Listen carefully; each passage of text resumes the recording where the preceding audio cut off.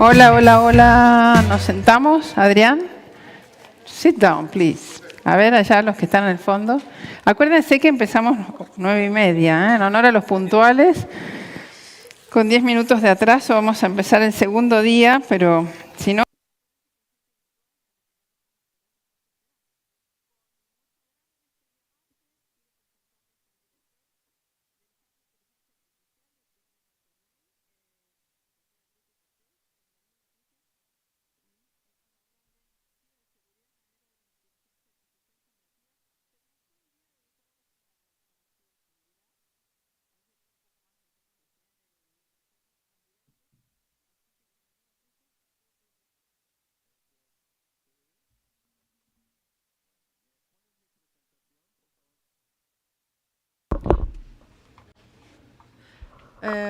Share my presentation.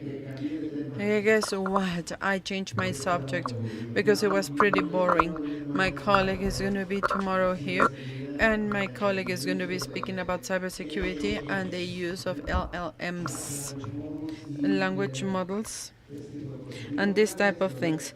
And I will be speaking about this. And since this is a governance presentation, I will be speaking about a new concept which is intelligent agents and the governance of these intelligent agents.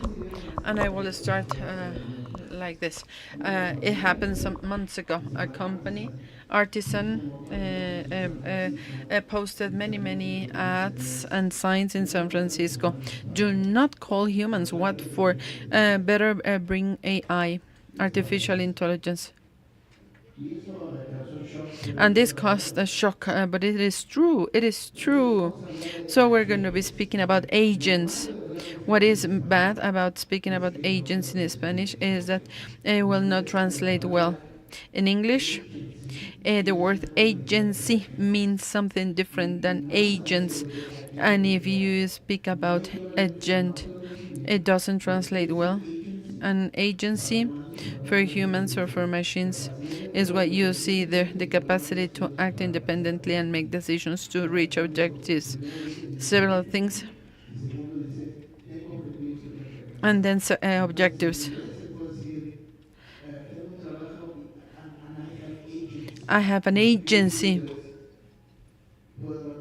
I can act independently. I do not have to ask anyone.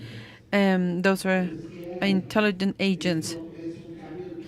This is a change of technology. This is what it comes after IA, generative AI, but it is also a marketing topic. It is not as new as we say because the term 2025, and today we speak about agents. Platforms such as Oracle and SAP have introduced agents. June,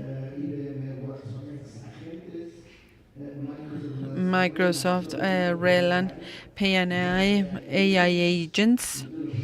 And the first thing we have to understand is what we mean by agents. But the relevance here is why are the agents risky? What are they?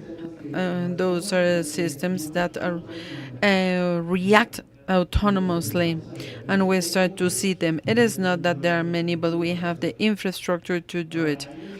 Now, there is a dream that says there are only a few agents, but in a year there are going to be millions, and in 2 years there are going to be thousands of them. So, a lot of the work humans do is going to be done by agents. By these agents. There is this report. I do not like it, but it is important because this report, and many people read it, and it is the Frontier firm. The Frontier firm. This was created by Microsoft, and it says this. Today, agents, these are the intelligent things, independent things that make decisions, actual assistants to humans. Here you have a human, here you have an agent, and we all use ChatGPT and all those things. But the stage 2 is many agents being supervised by a human. So you're going to be the boss of agents. It is an interesting term, agent boss. And then stage 3 is when you have the mix of human agents interacting, and maybe your boss is someone who is not human. So this is a change of paradigm, because today you say to the companies have a hierarchy. This is the boss of this, and this is the employee of this. But in the future, it could be that maybe your boss is going to be someone who is not a human. All this is going to be mixed. And if you come from human resources, imagine what it means. And it is possible. It is a possible scenario. How does all this thing works? Because it is already working. The first thing is today this is happening because of generative and models. So you have generative AI, but then what you need to rational.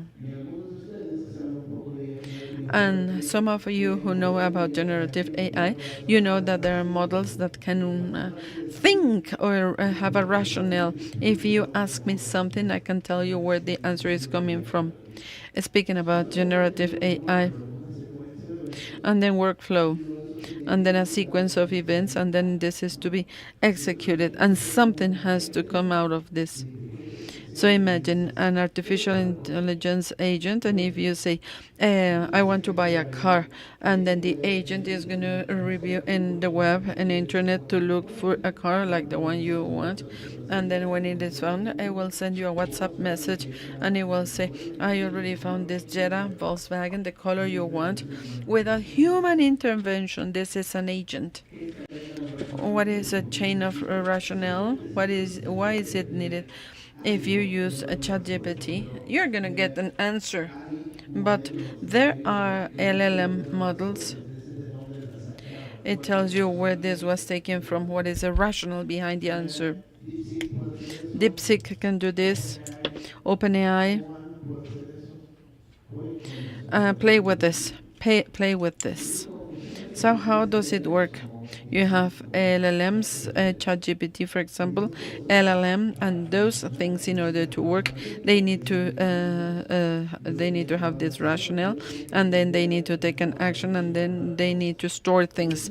They need memory. So if you open this box, you will find a type of LLM, a type of memory, and then this uses tools, and it is connected to systems.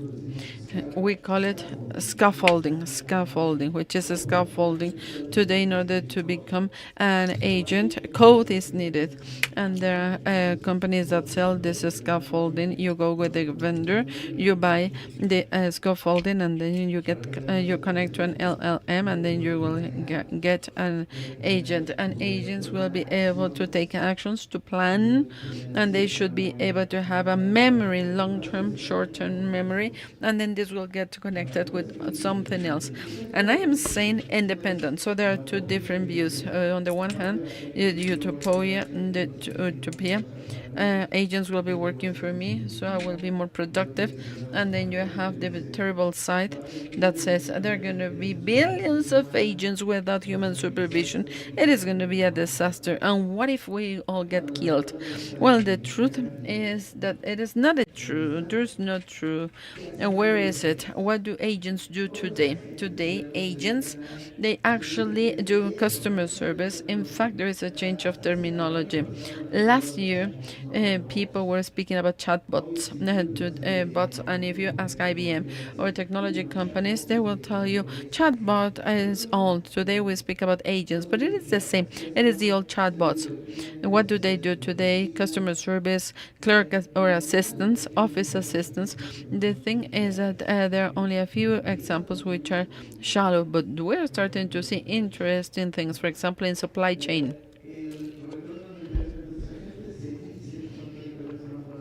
It is said that it is 30%, 30 times more economical, and only a few measures are available. But I've seen agents. For every peso that you invest, you will get 10 pesos or $10.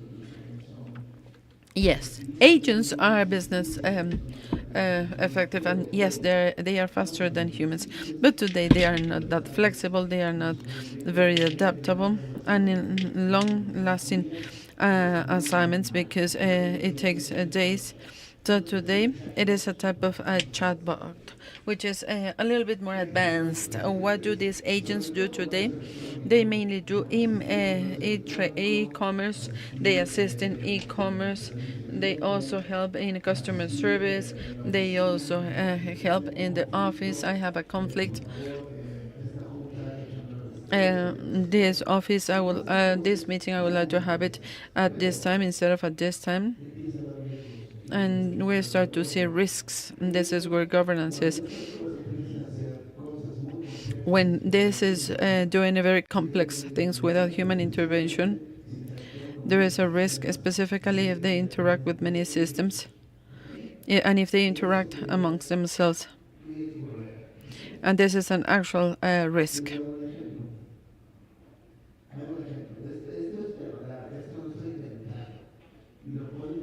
This is true. There is a company, a Solid Gold Bomb.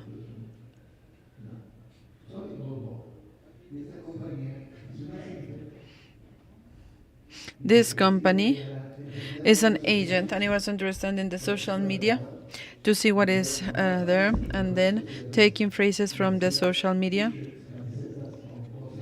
and producing T-shirts with things coming from the social media without human intervention. And it was possible to buy them in Amazon, and there was not a stock, and they were printed as they were. But all this started very well because at that moment there was a TV show, and in the T-shirts we were able to see what we were seeing in those. But suddenly, this agent started to produce T-shirts. What do you think about that T-shirt? And there were differences. Could come and hit her. Things like violence, racism, and terrible things. Why?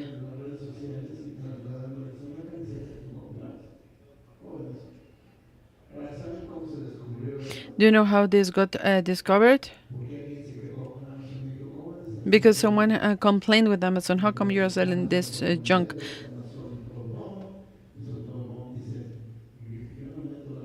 Solid gold bond.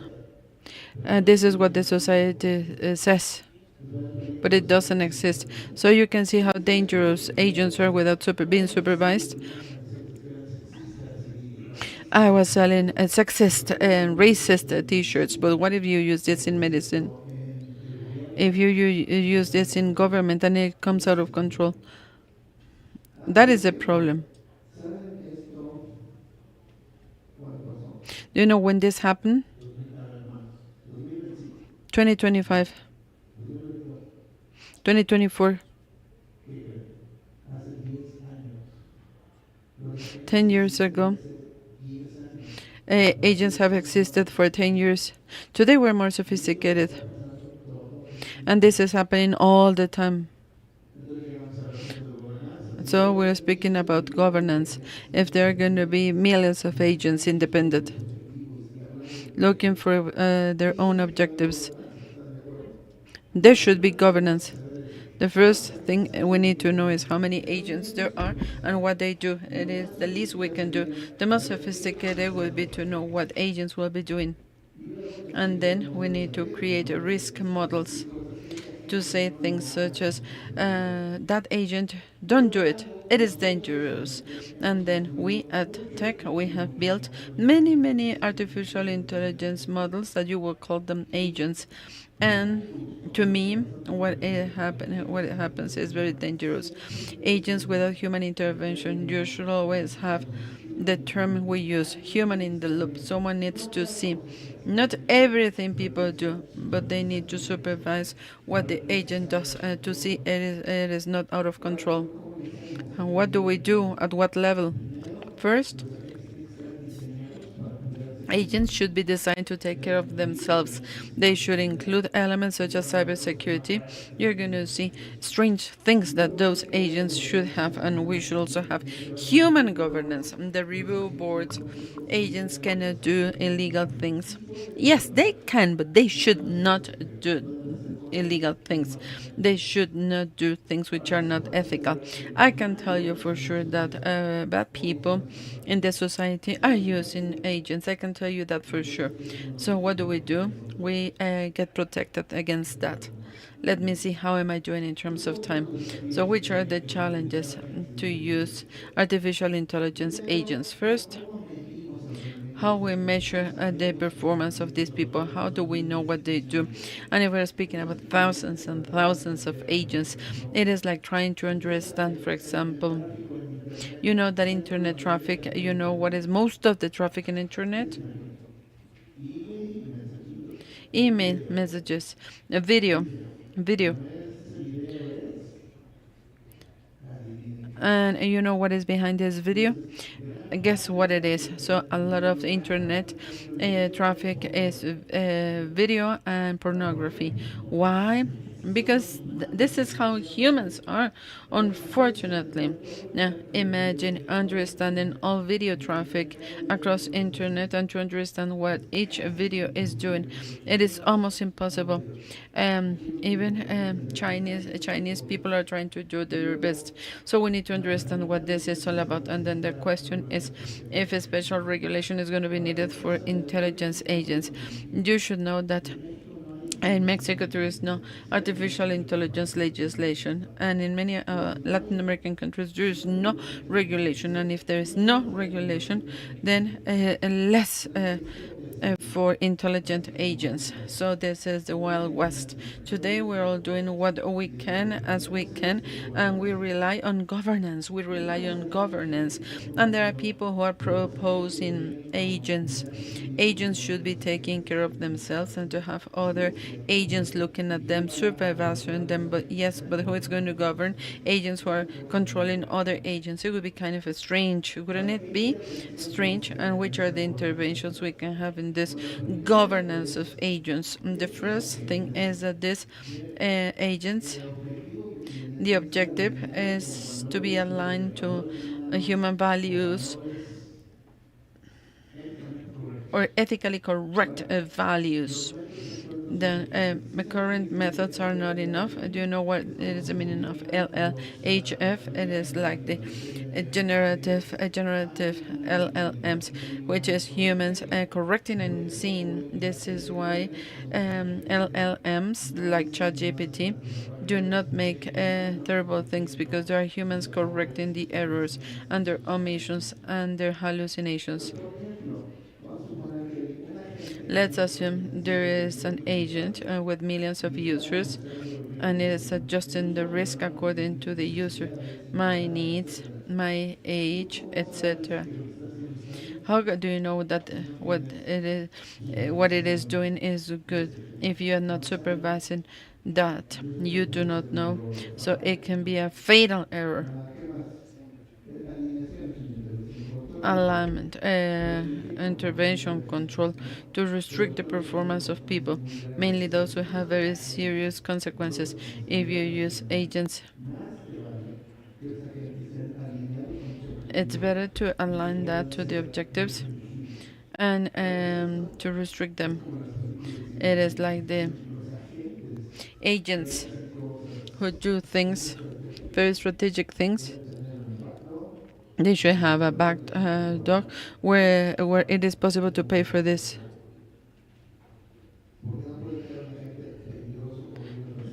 You cannot let a danger there. It comes in the design of people, and there's nothing else. So it should be a control. There should be a control, and there should be a possible shutdown of dangerous agents. Visibility. There are millions of things which are intelligent things, but if they work independently, the challenge is that this will work at an amazing speed. and it's difficult to follow up millions and millions of things doing something. So, for example, today there is a danger of trading in finance because it is full of agents and bots doing trading in real time. So this is actually dangerous, very dangerous. People who know about finance, it is dangerous. Now, these agents, thousands of them, could be attacked by others. You can have a war in 10 million people, and this is creating more vulnerable points of cybersecurity. It is a pretty dynamic surrounding, so these things have to be tested carefully in a controlled sandbox environment, and they need to operate in the world. These things that I just mentioned, this and this and this and this, are theory only, but we need to make them a reality. Today, there are agents operating in the world without a switch. We do not know if they're aligned to human interests. We do not know if those objectives are aligned not even with law, because there is no law. So there are more questions than answers. I do this and I have more questions than answers. We do not know. We know how to build them, but we haven't built them because only a few for next year. Last year I told you there were a few, very limited. But this year, 1 billion agents in the world. It is possible, very probable. So how do we assess that? Which are the interventions we need to build?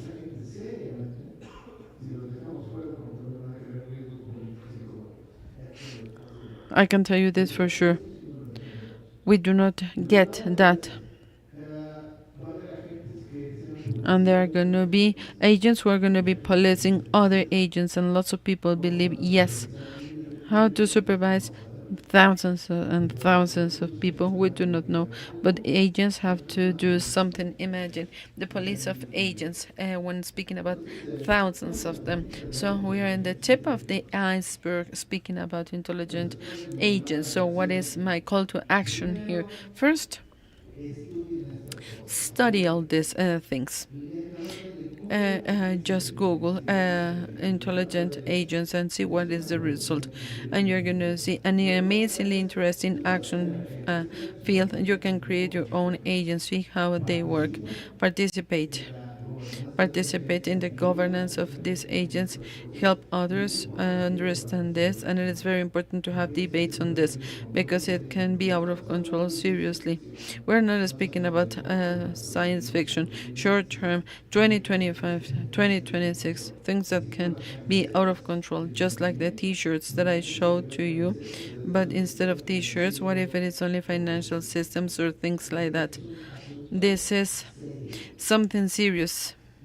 And this is it, and then we're gonna have questions, and that is me. What do you know, or what do you want to know about agents, risks of agents, governance? This is the boom today. Would you please give her the microphone?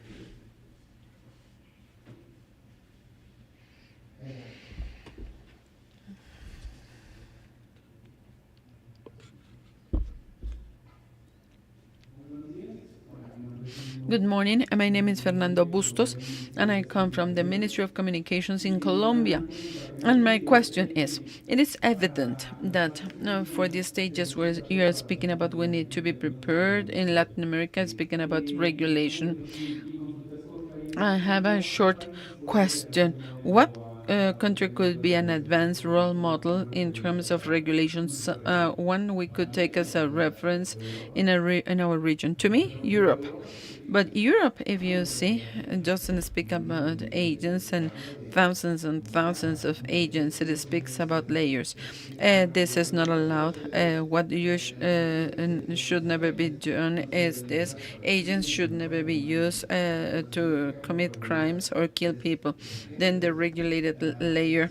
Agents, some applications, such as the medical applications, this is to be regulated by someone, and then we have all these things and agents, fun, streaming, memes. Use agents, it doesn't matter. So it is a priority pyramid. It is going to be very useful, like a framework, and which have to adapt it to our own reality. In Mexico, I do not know what happens in Colombia, but in Mexico we did progress in legislative process.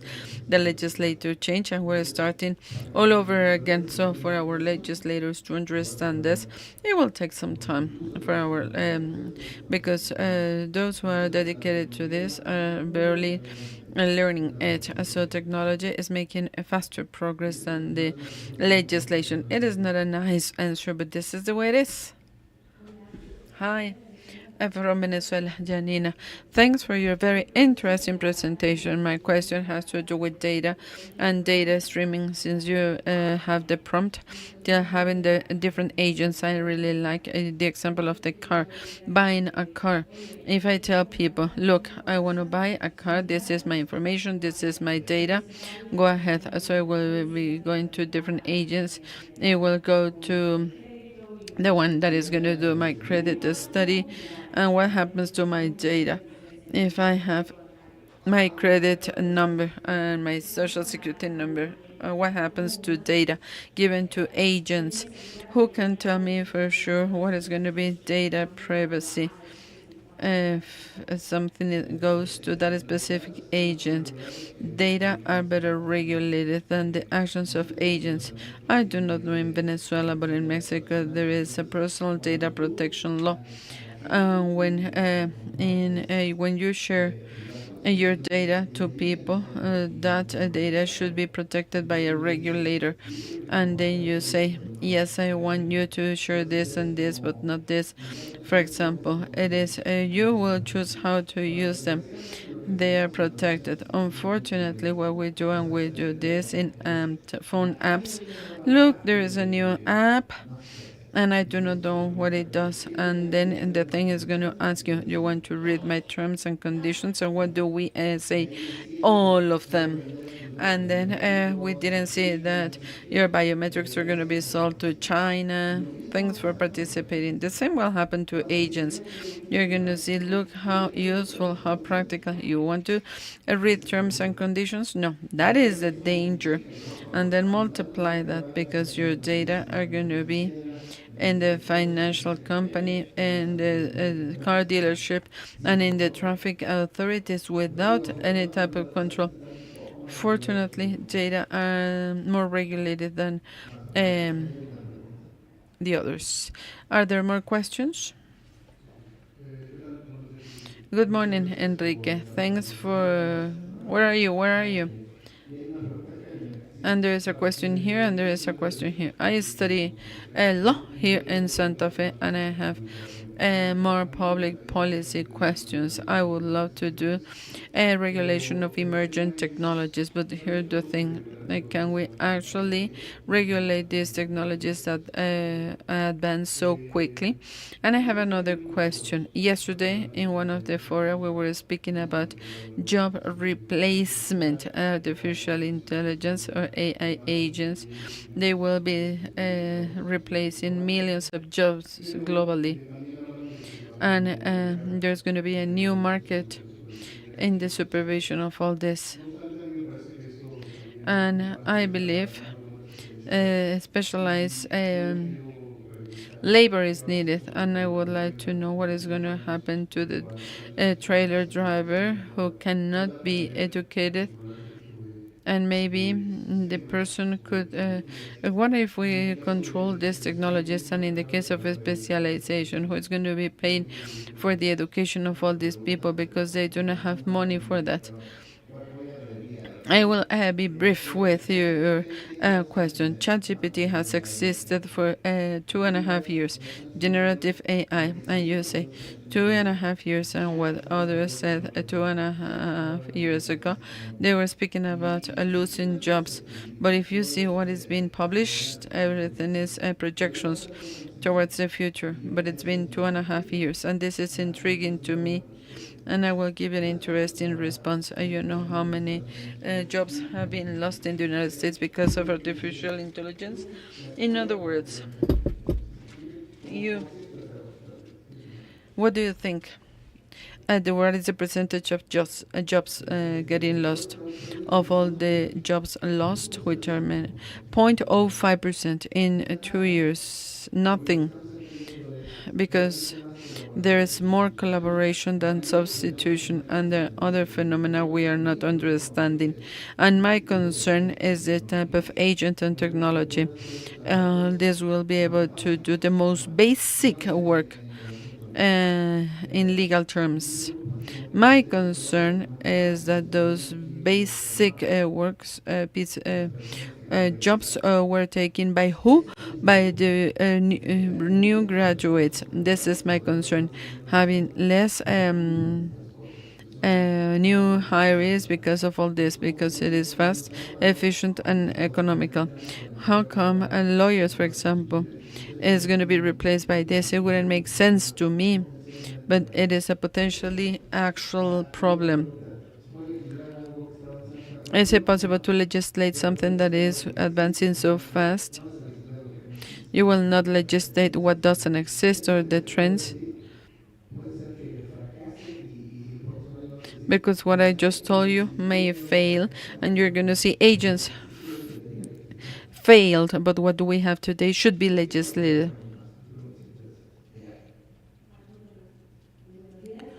Good morning, Elizabeth Tenorio, legal director. My question is focus on emerging technologies and what we see, the Internet of Things, and the regulation includes activities which are that fit law, which are part of the legal aspect. Talking to the European Union, what do we miss? What do we need to adjust so that we can start looking ahead?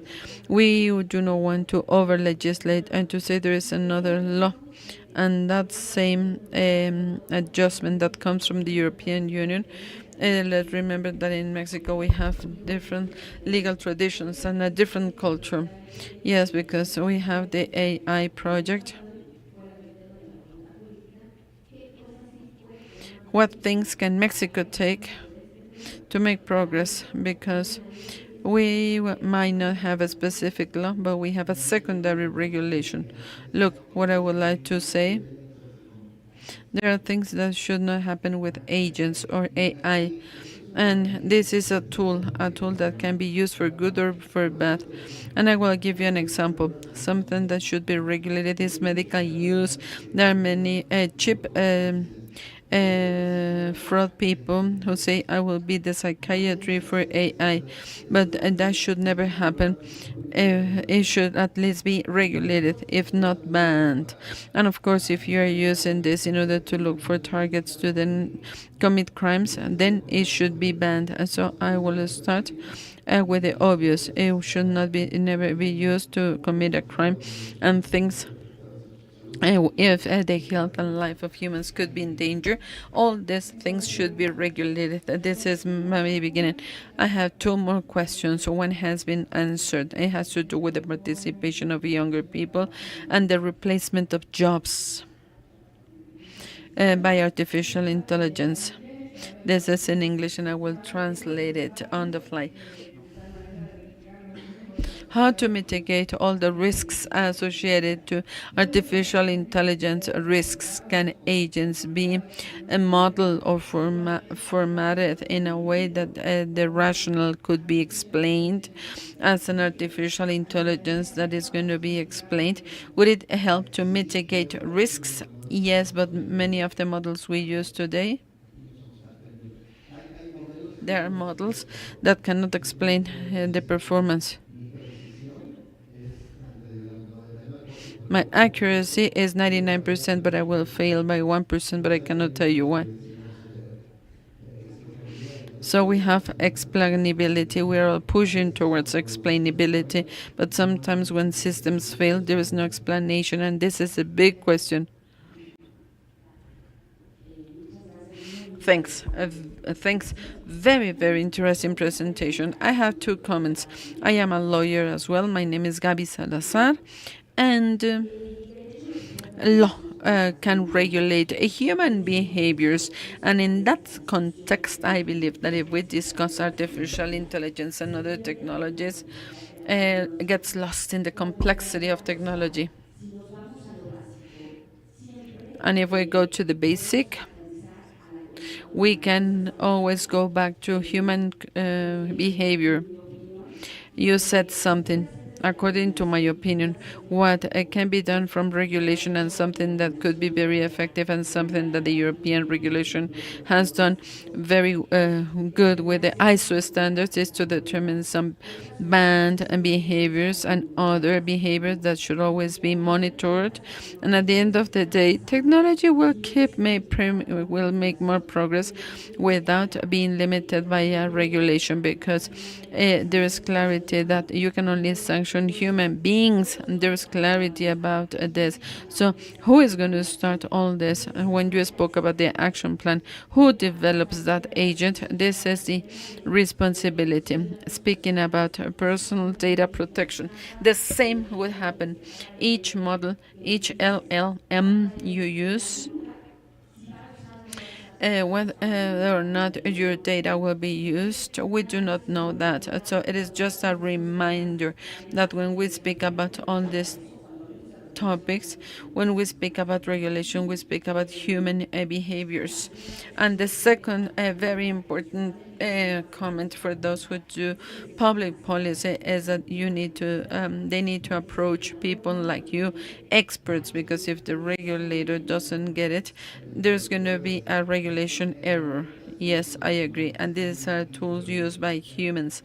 It is a very sophisticated hammer. Something that is kind of different that legislators have to understand is that there is an aim, and it will be pursued without human supervision. The builder leave it there, and good luck. And that is different. We have to understand it. Yes, but the regulation needs to give the agency to the builder. Yes, you build it, and sometimes the deficiency is not something we're aware of because of the issue of explainability. That's it. And we are waiting for the virtual presenters, and we can keep talking. I was thinking about the 005 in the United States. My son lives in Europe, and each time I go to stores, it will not be a job. There are no clerks in the stores. There's only one person who gets something he would like to return. HM, big stores, or is that there are less and less people? It is not artificial intelligence per se. I believe it is more elemental technology, but I do believe there is an important replacement in that type of jobs, at least in supermarkets. We do not see this that much in Latin America. In Europe, we do. But look, 2 years ago, I would have told you that this is going to be replacing call centers. And it hasn't happened. And what we were not waiting for, and this is causing a shock in the industry of software development.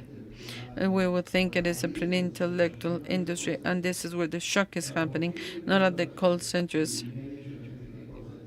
And I ask people, and it is because of the labor aspect, law aspect, and a legal aspect, and it's not possible to replace humans.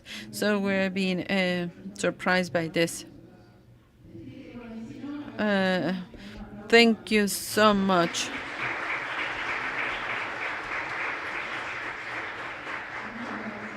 Thanks so much. Very interesting. I was thinking about the regulation. It is difficult to regulate what is yet to come, but we need to do something. Something is needed. But that's the way it is. It is a challenging world.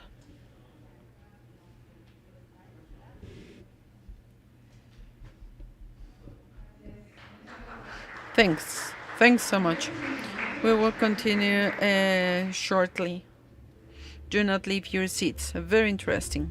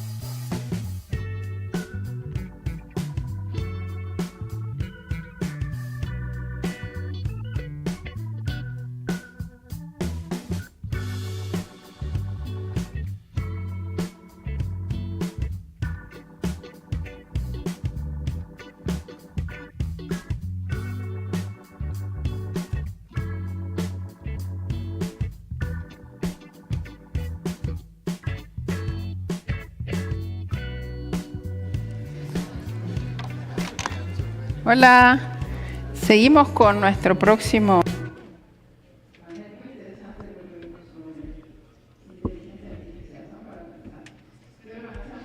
Let's be optimistic with technology. Now we have two friends from our school, Christopher Painter and Belisario Contreras. Christopher Painter, he has been the first cyber diplomat during the Obama administration in the United States, and he has also led many participation spaces and cybersecurity and cybercrime, and now he works in international fora. And Belisario Contreras is a good friend of us. He always participates with us. Belisario was with us when we organized this school twice at the United Nations, the Organization of American States. He is always in person. I will now switch into English. In Mexico, nice morning here in springtime in Mexico, and I hope that you're doing well. Thank you for joining us. We have the students here from Mexico and from all the Americas, and also, as you know, now we have become hybrid, and we have fellows from other regions in the world visiting us online and following our program. So thank you very much for your time and for joining us. And I have asked especially Belisario, to have a conversation with you, Chris. As you know, that you are very good friends and you know each other from a long time. And maybe I'm thinking about the different format of this, not myself making questions to you, but you interacting among yourselves. And Chris, if you can let us know the news about different negotiations and meetings around the world about cybersecurity, cybercrime, and Belisario organizes very, very interesting meetings in Latin America and North America and Europe about also cybersecurity. So you are the best persons to interact and let us know the news about what you know best. Welcome to our program. Thank you, Olga. Gracias, Olga. And hi, Chris. Un saludo a todos y a todas las personas en México. Salute everyone in Mexico. It is a shame we cannot be with you in person. Yes, a good friend, colleague who had the pleasure to know and work with several years. I want to say it's not only the first ever diplomat in the United States, but also in the world. Yes, right, in Chris? the world. Because you are the father of this. So I think we will be able to learn, and I always learn a lot from Chris when I talk to him, and I'm hope that you will be able to learn a little bit more from this conversation. But Chris, I don't know. We'd like to take this opportunity. There are many things going on in the United States and the world. You create the SSIG, you're the coordinator, the State Department, now what has become a bureau. How do you see the international cyber arena? The State Department is changing. The bureau will still exist, but now they're splitting. The U.S. is right now reorganizing, or there is an executive order about, a strategic view about international organizations. At the same time, the U.S. has played a big role on international norms, something that you have been heavily involved. So how you think these things are going to be evolving? And I'm curious to pick your brain on this. Well, thank you, Belisario. It's great to see you again, Belly, and Olga, you as well. I think I've been doing the South School now, I don't know how long, at least 10 years, I think. Yes, and I'm sorry I can't be in Mexico with all of you, which would be very nice. It's always better to get out of Washington for a while, especially. But sadly, I'm here. And I'd say, look, there's a lot going on, both in the world and the United States, and the interaction between both of them. As you mentioned, we created the first diplomatic office at a high level for cyber issues, a range of them, not just cybersecurity, but issues relating to internet governance and human rights and other issues back now more than 10 years ago in 2011 at the State Department. And since then, I think about 40 or maybe 45 countries, and it's growing all the time, have established similar offices in their foreign ministry. And one of the important aspects of that, uh, was to combine these issues so that you had a higher level discussion. Often, and I'm sure it's true for many of the countries in the audience, some of the countries in the audience have indeed established, many countries in South America and Latin America more generally have created such offices, Chile, Argentina, Mexico, and others. And the idea really is to bring these various issues together and to give them a higher profile, because often cyber issues have been dealt with, or traditionally, by ministries of defense or ministries of interior or ministries of communications, where there's a very important diplomatic and really policy aspect to this, especially when you're talking about state-on-state conflict, but really across the board. You need that diplomatic aspect.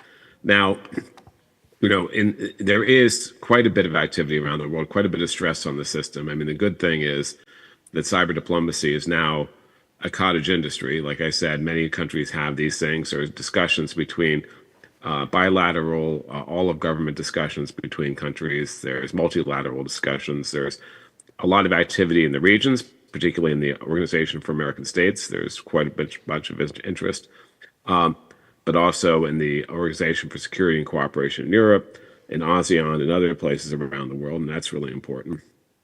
There's a lot of discussion in the UN about diplomatic aspects in what's called the First Committee of the UN, where something called the Open-Ended Working Group on Cybersecurity has been working. Second one of those, and they're in their fifth year now, their final year, and the meeting is going to be in July, and no one knows it's going to happen. I'm happy to go into more detail about that because it could be a train wreck or it could be good, but it's hard to tell. But what do you foresee? Like the world is changing. Like the U.S., of course, is having a very America First agenda, and we have Europeans also reshaping like their position, and then we have on the other side Russia and China, of course, with their own stuff. So how does this play for the region? How Latin America should be concerned, what should role they play? We have a lot of progressive like people engaged here on the internet. So like what role should we play, or what should we thinking about it? Well, I think we're in a critical stage right now because we can't think of cyber security or even the diplomatic aspects of cyber in a vacuum. It's not just a silo unto itself. It is part of a larger geopolitical issue, and it should be. It's part of a national security issue. It's part of an economic security issue. And when you have the kind of division you have internationally, which has only gotten worse over time, where the geopolitics at a high level between countries, Russia, China, the U.S., and others have gotten worse. And frankly, when you have, I think, even more strain put on the system by some of the U.S. policies recently around tariffs and other issues that I think strains even traditional alliances, that makes it very difficult to make progress on a policy level in some of these venues like the UN on cyber issues, because as you say, Russia and China and Iran and some others on one side, the U.S. Kind of like-minded group, which includes many countries in Latin America, but also includes Europe, Japan, Australia, etc., are on the other. And I think what's at stake here is how we think about the internet more generally, not just cybersecurity, but that we want a free and open interoperable system that's governed in a way that many stakeholders can participate, versus a view of a more closed system that censors content and is looking at promoting the state, which is what Russia and China have been trying to advance. Yeah, And that's playing out, I mean, it's playing out in totally. lots of different ways. And I think that a lot of the countries who sometimes are in the middle have a stake in this, because this is not just an argument. This is not a discussion just for the big countries. This is a discussion for every country. And it's because this is, every country in the world and every country in this region is betting on a digital economy, digitization. Really, that's where their economic prosperity in the future is coming from. But part of that is cybersecurity. So these discussions are not, not these far off ethereal discussions. They're important to actually making economic progress, and it's important for countries in the region, I think, to really prioritize this and be even more involved than they are, although many are very involved in these discussions. But one example, Belly, is countries were kind of able to come to a conclusion, an agreement on the cybercrime treaty recently, which Russia wanted, but Russia didn't get anything they wanted. Russia wanted a treaty that was really going after content, et cetera. They got a treaty that I think is very close to what the Council of Europe Budapest Convention is, although not exactly. But you were able to reach agreement there. You had in the distant past, now 2015, in what they called the UN Group of Governmental Experts, Russia, China, the US, and other countries agreeing, which is rare, certainly rare these days, but rare then, on things like norms in cyberspace, that there are certain rules of the road for countries. They shouldn't attack critical infrastructure in peacetime. They should not go after the certs, because the certs are like the ambulances of the hospitals on the battlefield, on the internet. And people violate that all the time, unfortunately, but we need accountability too, and we don't have that. We can talk about that a little later, but there has been times when agreement is reached, but that's getting very much more difficult, I think, which means that even regional organizations and regional groupings are going to be even more important in the future, I think. Yeah, that and unfortunately, that what I say, like for example, with Ukraine, we have seen that that's still happening, right? Like there's still violation. And Chris, what do you see like about opportunities? Like we have been discussing about like some of the challenges. Let's put it that way.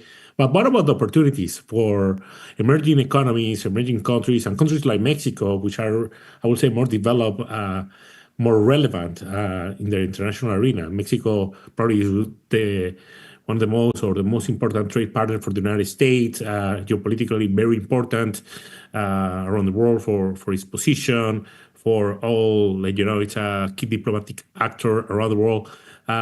What opportunities do you foresee for Mexico and other countries like Brazil, Colombia, in digital arena, like right now?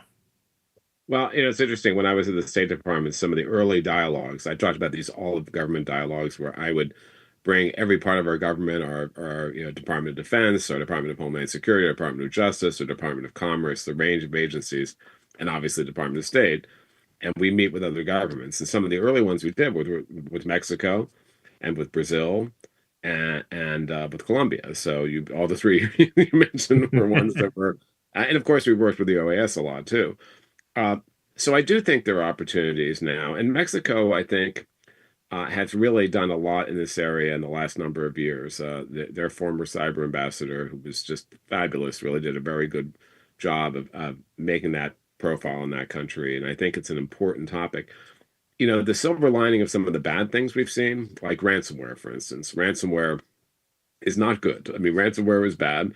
It's disruptive. It costs millions, tens of hundreds of millions of dollars. It causes business interruption. But the good thing about ransomware is, for years we talked about why cybersecurity should be a priority. And when you get to the political level, people who do cybersecurity for a living, they're like, yeah, it should be a priority. But if you get to the political level, the prime minister, the president's office, or even the minister's office, often they're like, well, it's a priority, but we have 12 other priorities. So, but the thing about some of the threats we've seen, Ukraine, being used in warfare, ransomware, is a lot of countries, what I've seen the last couple of years, it's become, and including the US, it's become a real priority, not just one of many, but one that is truly a priority. So I think there's an opportunity there for Mexico and other countries in the region to show even more leadership, especially as the US is, I won't say stepping back, but they're certainly not devoting the same resources they'd have in the past. And as you said, Belly, there is this uncertainty of what's going to happen to the State Department's bureau, which was a great thing, that combining all these things together, and now they're splitting it apart, which I think is not the most efficient, or they may be splitting it apart. They're still debating this. That's not the most efficient system. So I think there's a real opportunity for countries like Mexico and others to not so much fill the void, but even do more than they have. And we've seen this. One of the for instance, the Dominican Republic, one of the regional chairs in the cybercrime convention was their cyber ambassador Claudio, who is wonderful and was really good in that role. You had others playing key roles in a lot of these UN and global discussions. And the ransomware task force, or the counter ransomware initiative, was created by Ann Neuberger at the White House a few years ago. Many countries from the region are members and are active members, so I do think, this is, like I said, this is not an issue just for the big countries. Well, Mexico is a big country, but not just the, what we say the P5, like, Yeah. Russia, China, the US. This is important for every country to get involved. And I think Mexico and others can play a role, since they have been doing so much, in helping other countries, and doing things like capacity building, working with other countries to bring them to speed. Brazil, another great example. I mean, I think, these countries can and are and should be regional leaders and play even a bigger role on the global stage. So although everything is terrible in some ways, there are opportunities out there.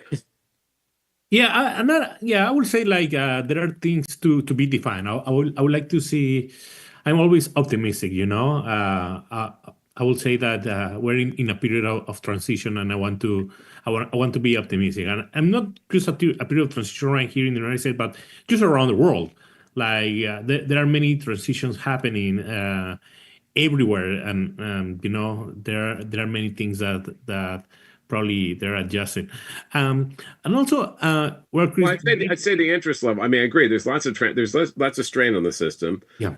But the interest level is clearly still there. I mean, I was just at a meeting, at a capacity building meeting, a global conference on cyber capacity building in Vienna. I'm sorry, in Geneva, and countries from around the world came there. Other stakeholders, civil society, the private sector, and others came together, and really were emphasizing how important that was, particularly for developing economies. I was at the RSA conference just a few weeks ago. Yeah. The big, as you were, the big giant 44,000 people this year, I think it was. I don't know, probably more than 60. I read somewhere, but yeah, probably more, but definitely more than 40,000. Just a huge number. I mean, whatever it was the biggest it ever been. And we did we do a thing at first day, just a government thing. We had 35 countries, including many from Latin America, who were there. Yeah. And there was real interest in discussing and collaborating. So I, even as I'm a former prosecutor, so I'm also a glass half empty kind of person as a rule, but I'm optimistic too. I think even with the challenges, people are understanding why this is so important. And one of the interesting things, this was Chatham House rule, so I won't say who said this, one of the things that came up in that RSA meeting was, how do we cooperate in this new geopolitical environment where the U.S. is kind of moving its position on things. Russia's getting more aggressive. China's certainly getting more aggressive. How, what does that mean to everyone? But there was a sense that cybersecurity still is largely not a, political in terms of contentious issue, but one that's important for every economy, and that there is ways for folks to cooperate on those issues, and that's important. Now, I still worry about accountability. We'll get to that in a few minutes, but I do think that there's some hope. No, and well, yeah, and I wanted to talk about that now that you mentioned the RSA, and now that I'm the private sector. It's like it's amazing the work that we have been able to do the private sector. What do you think it could be like this government private sector relationship, like what else needs to be done? Like what will be your call to action for these Latin American countries? Probably of course the level of engagement in the region in Latin America and other countries and other regions is not the same that in the United States. What is your recommendation to them, like to one day be at the same level? Yeah, well, even in the U.S., it's been sort of a struggle. I mean, we use the term public-private partnership like a mantra sometimes, and it's great to say it, but it has to mean something. And what I think it means is really being able to share actionable information back and forth in a more seamless manner to team up on things, both operational things and policy things. And lots of countries, they have a different way of looking at the private sector and civil society. They don't really involve them as much in policy, but that's changing too. Lots of countries in the region have now done national strategies for cyberspace, and I always look at that as the foundational building block. That's before you do almost anything else. You need that strategy to help move you along. But many countries, and, as part of OAS and other initiatives, have now done that, and so that's great.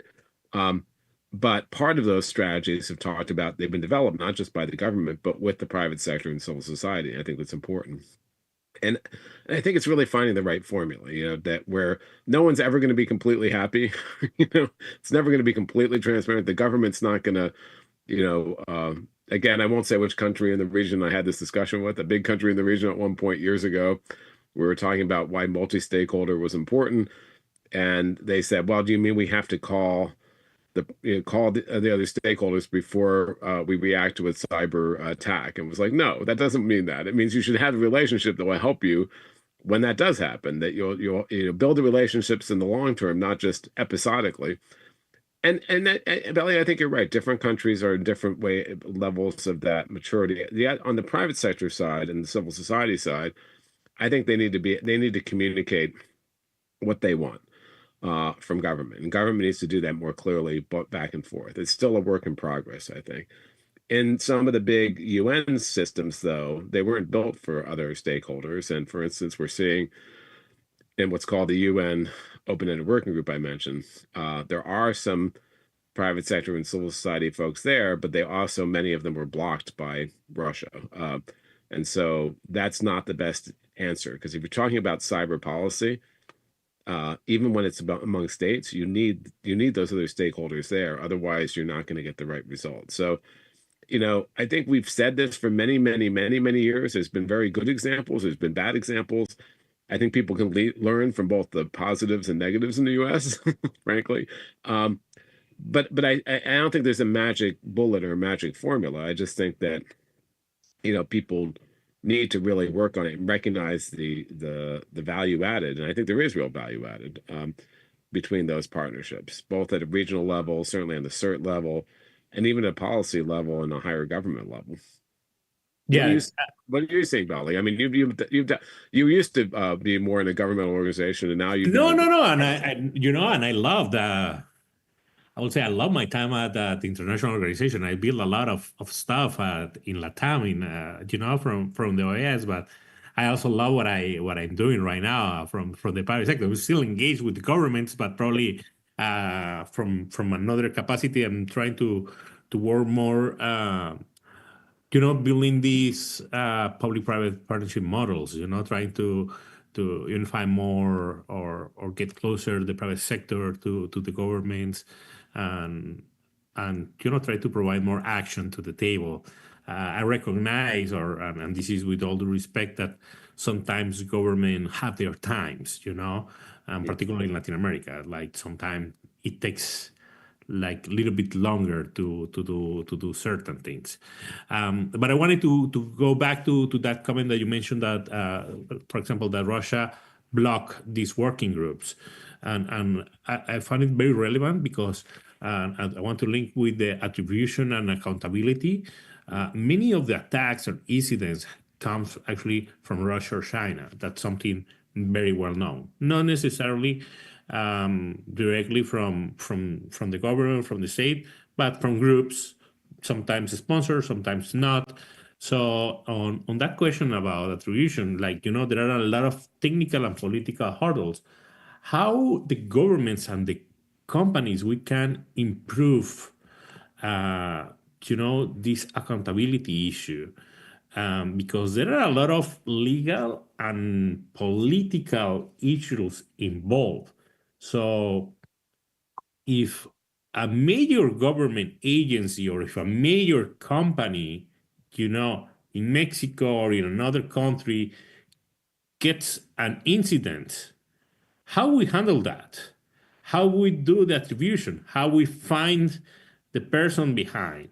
Even if we have suspicions, even, And you're a prosecutor. You put famous people in jail. Uh, so They were guilty though.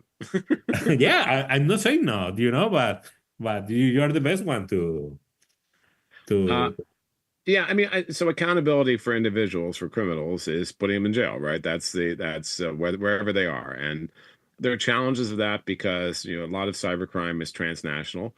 Um, Another challenge is when countries act as safe havens for criminals, like Russia has for a lot of the ransomware groups, for instance, so you can't get them easily. So that's a challenge, and that's a nation state aspect. For states, there's several aspects of your question. One is the attribution question. Um, and even as a criminal prosecutor, my standard was beyond a reasonable doubt. It wasn't beyond all doubt. It wasn't mathematical proof. And it's funny when you talk to the Russians, they want mathematical proof. They want a mathematical proof, which never exists in the real world. It just doesn't happen, and for most things. And they also want to see all the evidence. And the reason they want to see all the evidence is they want to see how so they can do it better the next time. So they can evade it. So that this has always been a challenge going back to when President Obama uh, called out North Korea for the Sony picture hack, and we released more evidence than we ever had before. And we had Russia and China saying, of course, that's false. And then 3 years later, there's a 161 detailed page complaint that came out, and even some of the naysayers, I mean, not Russia, but many of the naysayers were like, yeah, it was definitely that, definitely North Korea. So attribution is not impossible. And there's different kinds of attribution. There's technical attribution, the evidence you have tracing it back. You look not just at the digital footprints, but you look at money flows in some cases, especially North Korea as an actor acts not just as a state, but also to get more money for their system. So they have criminal enterprises that are directed by the state. You look at motivation. You look at human intelligence. You look at a whole range of things. And often for the big events, we know who did it. It may not be immediate, but within a few weeks, we're able to pinpoint it. And yes, the U.S. maybe has better attribution capabilities because of its system and its intelligence, et cetera. But that's something we need to and have been sharing more with other countries, especially when they've done this thing, which has been pretty frequent, releasing joint attribution, which a number of countries coming together and saying that country did it. Now that, Belly, is political. So, a country's decision to go public and say another country did it is a political decision. No matter what evidence you have, it's a political decision. You don't want to be wrong. So you want to have high confidence, which we call, high confidence in the evidence of it. But at the end of the day, it's a political decision. And getting other countries to join also takes some time.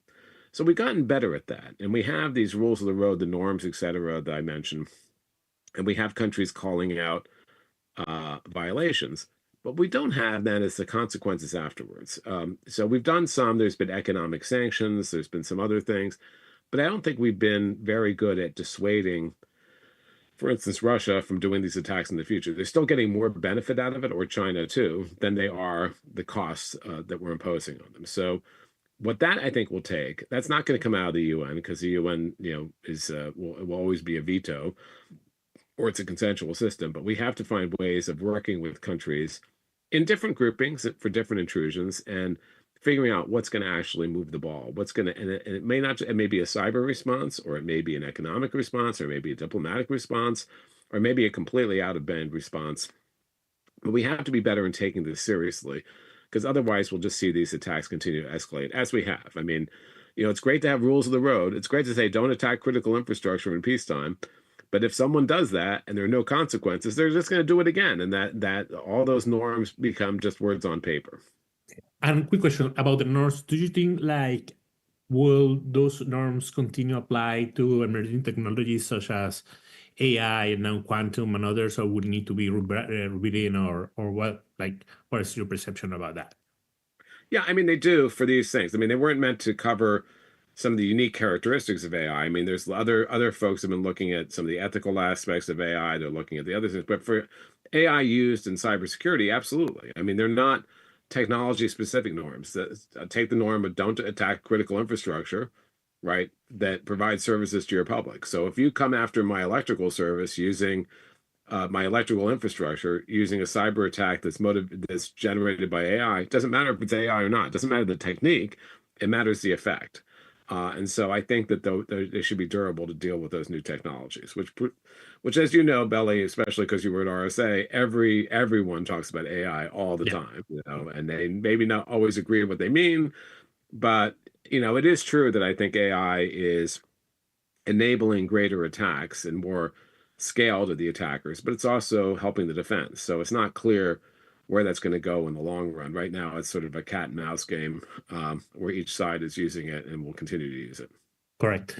Olga, I don't know if there are questions from the public. Probably we want to open the mic.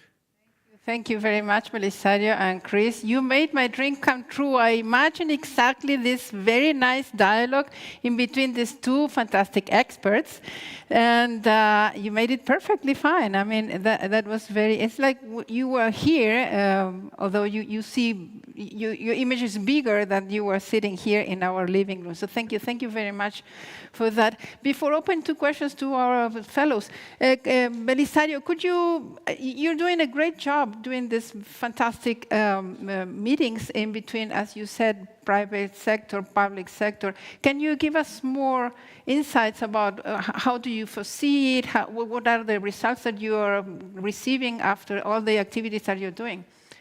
Yeah, look, Olga, well, basically, from Venerable, we support and coordinate the Center for Cybersecurity Policy and Law. Over there are several initiatives. One of those that I created is DG Americas Alliance. It started basically with the purpose to develop the digital and cyber ecosystem. We started with just a handful of companies. Now we are 20 companies. We're trying basically to accelerate, to grow the digital and cyber ecosystem. As I said, we do that through approaching to government actors, legislators, and key private sector. We do that through research and outreach, through certain key strategic initiatives and specific forums. This year, for example, we just had an exchange of best practices between the US and Mexico. We had a roundtable at Davos. We launched a position paper about the need to promote ISACs. We're about to launch a paper on the threats to the financial sector, which actually is going to be launched in Mexico on June 17. So for those who wants to join us, please join us. And we always trying to position Latin America and Latin American leaders at the top level among these key stakeholders. So that's what we are trying to do in a kind of elevator pitch. And you do it very well, and I commend you for that. Do we have questions or comments for Belisario and Chris? I have a question. I was impressed by the visit of President Trump to United Emirates, and it seems to be the case that they have installed will install a very important infrastructure there. What does it mean for the Middle East? What's your opinion on that? I haven't read the details about the infrastructure that they plan to install there yet. I didn't have the time to go into deep. I'm not. I mean, I've read a little bit about it, but it's not really clear to me yet. I think it's still evolving.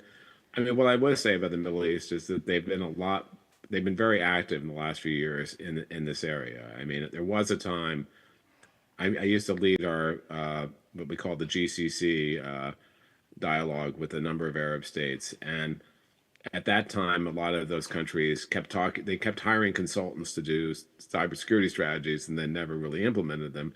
But now you have UAE, who's been a leader. I mean, a real leader. They're doing a lot of work, and they're very high on the ITU index on cybersecurity in terms of competence. You have Saudi Arabia. You have a number of those countries doing stuff, which I think is important.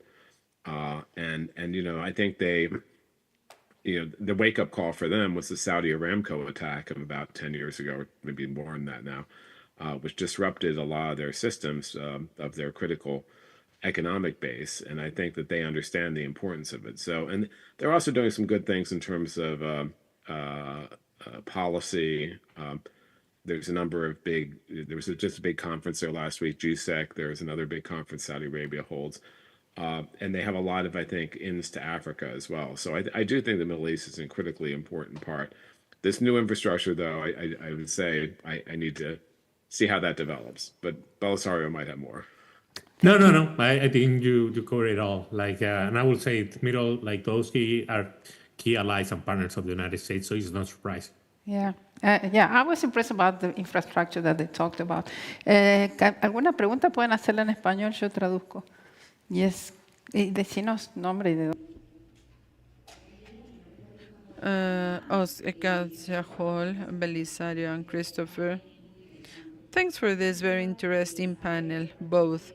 I would like to know what is your understanding of the facts about the facts, the repetitive facts in Europe. We see in Europe the situations speaking about electricity, power, because all this takes to lack of connectivity. 2 days ago, I saw some news. There was a situation with the telephone companies. People speak about attack vectors against critical infrastructure of the country, and how are we doing in Latin American countries to deal with situations like this? I come from a country with very important critical infrastructure, the Panama Canal, where we also have Panama Canal. We also have cybersecurity, but how is Latin America doing?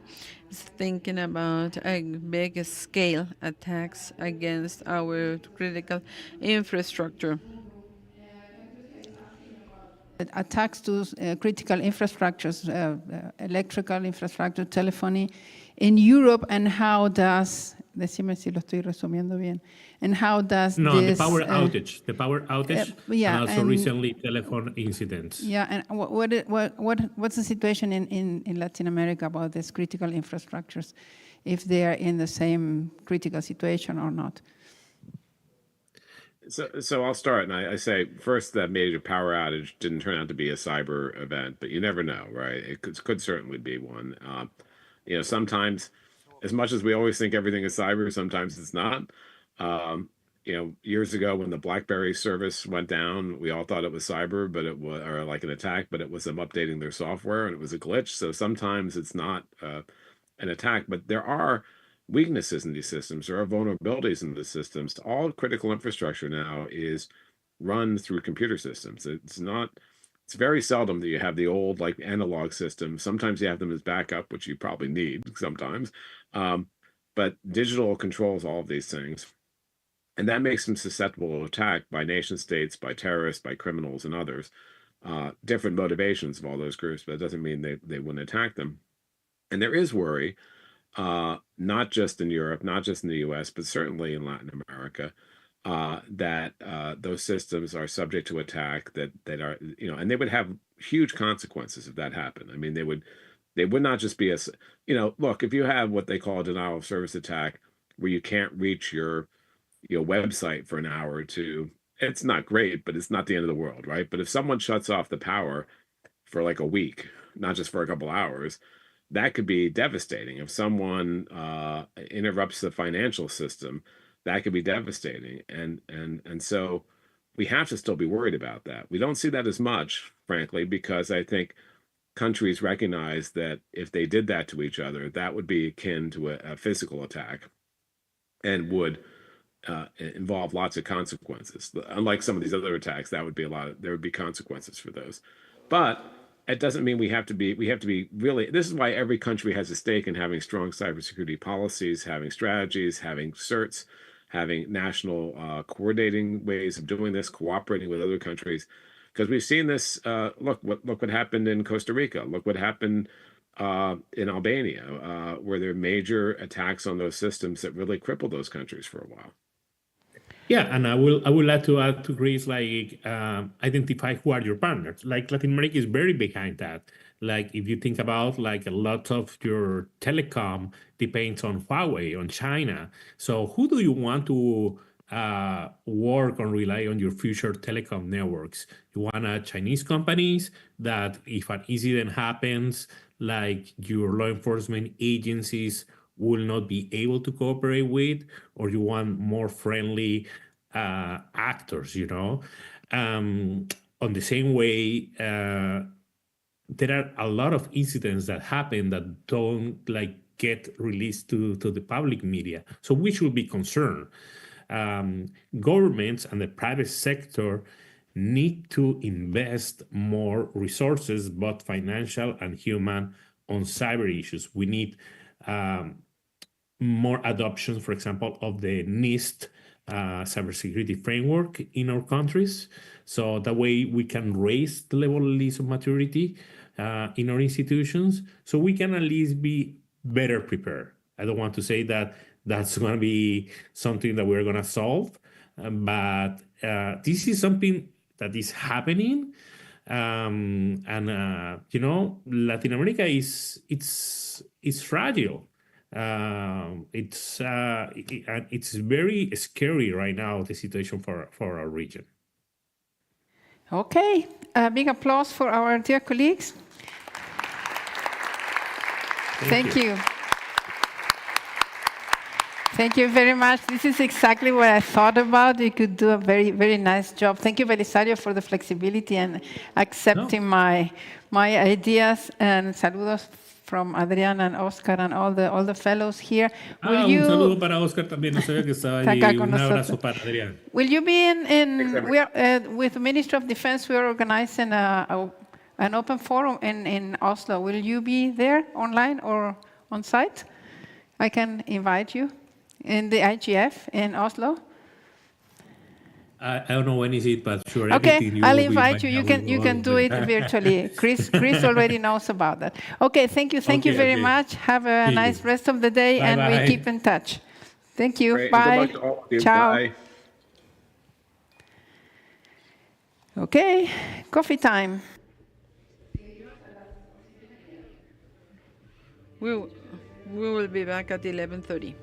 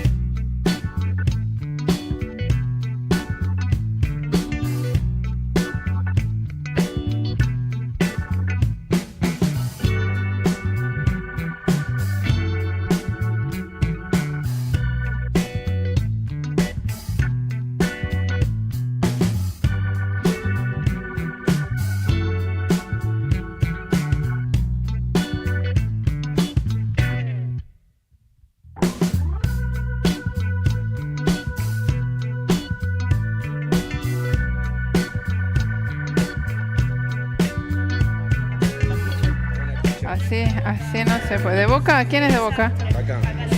Yo también soy de Boca. A ver, los argentinos de Boca estamos en un problema. Sí, fue un desastre. Comentario futbolero para los argentinos en la sala. Sí, lo sé, lo sé. Los becarios que están principalmente. Qué rico. Ok, vamos.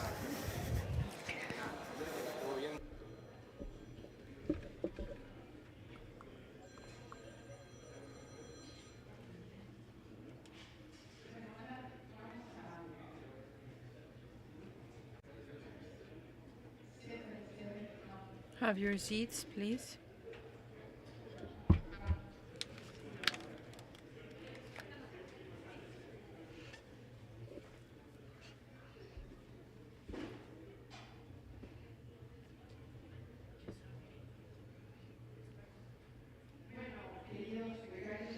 Dear interns,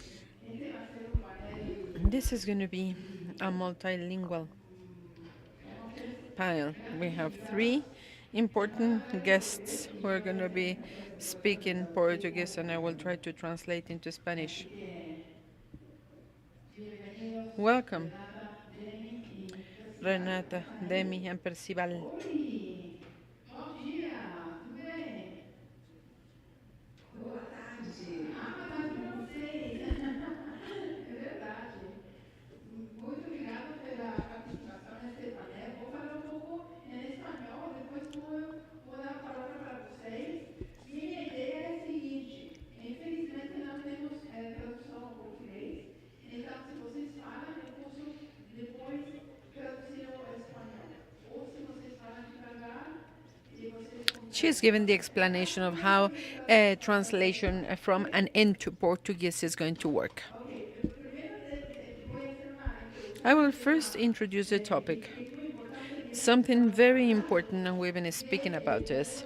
We've been speaking about the multi-participative model, a general review internationally of this multiple stakeholder model with the dialogue of the private sector, government, civil society, academia, and every player. Brazil, and always say this, Brazil created, when was it?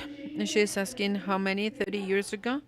When Brazil created 30 years ago a multi-stakeholder space, very formal, that works pretty well, which is a role model everywhere. This is why first I wanted to commemorate this anniversary, which is very important, and to underscore the value of this space that SSIG has created and consolidated. The three play a very important role in SSIG. Renata, she is the general secretary. And then Demi, he is like the Latin American being served together with Oscar. Here he is with us. They are our Latin American being served. He is an internet pioneer. And Percival, he is a pioneer of connectivity as well, specifically in the northeastern part of Brazil. And together with him, we organize the school in the city of Campina Grande in the state of Paraí in 2023. I really appreciate the three of them to be here with us today. And I would like you to please share, to tell us what is the story of SSIG. What do you see? How do you see the future? And I know there is an important discussion about the functioning of CGI and how the future could be. We have interns from Brazil. How many do we have from Brazil? We have some Brazilian interns in this room, and maybe they are going to have questions after your presentation. vocês compreenderam o que foi a nossa função, ok? Quem deseja começar? O Demi, o She's asking who wants to start. Percival? Percival, Percival. Percival. Seja bem-vindo. Não logro escuchar, Percival. We cannot hear you, Percival. Muy bajito. Deve poderia empezar, não? Demi ou Percival?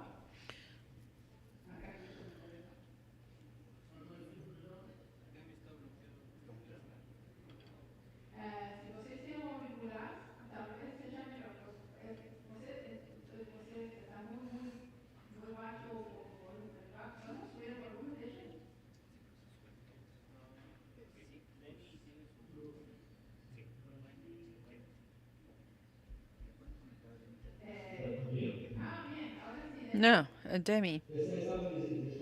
It was disconnected. It was disconnected. It was difficult to hear then. We can hear you now, Percival.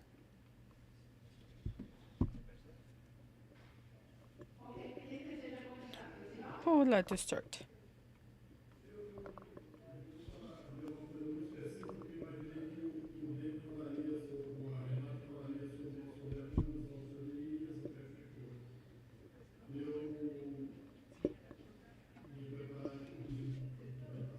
Entonces, Demi poderia empezar de es mejor porque Demi can start because he can speak about the story, the history, falou que the tem history.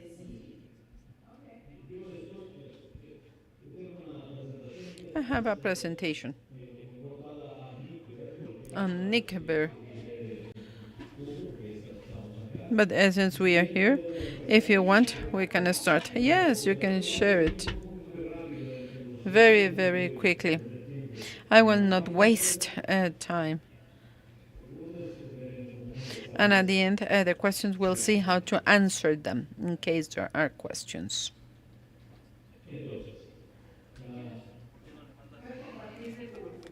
Would you please share? Here first we have slides about, it is a timeline. As you know, ARPANET has data. It was born in 1969, October. It's been 38 years that we have had academic connections. It was not internet, it was bitnet, and then .bir. It was finished in 1989, and this is when the the national network of development, when it was inaugurated, we started to have CPPIP traffic in 1991. We had a very important event in Brazil, in Rio de Janeiro. It is important for the networks because they needed internet connection. We had a way to make it. Then we had the creation of CGI 30 years ago. This year, we have the most important celebration, and we have other things, and we need to get all this involved. No, there's nothing here. It is the reason why internet, why ARPANET became important, and it was a connection between the machines and the network. And this was the beginning of internet. That was the reason why it is so different compared to other commercial networks of that time. And intranet stayed because of this component. The next one, please. This is the plate that we find. I took that picture, for that photograph, and it is the beginning of the network. The next one, please. This is also very quick, fast. Why am I presenting this? Because CGI, since the beginning, it's been synchronized. It's been synchronized with the initial concepts of internet. I believe it is very, very important. So we have neutrality in the network. We have that in a legislation, a very well internationally prepared law based on the Decalogue, and I will be speaking about it. We have the intention to preserve the original concepts of internet, and this is an important difference.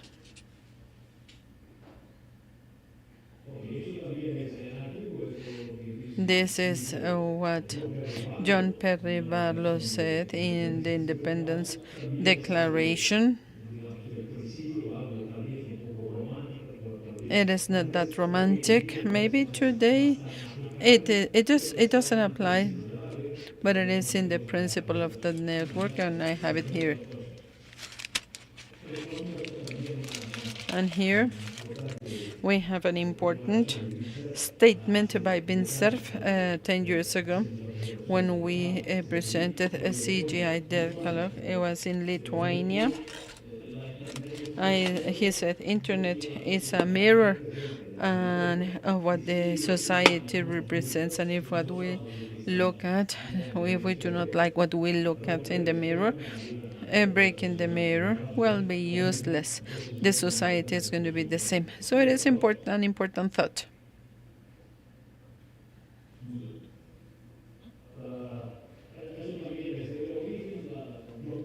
This is John Postello. He said we need to be liberal in what we accept, conservative ones in what we do. And then we have another statement by CGI. CGI is always trying to attain consensus results. We do not vote frequently. Renata can speak about this. But we always try to reach a consensus. And as Barlow said, and not only in the cyberspace, it is difficult to say. It is difficult to not see actions. There is always an action. It is something important in internet. This is not important. It was a classic internet. So we get involved with this. There are resources that need a central coordination. And the DNS, the root servers, IP numbers and protocols, and this is evidently what we're interested on. This is simply to show you that domain names were created, and this is when they became important at the end of 1995. Because before that, there were only a few names, but as of 1995, exponential increase. And now we have many, many names. The next one, please. The next one is better. This is a material by Steve Crocker, very important because we use the word internet in a non-accurate way. To me, internet is whatever goes on IP, but in applications grow on the network, on internet, but it will not be internet. It is important to see the difference, because if we speak about regulation of internet, it is an STP or HTTP or TCP. We're speaking about the regulation of something that is on top of that, and it could be good or bad, but it is not mistaken by what we have down there, which is the actual internet.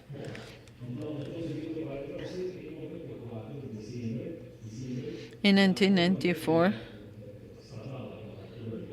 here we have government, and it announced it would give access to internet for individuals, for natural people. This was the notice by Embratel in December 1994. It is an important movement to internet. Brazil. It was an expansion of the original internet, which was academic, for something with commercial components, people. So in Brazil, this is the beginning of all this. The next one, please. And in 1995, this is when CGI was created, as Renata can better explain. It is included in other important events. The first one is the standard number 4 of the Ministry of Communications that defines and what it is. The value added service, something that is added to the telecommunications network, but it is not telecommunications, and this added value will define what is a connection to internet, the connection point, and it will define something that is going to be seen in the next a resolution the same day. An internet coordinator, which is a committee, it was created on the same day, May 31st, 1995. The next one, please. And 1997, 2 years after CGI, we have the General Law of Telecommunications in Brazil, and in Article 60 and 61, it will define the telecommunication service, the value-added service, and it is an activity and that is helping the telecommunications system, but it will not be mistaken. There's no confusion. Different things. New usefulness and the value added service is not a telecommunication service. This is very important because the CGI is based on this. Here we have the composition of CGI. Here we have the composition: 9 government representatives, 4 from the entrepreneurial sector, 4 of the third sector, and then we have 21 members, and no one has a majority. The government has a very important presence. The coordinator of CGI, he represents the Minister of Science and Technology, Renata. She is a coordinator, and this is a composition of 2003. It is not the composition of 1995.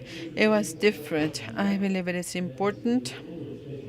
One of the most important facts of CGI, and she can speak even more, are the principles of governance, which are valid to me, and they were decided by consensus in the year 2009, and since then they've been valid: privacy, rights, democratic governance, universality, diversity.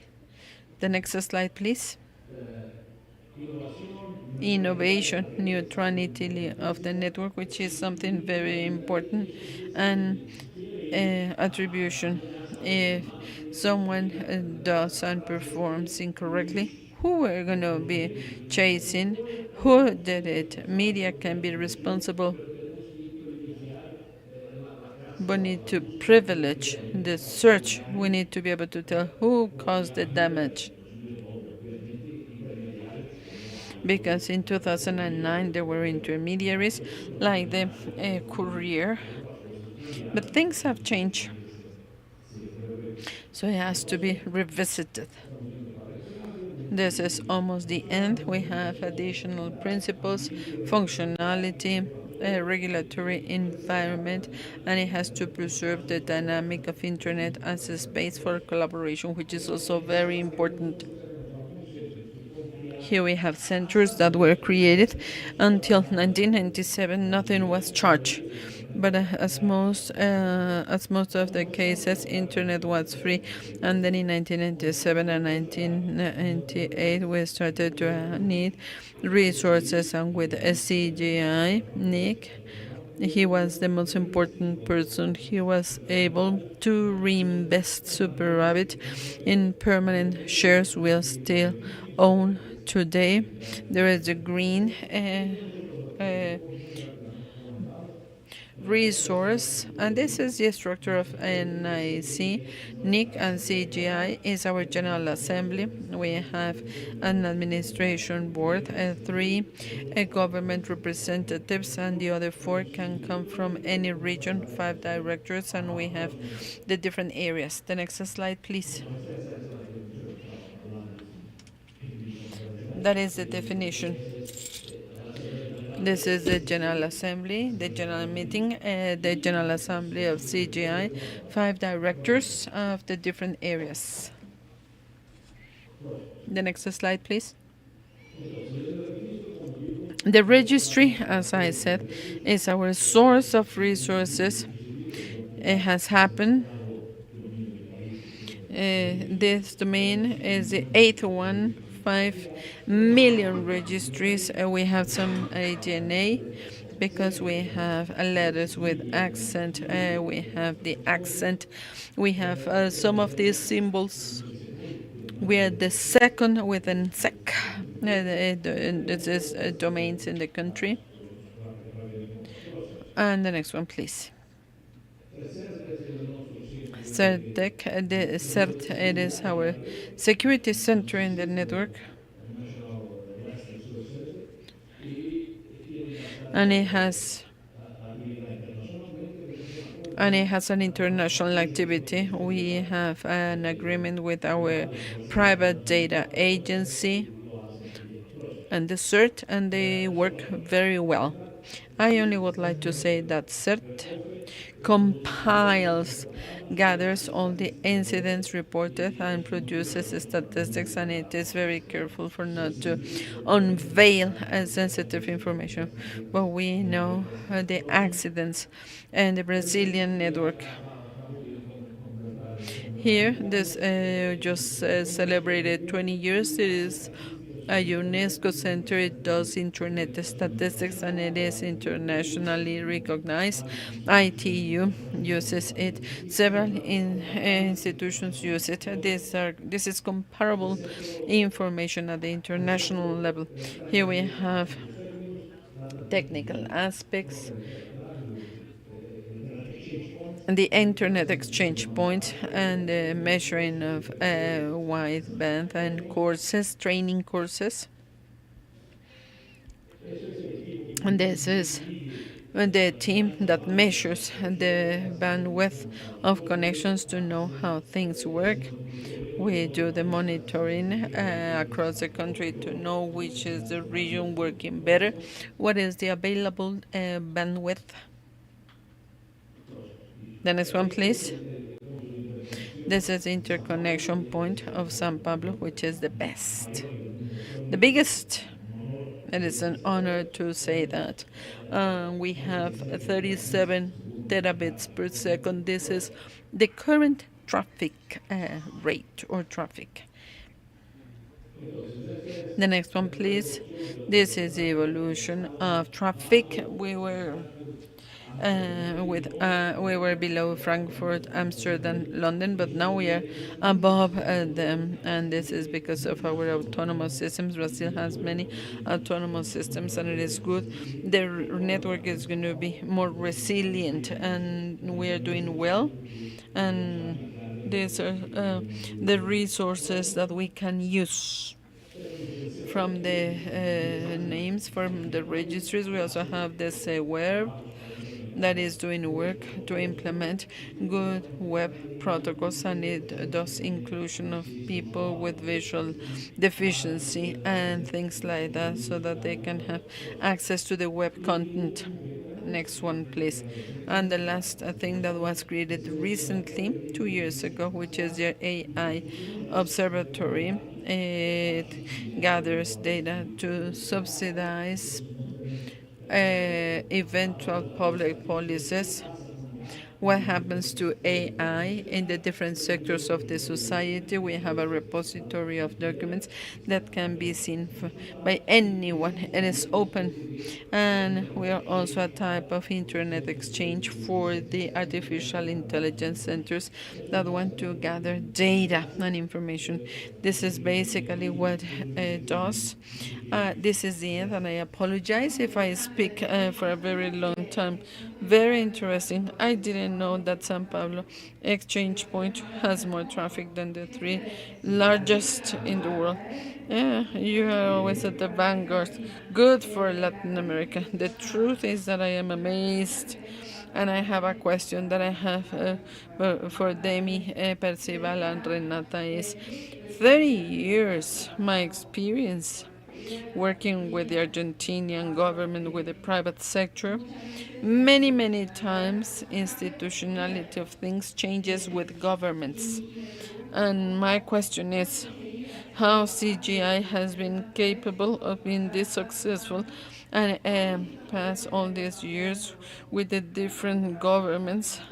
It is the natural rotation of democracy, which has been the resilience of CGI in all these years, and how has it consolidated with this model of multiple stakeholders, something that works very well. And another thing that I admire about CGI is that the different representatives or delegates, I don't remember the name, but they all participate, attend meetings all over the world, And they take the Latin American vision and Brazil vision. And Brazil is the most important country across the region.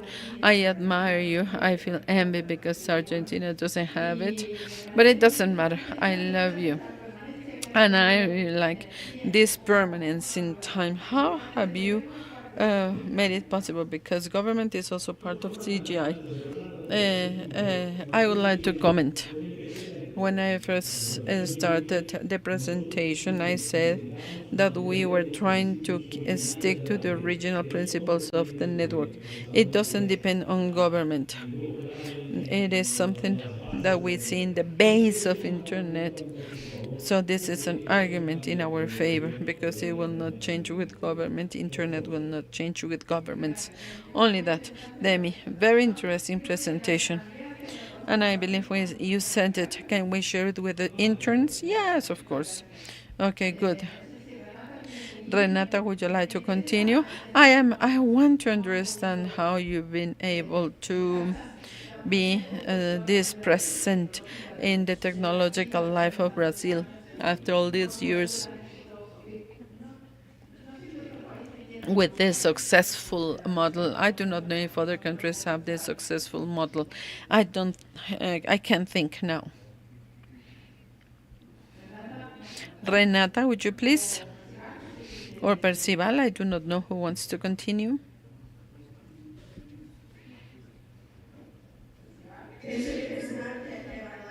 Percival. I think Percival goes first.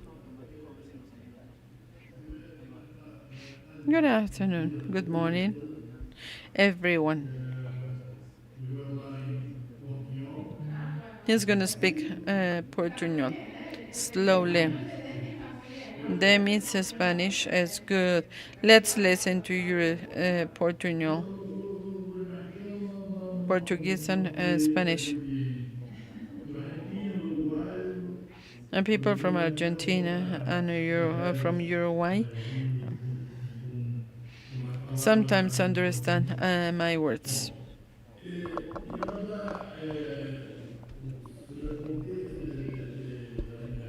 I will be speaking about internet. Everything started as a space for collaboration. Today, digital platforms, many of the social, economic, and political interactions, in general terms, are immersed in those opportunities to then give rise to actions. There is an opportunity to speak,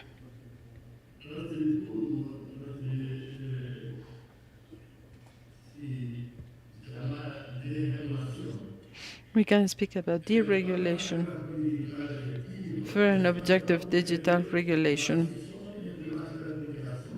And there should be a decision. Digital services, telecommunications are the infrastructure that transports data. It is data transport. It is a pipes in tubes nonetheless, and in platforms. There is the backbone of internet.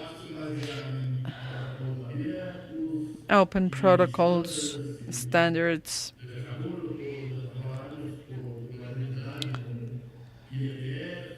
We develop ITFs, ICA, IANA. It is open, and it was the base for innovation. And it is an original model. Digital services used by the platforms. It is that backbone.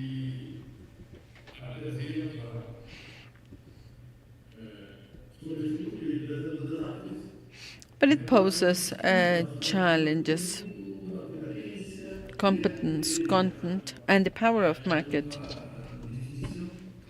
There is a clear definition and distinction between telecommunications the backbone, and digital services and platforms.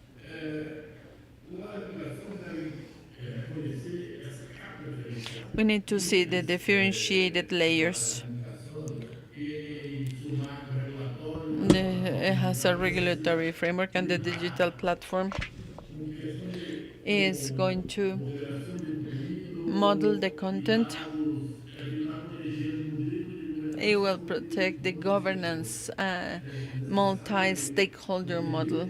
It is necessary to protect the multi-stakeholder model, but it depends on the regulation of the platform, and it depends on the need. Layers then.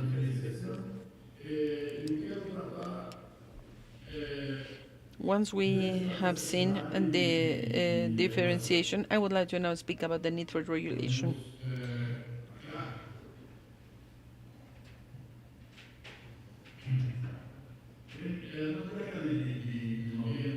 In November,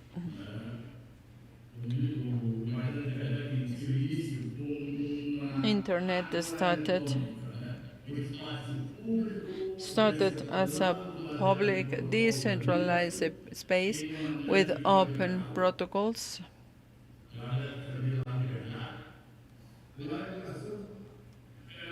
The regulation was seen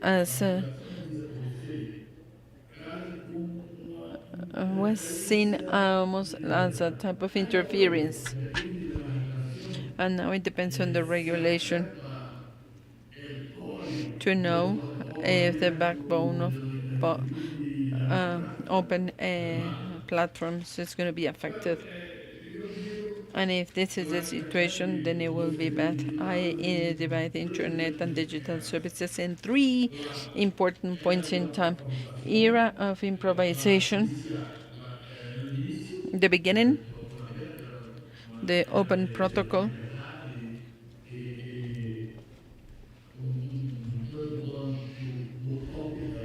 it was a utopic thought or concept. The second was the year 2000 up to 2015.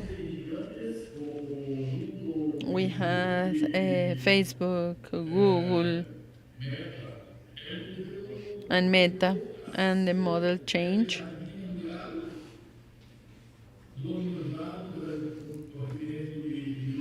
With data of about the performance and behavior, data of users,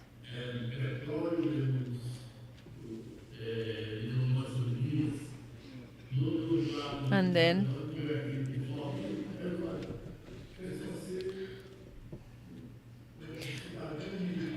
the interpreter apologizes because now the person is speaking Portuguese.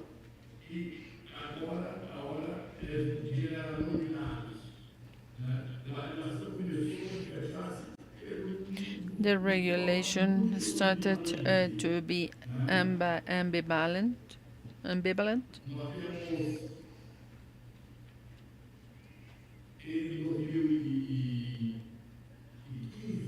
In 2015, as of the year 2015, people were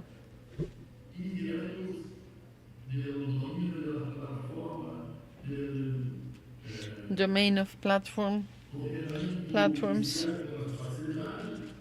facilities, and then in 2015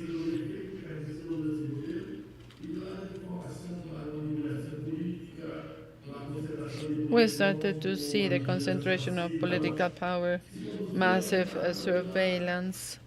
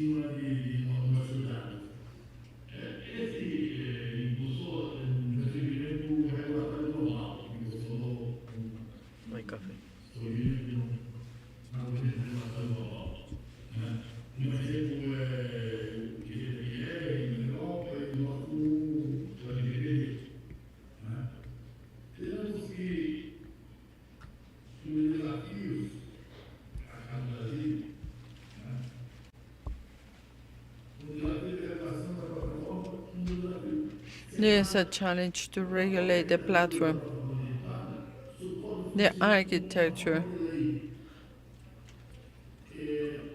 Quando se disse que não está regulado, há uma regulação exigida pela própria plataforma. Os códigos, os acertos que hacen nos algoritmos, as regras de negócios pelos algoritmos são nas próprias regulações exigidas. Se não há uma regulação normal e tradicional da lei, Without a regulation, there is a unilateral regulation of platforms. They are the ones that will tell us how many messages podem encaminhar. Toda mensagem pode encaminhar de nossa vez. Colaboração também não tem direito de cooperação. Não se observa as questões culturais, etc. Então, código ou lei versus a lei tradicional. the code as a law versus the traditional law. We have some other difficulties. For example, the regulation, the traditional regulation that is facing many problems. The regulatory aspect.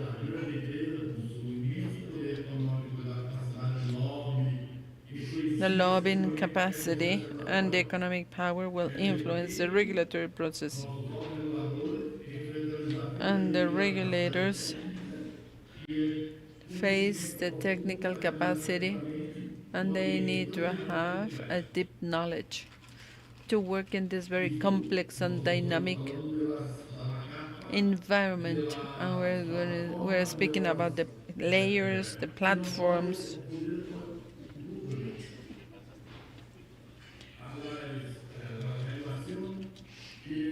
The regulation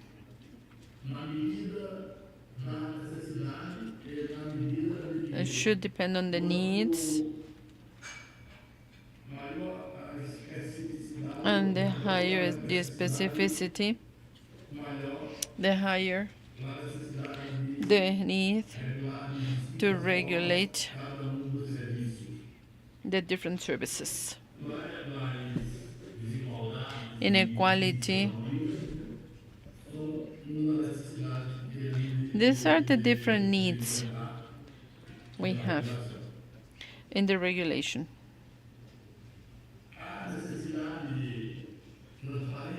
The need for transparency and democratic debate.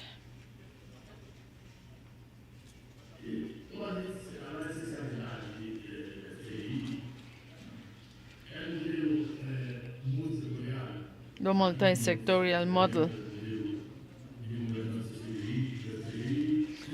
Governance of CGI.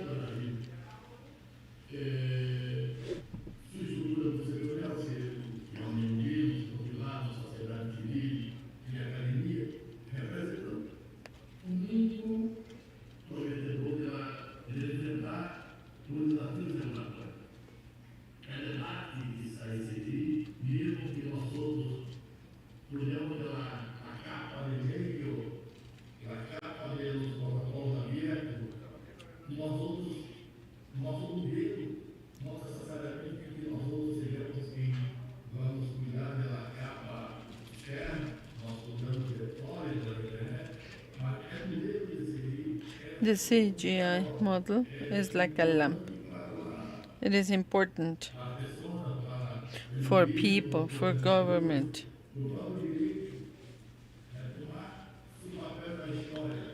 to take a role in the story, in history.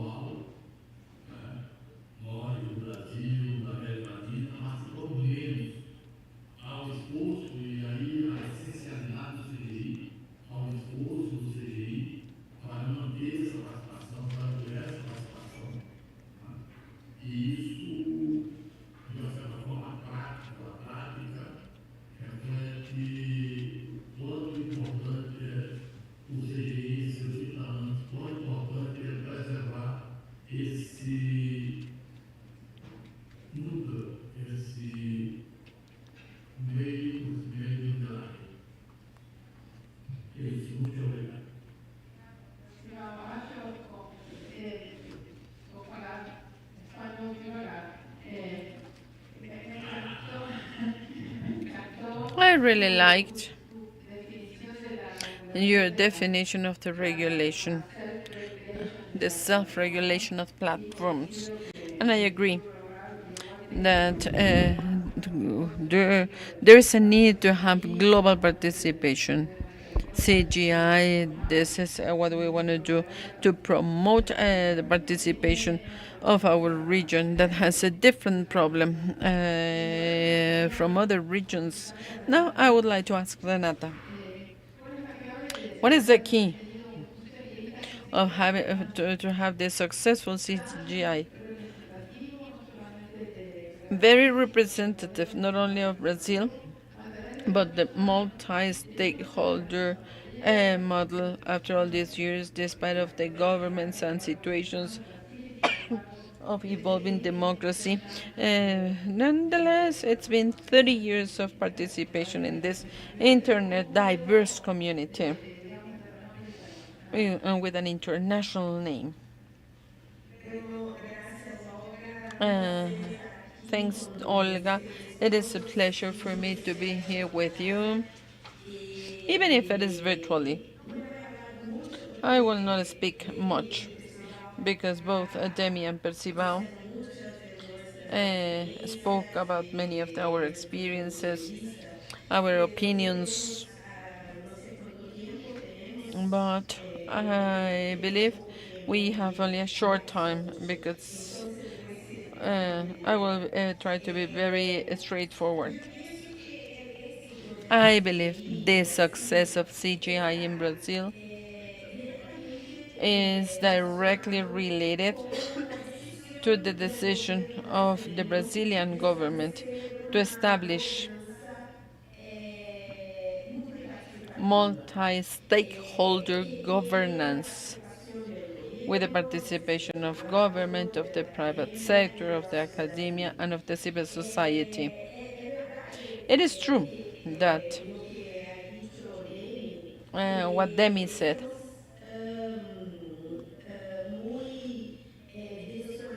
we are the base of our work is principles. The script in internet. Without multi-sectoral participation, we wouldn't be this successful. And as Olga said, we have natural alternance of governments, and each time there is alternance, we need to clearly remember that government should honor its commitment to participation and multi-sectorial participation of internet. And it hasn't always been like this. It is important to say this.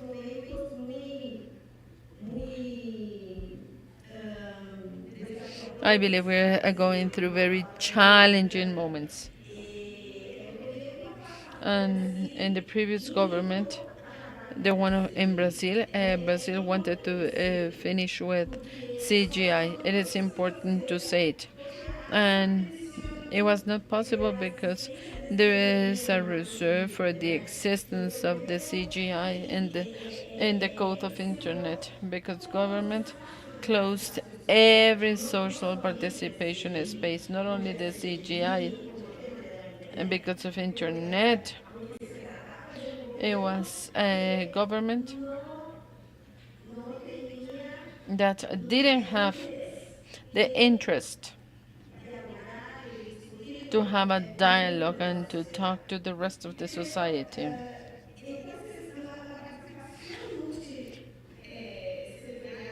The multi-stakeholder participation has this dynamic that enables to have different perspectives and points of view, to have a dialogue, a respectful dialogue of these differences, to reach a common denominator, a possible consensus. And when we look for this common denominator, the proposal will always be a very important proposal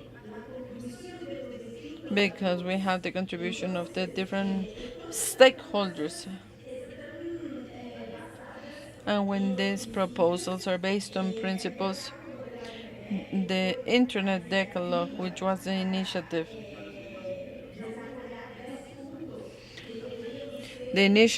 to tell which are the principles of the use of rights of duties, stakeholders, and Internet, and then we came to the civil framework.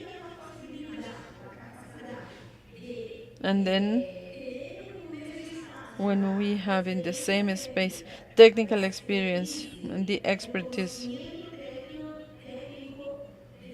and technical knowledge of what we are saying here, and what the both presenters have said, the differences of what is telecommunications, what is a level of intermediaries which is not like the others, and we have the different levels of application.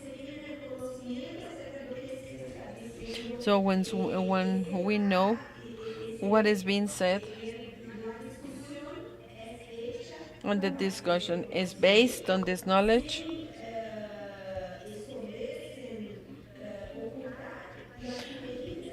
and to maybe conceal the different perspectives and even the interests, because it is clear to all of us that there are different interests in the society among the different players. But with a critical awareness, with technical knowledge, guided by a public interest, apart from the private interests that exist, and if it is possible to sit, and if it is possible to be in the same room, and if it is possible to speak about all these different perspectives and to generate a proposal with the agreement of everyone. This final proposal is going to be very strong. To me, this is the success of CGI, because in the last 30 years we have seen the process. It is difficult. It is not easy. But we should be patient and we will have very, very powerful results. And this is what we see in the civilian framework of Internet. And this is after the Brazil's participation in those discussions that we had in 2014, things that deeply contributed to international governance. And then the discussions we have had in Brazil, it is not only the CGI, it is the possibility that we have to talk, to discuss political aspects, because Nick is more focused on operations on the technical side. It is important because we have this contribution that is very, very powerful for us. The political discussion in CGI has given rise to debates. We also speak and we approve perspectives which relate to the necessary differentiation of the layer of infrastructure, of the logic layers discussions that will impact the debate of universalization of access, as we have a debate. Now we're speaking about a meaningful connectivity. We spoke about inclusion, and there was something impacting telecommunications. And we have discussed this a lot because in the powers of the CGI, it has been said that the CGI has to establish guidelines for the use and development of Internet. What is the use of Internet? The use will happen The interaction of people will come and at the layer of applications. So we have the obligation, we have the role to discuss all those aspects that are related to the third layer. And for example, there are many discussions about protection of personal data, protection of privacy, with lots of expertise and technical knowledge. And this is why the CGI, we are placed in a national reference and international reference position. I are invited to participate in public hearings at the Chamber of Deputies as well as with the National Congress. The private sector is also inviting us to speak about all these topics, the civil society, uh, childhood, adolescence, much before this boom that is a result of serious problems. But the CGI is addressing all these questions after more than 10 years, and this is why we are seen as a reference point, and with the support of all the actions perform all the actions taken, the surveys, for example,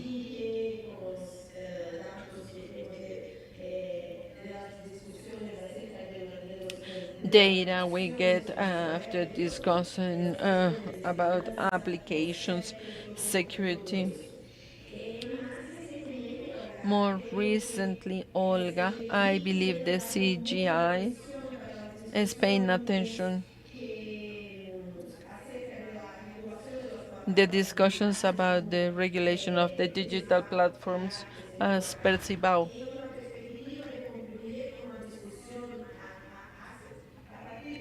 said, to take a multi-stakeholder perspective to discuss the knowledge we have about how internet works and trying to do something that is difficult today, which is how to deal with a common census, common sense. No, uh, she doesn't know how it is said in Spanish. To be able to simplify the discourse, because internet is a generic term, but in the daily discussion, when this generalization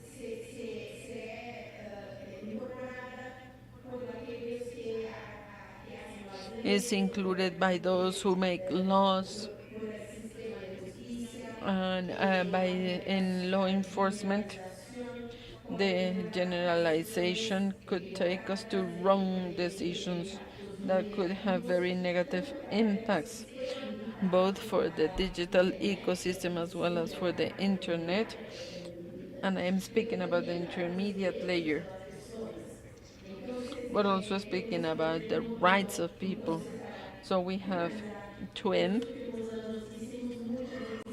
In recent years, we have been discussing the regulation of platforms. So this capillarity of CGI to speak to the different sectors and to do it in a very wide manner and controlling Brazil. This is another ingredient. This is another aspect.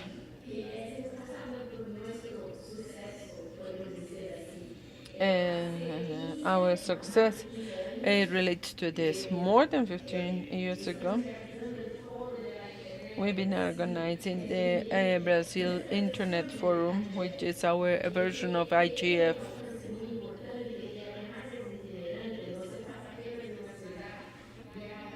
It goes to different cities.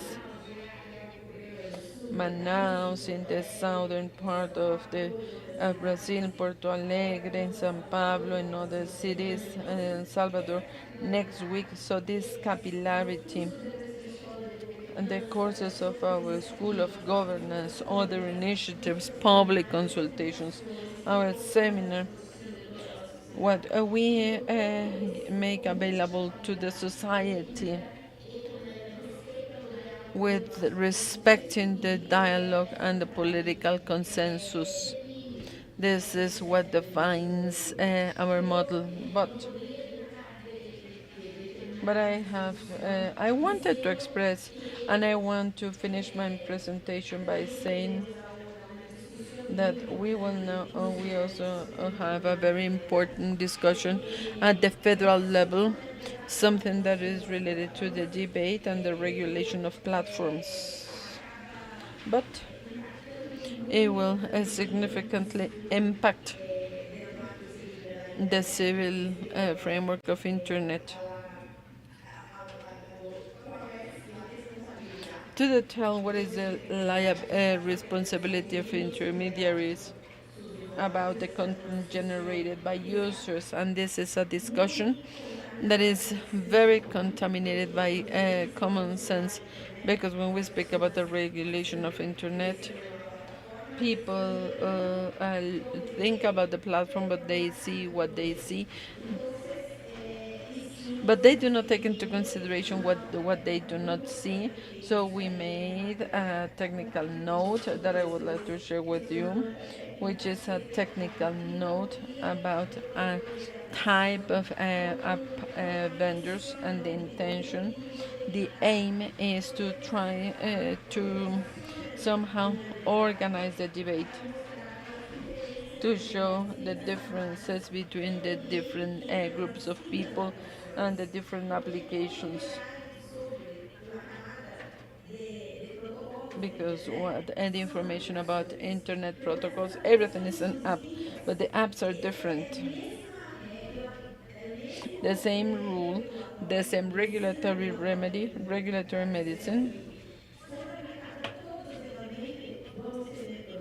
and we could have problems if the situation is like this.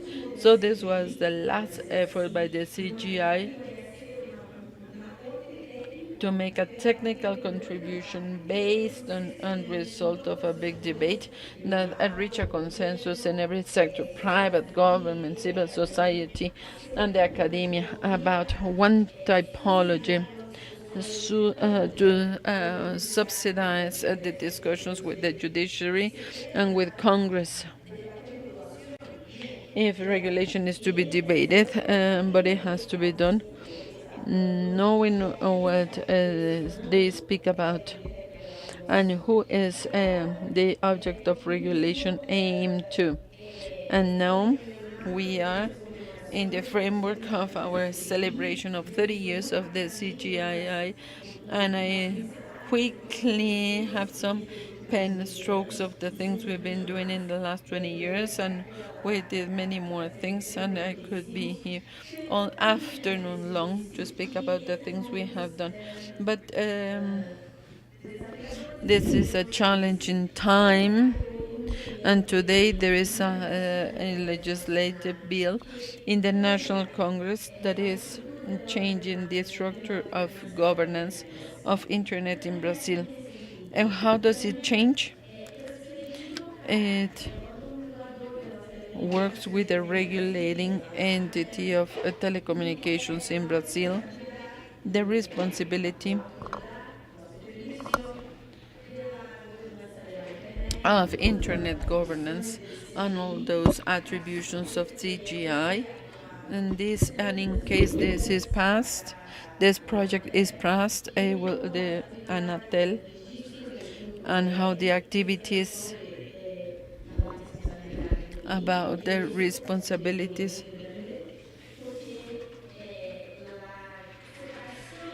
the separation between one a very regulated infrastructure, which is telecommunications, and the political regulatory design, and to mistake this with the governance of internet. This is very dangerous because there is a difference between regulating the first or doing governance. All this should be made by different players in order to have this separation and the possibility of having a resilient, good quality internet, universal internet, and to make it a technological development instrument as well as for social inclusion. This is what I wanted to say, and thanks for the invitation. Thanks, Renata. I am amazed by what you said about the recent project. I agree that we are dealing with two different spaces, one very regulated, the one of telecommunications, and I believe the role of the CGI has been very good in the coordination of the VR point and to promote internet and digital inclusion across Brazil. We have questions by interns from Brazil. And thanks for the Portuñol. Perfect. She says that they spoke a beautiful Spanish and Portuguese. Hi.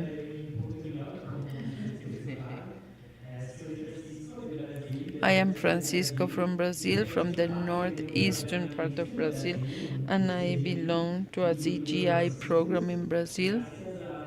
Thanks to UFE program, I have participated in several fora,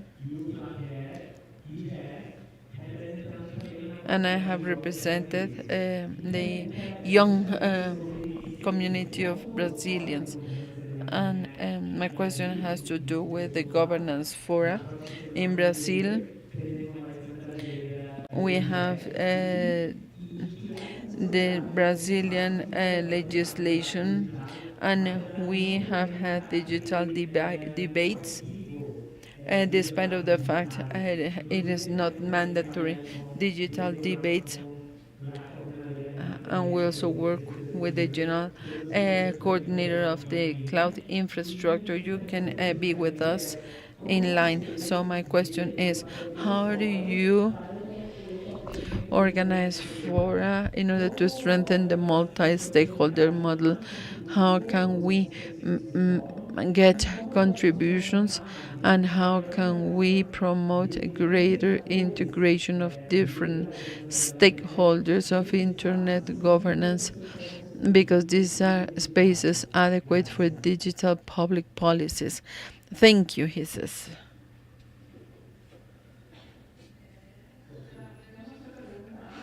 Do we have another question? My name is Arnaldo, and I am also from Brazil. I will try to speak Spanish. I do not know if I will be speaking Spanish or Portuguese. And as Francisco said, my question is, if I want to understand if there is a vision about changes in which we participate and introduce members of minority groups and the multi-stakeholder model or representation. I believe it is an important aspect. 30 years ago, for example, we were not debating about gender parity, and we were not speaking about marginalized groups like the LGBT and black people communities. And if we see the structure we have today in Brazil, we have a representation that will not necessarily present gender parity, and it will not have the active presence of marginalized groups. And this is something that makes me think if multi-sectoralism or multi-stakeholders actually presents those voices that will not be present at the debate places. What is the change? Because we want marginalized people to have a voice in those spaces. One more question, and then we will have the answers. La categoria brasileira, meu nome é Mariana, também do Brasil, representante do programa Rio do SSIG. Eu quero agradecer I would like to thank manhã. Eu gostaria de adicionar um pequeno ponto à pergunta de Francisco. Estamos aqui num fórum com múltiplos, com bastante we are here with many colleagues from many countries. It is the right moment to think about governance of internet in Latin America. So I want to understand CGI activities in fora for the development of Latin America. I know the activities of CGI in other spaces. Will you please speak about all these activities?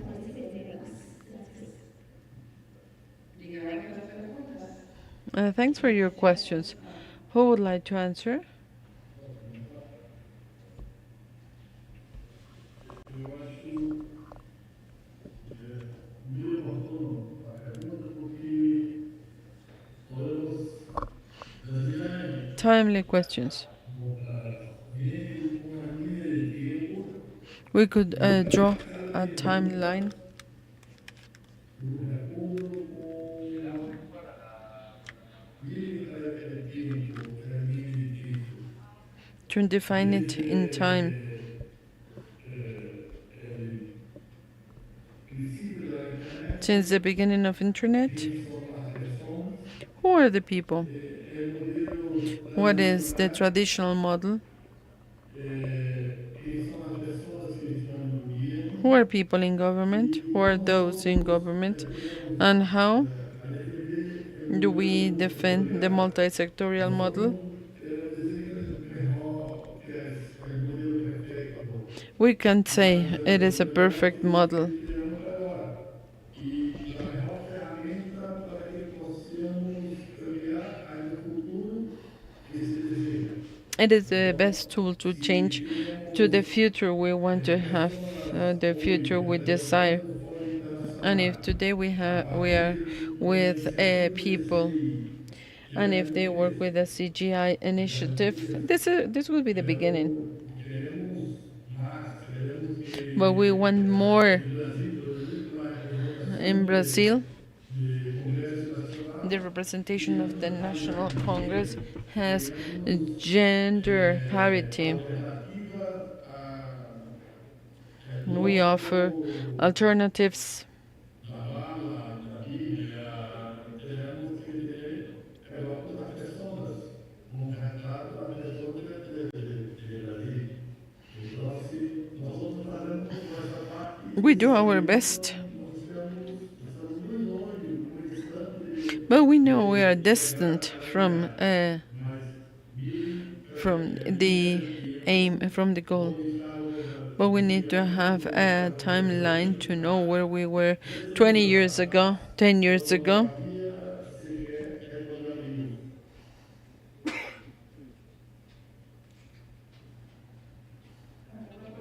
Are there more comments? If not,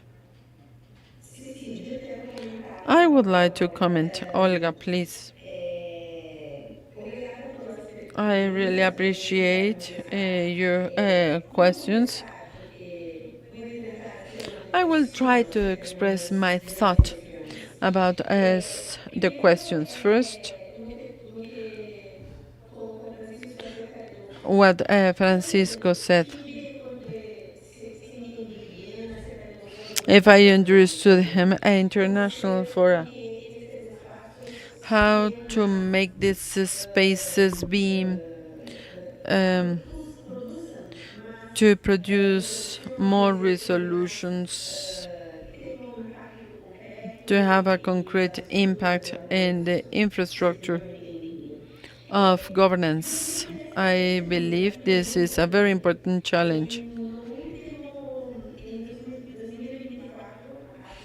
In 2024, a year ago in Brazil, in São Paulo, we organized the MASDES international event where we discussed the steps we need to take. The steps we need to take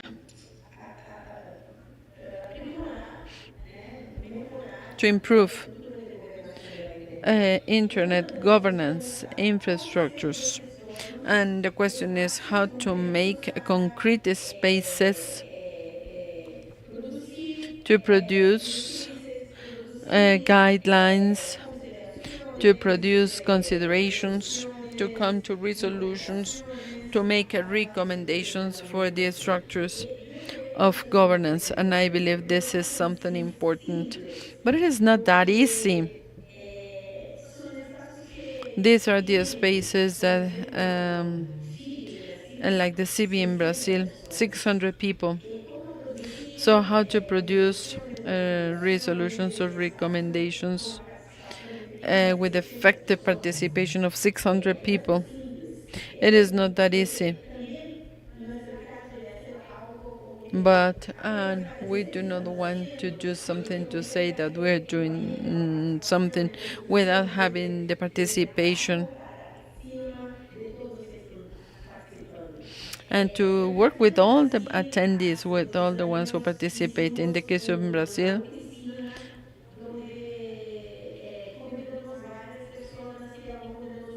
we spoke about recent years. We had the presence of the private sector, the academia, the government sector, and CGI. People who were not CGI, but people who are regular participants in order to do a research, an investigation, and to find points to be improved or to improve the structure of the forum. This is what we are doing, but it is a process and we need to have it internally. In all spaces of participation, we need to make changes in order to make them more perfect, more effective, and more democratic and more open. I do not have an easy answer. The solution is that we need to be attentive, and we're discussing all these questions. In the last forum, obviously some time to discuss not the results but what the office says. We need to work with the members of the forum. We are in this process in order to improve the participation, and about communities, vulnerable communities, about women, LGBTQ plus community, black people, these people with disabilities, and we should not forget about these people with these disabilities. This is a question. Because first, we can say that black people at the CGI are those who represent the civil society, and the third sector, the private sector, and the academia, as we say here. They are elected by their own peers. So there is a process where entities and where organizations of the different sectors will make an electoral structure. Runners will be decided, and those who are the candidates of the civil society will be embraced by the civil society, and it is these entities, the ones of the they are the ones that bring the representatives.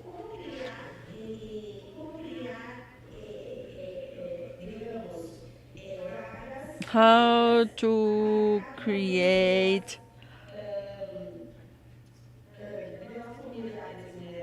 material for the different vulnerable communities. How to establish what is parity in an electoral process, and stories belong to sectors. I do not want to say that we do not have a problem to deal with. I am simply saying that the problem is more complex because of the structure. It is an electoral process. Government doesn't have the role to say that the civil society is the one that has to choose people for the CGI. But today we have this proportion. And today we have, for example, we have two representatives of the civil society. They happen to be two men and two women. In the academic community, we have three men, but in the based one we have three men and one woman. The private sector, which is always the most difficult one. Uh, to address the needs to have diversity. There we have four men. In government we have four women. It is me, the first one, because I was the first one. We also have other women who come from very central ministries, MGI, MGI, and the Ministry of Industry. So it is a process that we need to take into consideration. We need to also speak about how treat people from the minority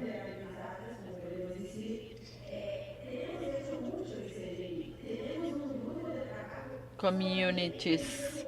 We have only one group with biannual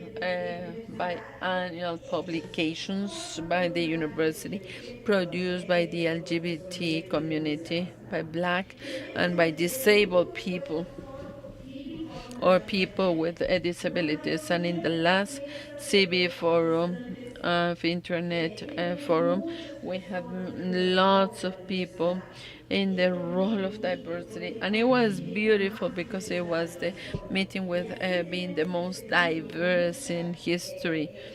And this is, we are aware of the fact that there is a role to guarantee the participation of those people.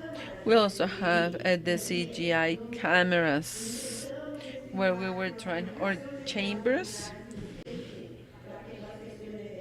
where we were trying to speak about LGBTQ and gender characteristics. So it is not easy. Of course, it is not easy, but in terms of the composition of the committee, we have a challenge because a school of representatives will go through an electoral process, and then we need to understand how we're going to guarantee in this process, how we're going to guarantee the definition, because if government comes and says that this needs to happen, the sector may not fully agree because of different names and different realities.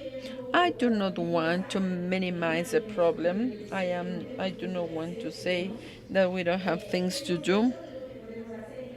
We know what to do speaking about CGI, but speaking about the elections and speaking about the representation, we have sectors.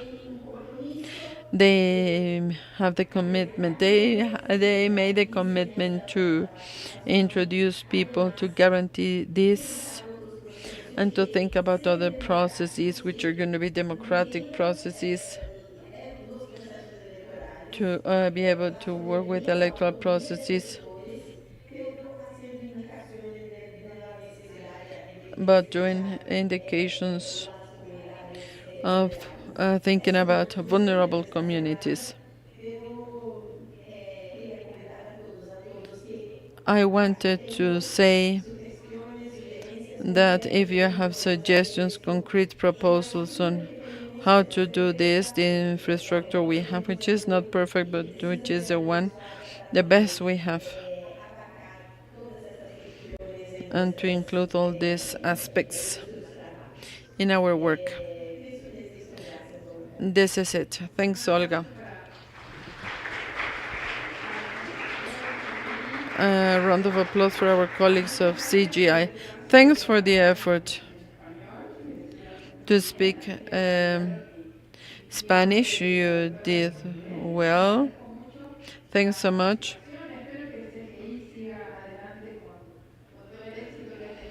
I hope you continue with the support.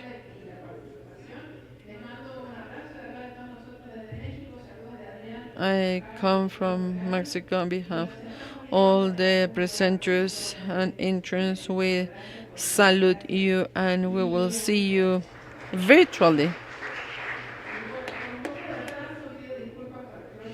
I apologize because we're having some delays, and this CGI model was very interesting, and the explanation by the colleagues. Before lunch, we have some flexibility because we have a long lunch time, so I would like to introduce our next presenter, Enrique Bacero. He comes from Norway, and it is one of the sponsors of the school. We know there is love for the school, but without funds, none of this will happen. Hotel, space, lunch. Welcome, Enrique. Thanks for being here. He's going to be speaking about something very important we saw this morning. Christopher Painter and Belisario Contreras, and one of the questions asked was about critical infrastructure, so welcome. It's all yours. We listen to you and we apologize for the delay, but we have time. We can take some time off lunch time.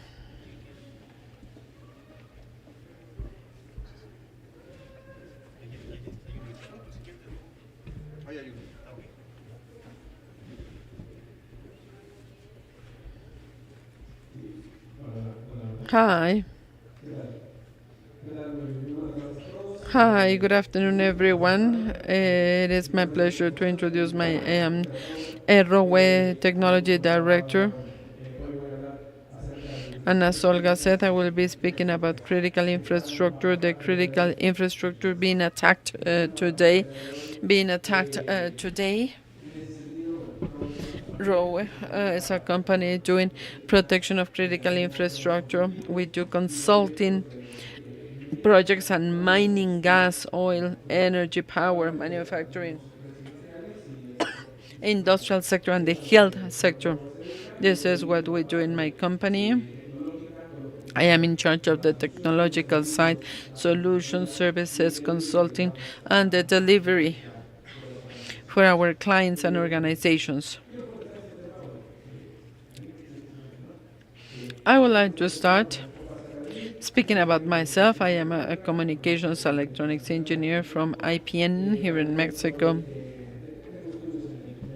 I have studied cybersecurity in MIT and crisis management and business resiliency, and I am certified as a 6243 expert, which is the organization, the certification of the International Society for Automation. Industrial Automation Society, the one doing the standards for control systems, and we will be speaking about this.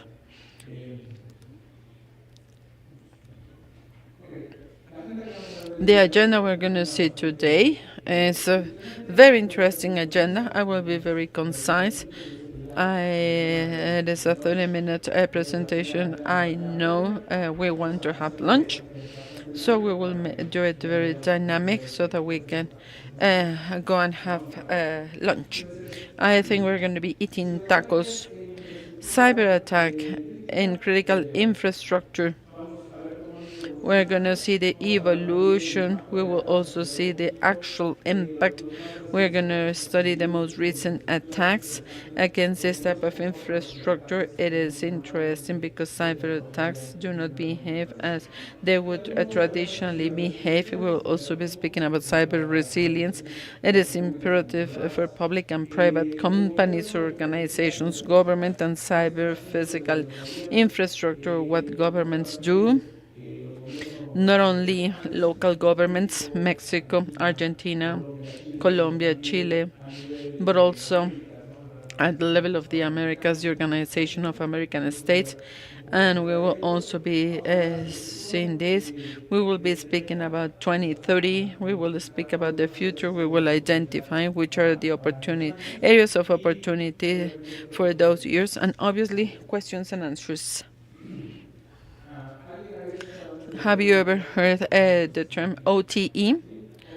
OT, okay, operational technologies. It is OT.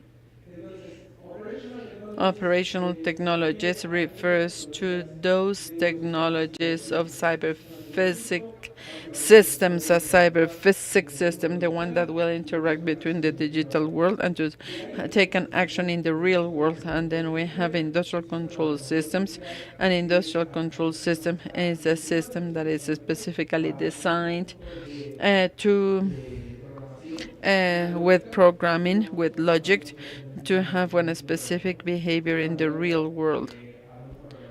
To move relays and electric signals and to make things happen in the real world. And then we have acronyms: SCADA, PLC, DSS, which is basically data acquisition, distributed control PLC, which is programmable logic controller. It is a type of device that will help us automate industrial processes. All these technologies are used in infrastructures, which is the manufacturing infrastructure, energy or power, mining,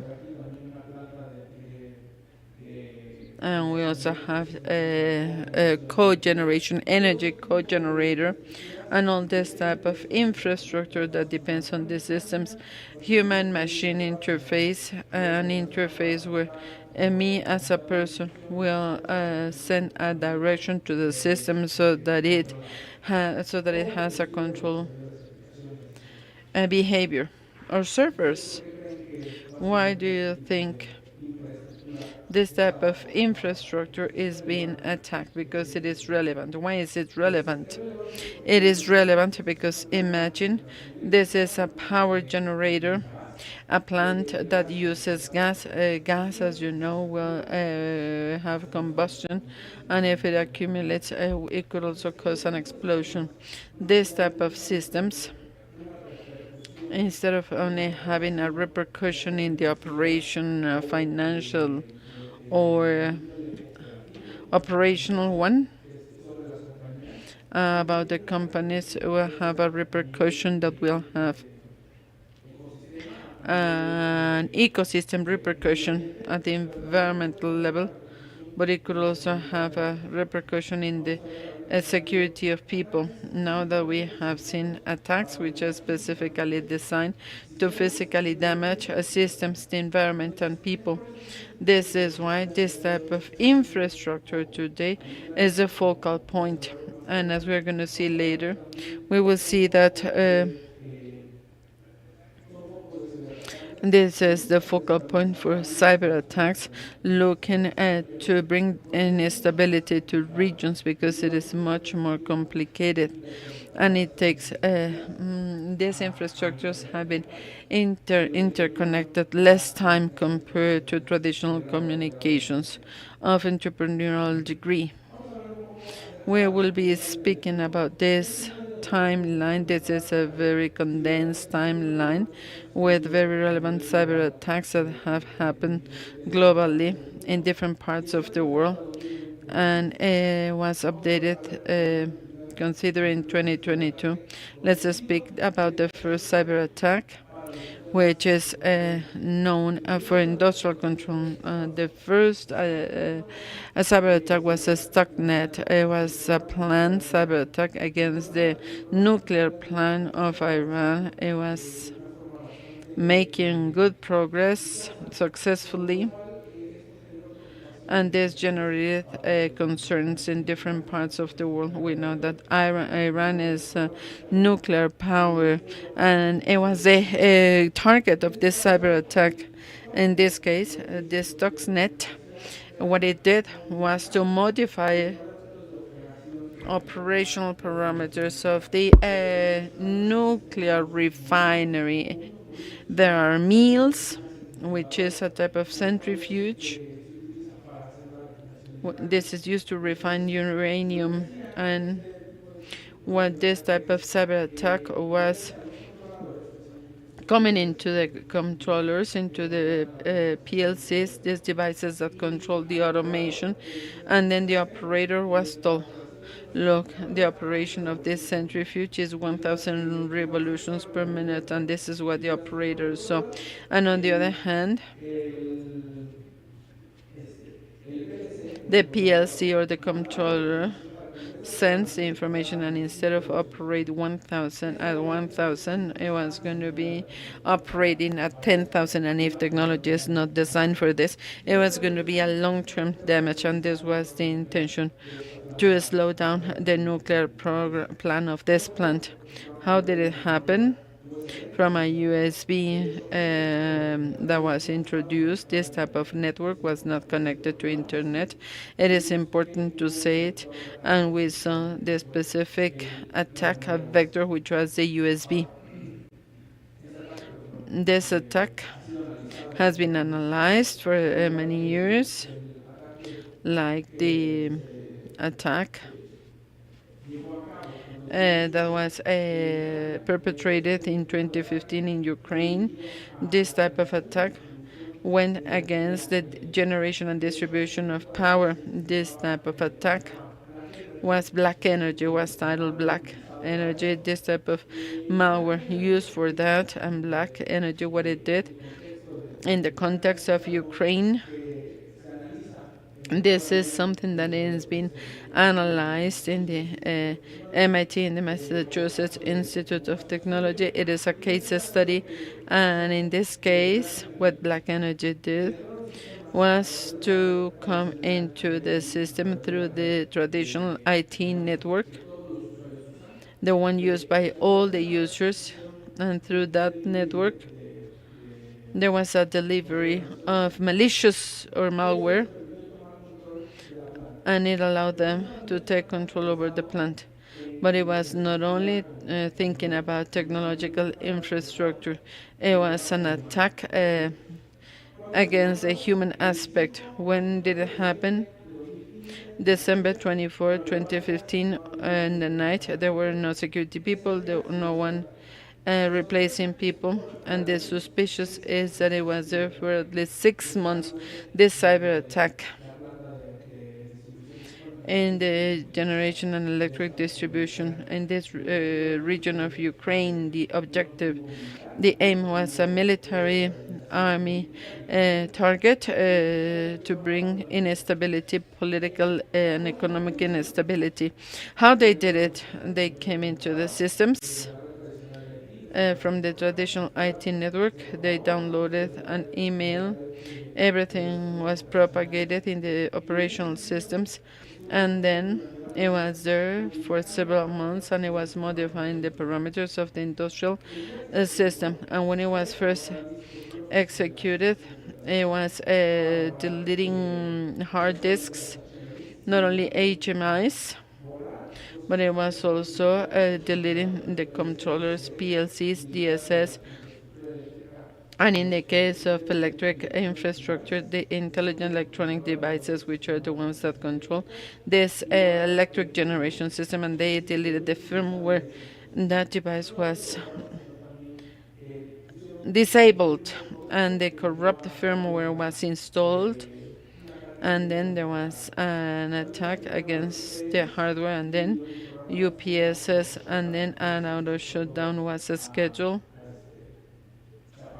Everything was turned off, and there was no possibility to recuperate.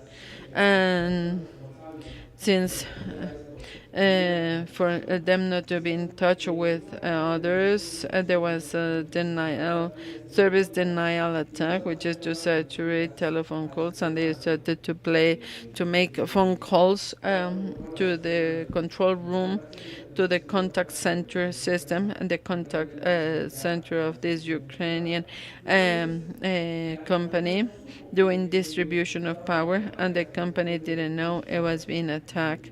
But after many hours, so this is another type of behavior that we've seen. And the attack is not only because of technological infrastructure, but human capabilities.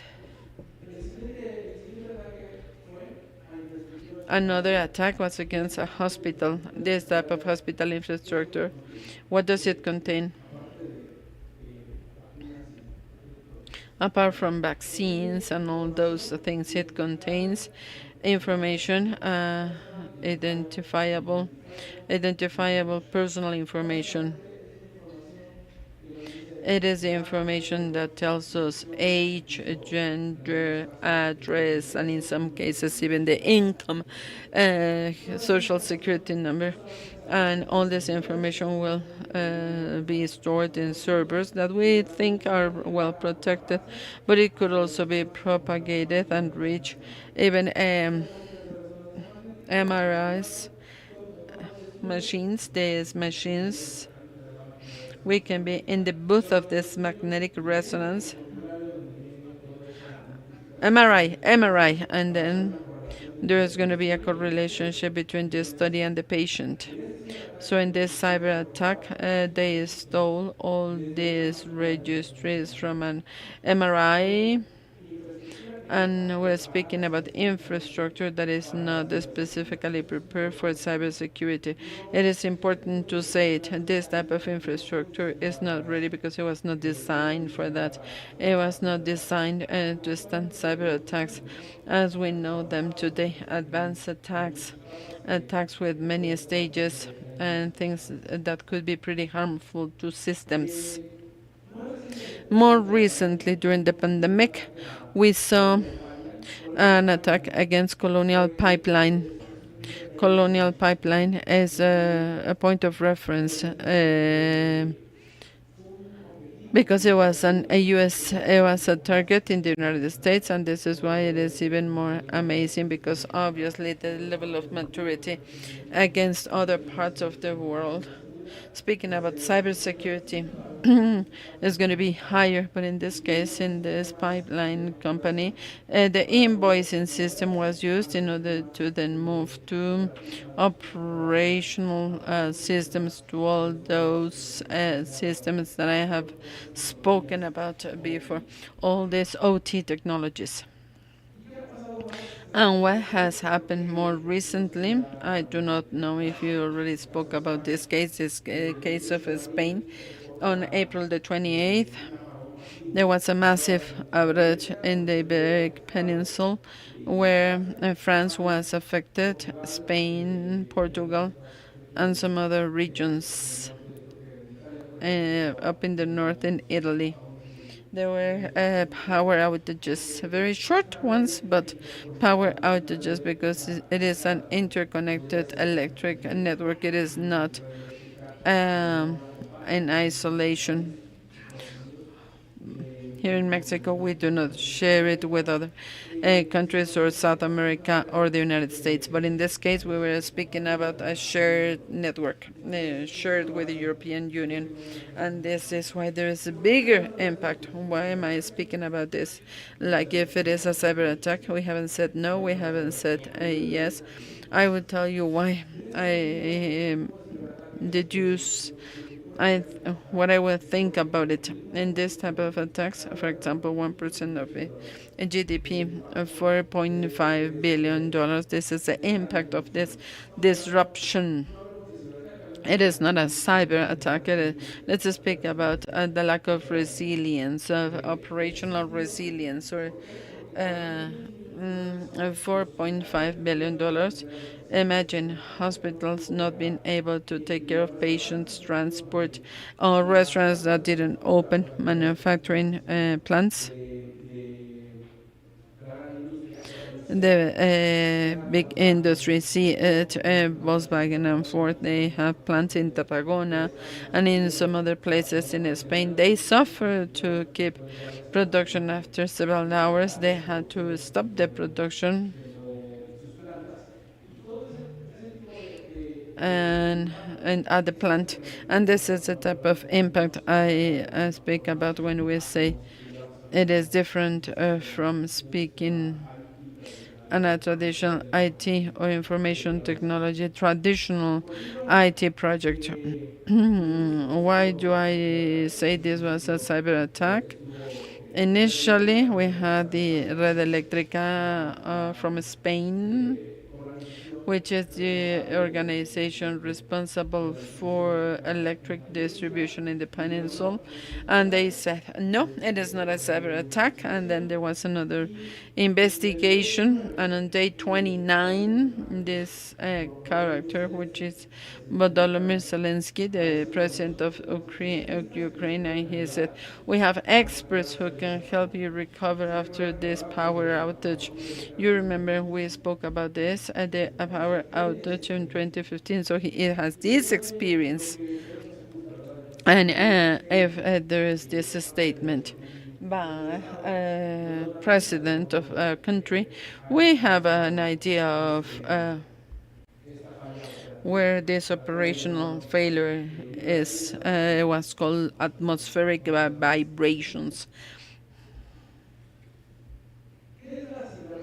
What is cyber resilience and why is it imperative? For government organizations, for the state, but also for private organizations. Cyber resilience, and in general terms, resilience is divided into 5 steps. In general terms, the first step is to establish a target, why we want to be resilient, or to establish a goal. If I fail, what do I need to stand up?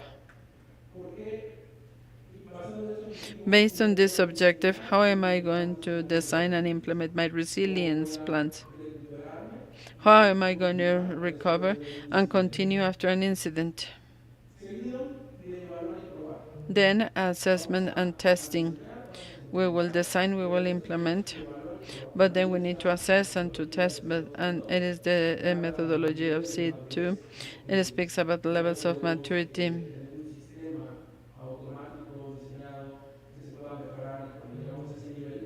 And once we reach this level, we are reaching the highest level of maturity. And to assess, obviously we need to assess. If not, we will not be able to test and to improve. And there is something that companies forget about. They make the plan, and then they test it till the day comes, and then where is the plan? It was here on my desk, and then it is not. So these are the simulations we have to execute or implement. Then we have to operate normally, hoping it happens. Then we need to make this training, this long-term simulation, long-term. And once there is an event, to respond and to learn.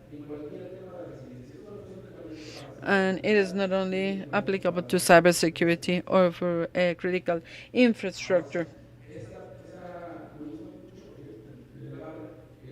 This I like a lot. It comes from Gardner, and it shows the elements of a cybersecurity program. Let's cross elements of a resilience program, as we saw before. And these elements of a security program. The first element, which is the tip of the pyramid, this is the executive layer, where businesses and organizations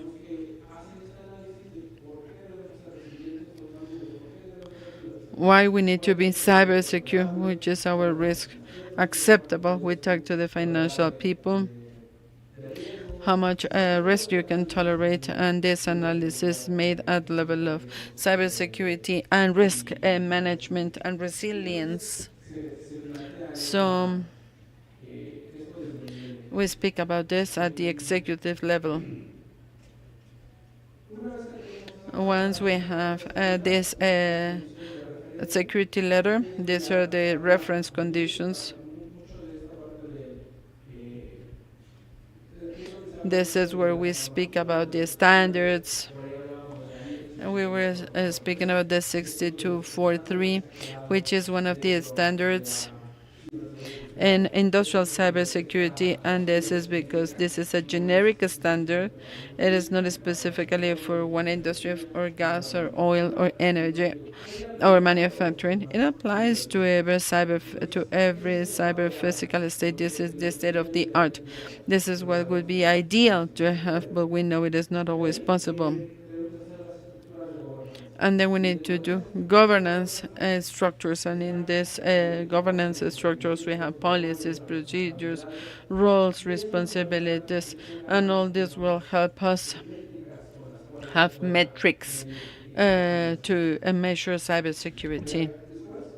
And then the strategy, what is going to get implemented, how it is going to be implemented. And I am not only speaking about the technological solutions around this strategy, but specifically which are the risks we mitigate with these solutions. Last but not least, security processes, execution. This plan is going to be implemented once we have the stakeholders, and once we have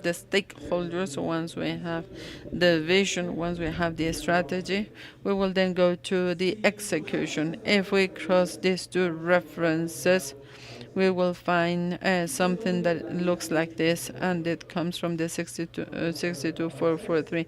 And we will do the assessment to understand why we do what we are doing in cyber resilience, and then we develop and implement, which is to develop controls based on acceptable risk, and then maintenance. We will validate those metrics happen and successfully happen.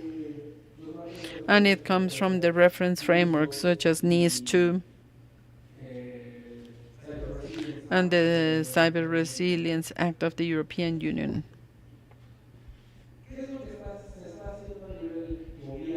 What is happening at the level of government and critical infrastructure? There are some Latin American countries that have adopted this model, and there are some countries that have adopted initiatives for operational resilience because they know these risks. They have faced, or great powers have faced, Spain, one of the most advanced countries. Speaking about the industrial cybersecurity, the U.S. has been attacked and has been a victim of this type of target, or a specific target. But for example, Chile, it has a cybersecurity framework law that speaks about critical infrastructure and essential services.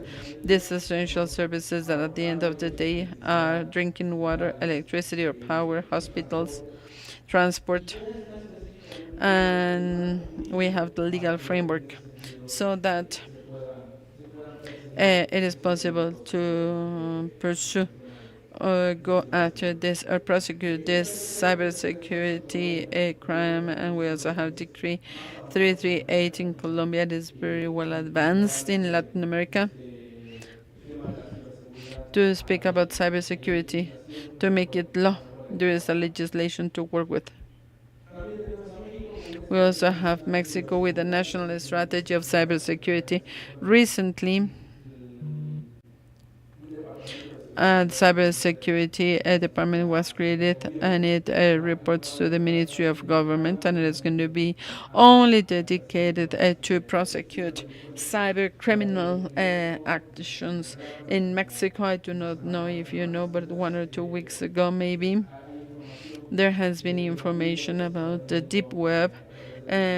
If you go to XXX, which is cross-site scripting, information is being sold to have access to the critical infrastructure of Mexico, CFE and Pemex for $30,000.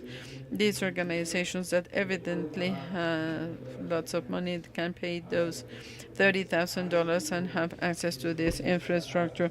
So this is the type of situation the national security strategy is going to be dealing with and working with, and facing what is happening at the general level in multiple countries as CISA, with topics such as OT initiatives, public and private collaboration. INSA, it is doing sectorial resilience and regulatory harmonization.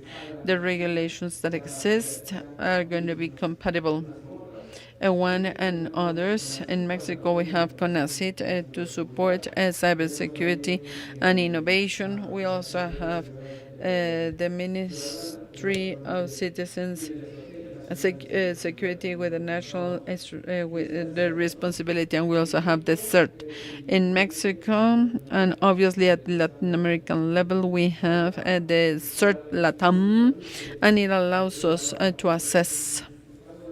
In the case of the Organization of American States, which is the institution and this CERT reports to, it can make evaluations. So I didn't want to present this slide, but I want to speak about it. Peru,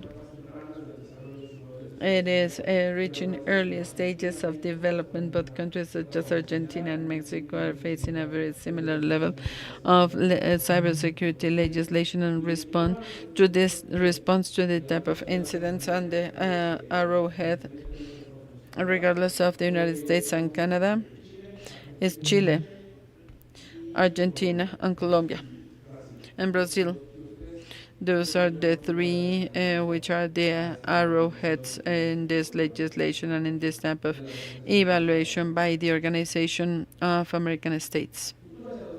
Future for the year 2030. Why is cybersecurity is important?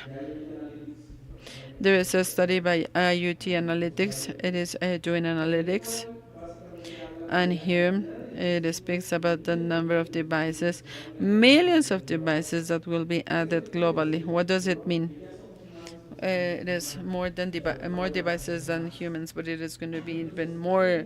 So this type of behavior and the growth rate will require more cybersecurity professionals. Today we have a deficit, a very important deficit globally. Speaking about security professionals, but those who are working with cyber physical infrastructures. What are we going to see? Quantic computing. There are some issues at the global level, very important ones. Today, the user and the adversary are at the same level of computing. Traditional 64-bit computing, where the speed to encode traffic encrypted traffic between two devices, it will take 1,000 years, but the quantic computing, 24 qubits, it can be 1 hour. On the other hand, there's going to be a point in time known as the post-quantum computing, and it will be doing quantic encryption and decryption, and this is where the efforts should be made in order to regulate and to understand how it is that this type of technology will jeopardize not only privacy of people, because we'll share data in the internet, but also the security behind this critical infrastructure.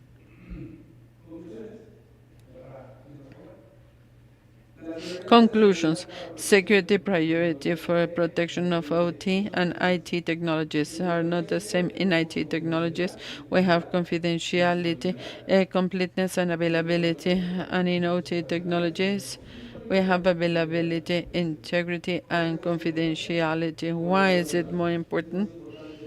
Because of data. Your personal information is more important. It is worth more. Instead of knowing what is the temperature of a boiler in our mine. What we are missing, more cooperation among governments, cyber defense, to improve cyber resilience in Latin America, to make progress. This is an important challenge. That improved level of maturity will be more competitive. Not only organizations, but also countries. Countries doing this will be more competitive because they will be seen as safer countries to invest. Safer in economic and political stability. And they are going to be seen better. And according to the World Economic Forum, we have a deficit of 85 million people in cybersecurity for 2030. And if you want to invest in cybersecurity, OT. This is my recommendation. And this is the end of my presentation. I'm in collaboration and I am open to questions and answers. Very interesting questions for Enrique.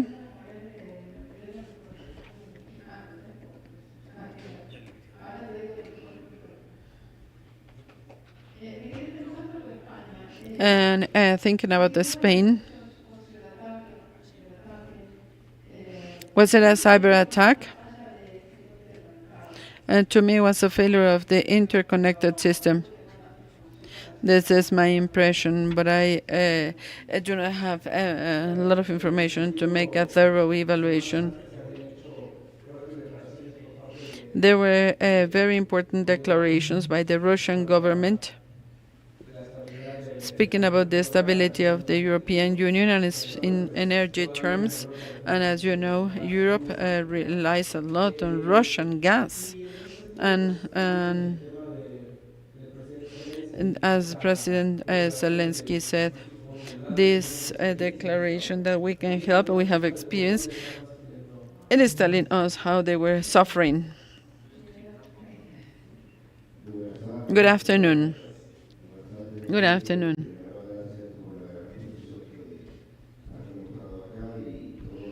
For your willingness. Everything is very satisfactory. My name is Stanley Vargas from Dominican Republic, from the Ministry of Economy. But we have the National Strategy of Cybersecurity to the year 2030, so based on the cyber resilience. How do we respond to attacks we could have? It is very, very important. And I have several questions. How can we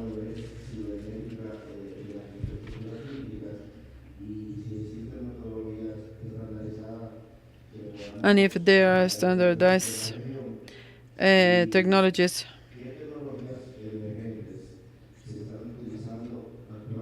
and which are the technologies used today at the level of critical infrastructure? Stanley, thanks so much for your question.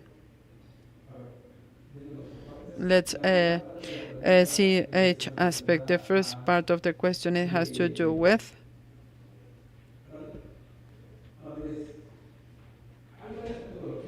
there are several methodologies. C2, M2. It speaks about 4 levels of maturity.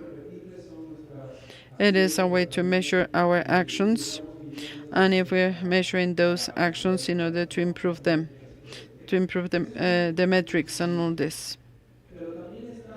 This is one thing, but we also have the level of objective level of security. In the 6243, we have some definitions.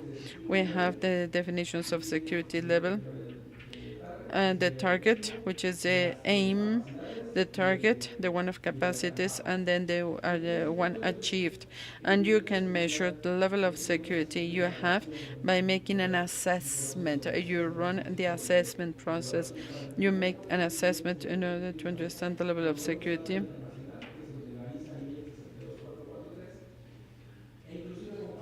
And to even compare yourself with your peers.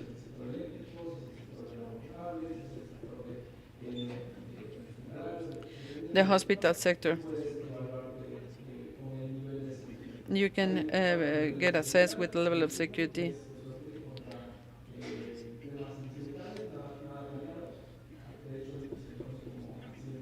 Accidental ones. And then level 2, protecting you against undirected attacks. Level 3, and then directed attacks, low resources and low effort. And then someone who wants to attack you but doesn't have an infrastructure to make it happen. And level 4, that protects you as advanced persistent threat, which is targeted attacks with the government sponsorship. and organized crime with high resources, this type of dangerous attack, because it is addressing the critical infrastructure and at the same time it has the resources to make it happen. So you will be able to identify, to tell your level of security and which are going to be the steps to reach the next level. I have a question. Mexico has been the target of many cyber attacks in recent months.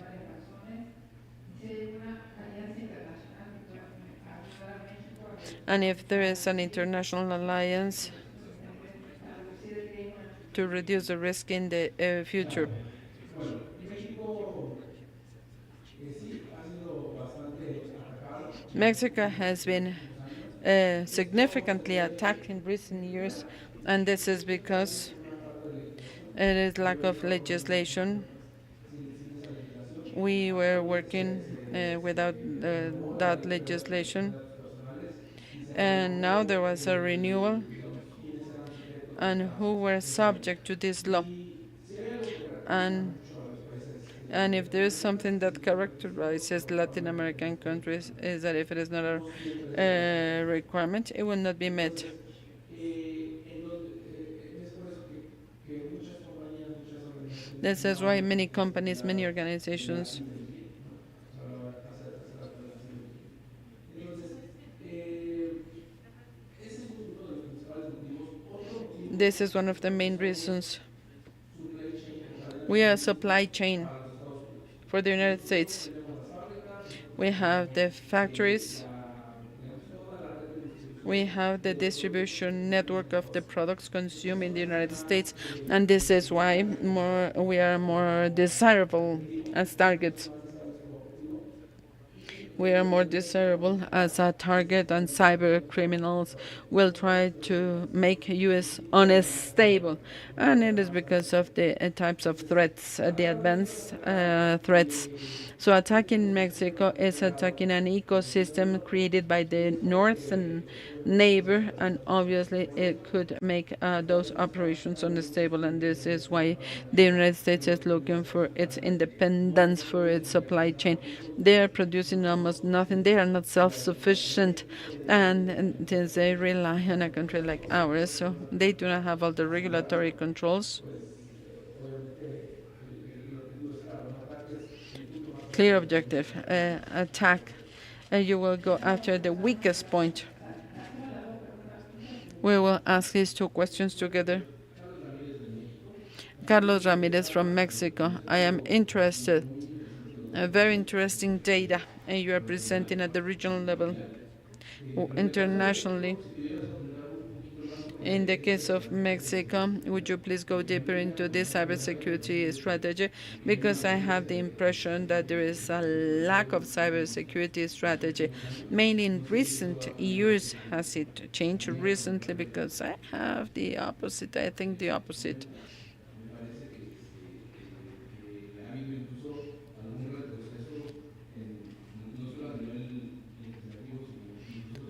At the legislative level and even at the level of concrete actions.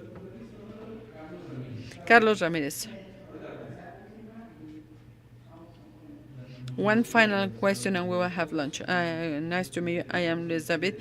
I study engineering in computing technologies in the state of Mexico. And what caught my attention is the quantum computing and all the challenges for cybersecurity. My question is how access to this type of devices looks like in years to come. Can we expect massive distribution, and what will be the who will have access to this type of device? Is it going to be big organizations with many resources? Can we make it a generalized access, a quantum computer, as it happened with personal computers? Can we wait for this in the near future? Or isn't it a realistic possibility due to the requirements of technology? Yes, there has been not I believe progress has been very slow. We do not even see it. In 2017, Senator, I forgot her name. She submitted a legislative bill. It didn't prosper because of political reasons, not due to technical reasons. And a senator, the governor of the state of Hidalgo, Omar Fayad, if I remember, he submitted a legislative bill, and it was not passed. And it was in 2016, if I remember well. It was not passed because of political reasons, so we need to have political will to make progress on this type of things.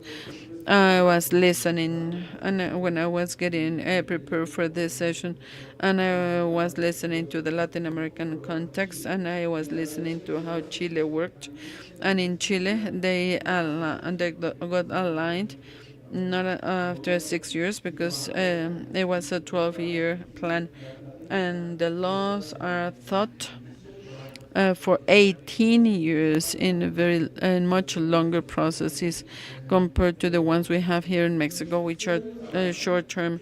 So there is progress, and the fact of creating the Cybersecurity Committee that reports to the Ministry of the Interior and the law of personal data. This type of initiative is the reason why there is progress. Obviously, we need to promote this even more. And for this, political will is needed.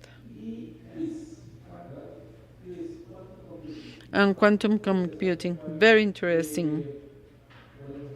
And we could be here talking for several hours.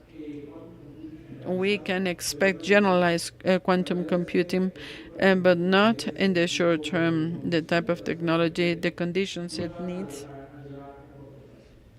will not come in the short term. Cyber criminals will have access to this type of technology faster than when we believe.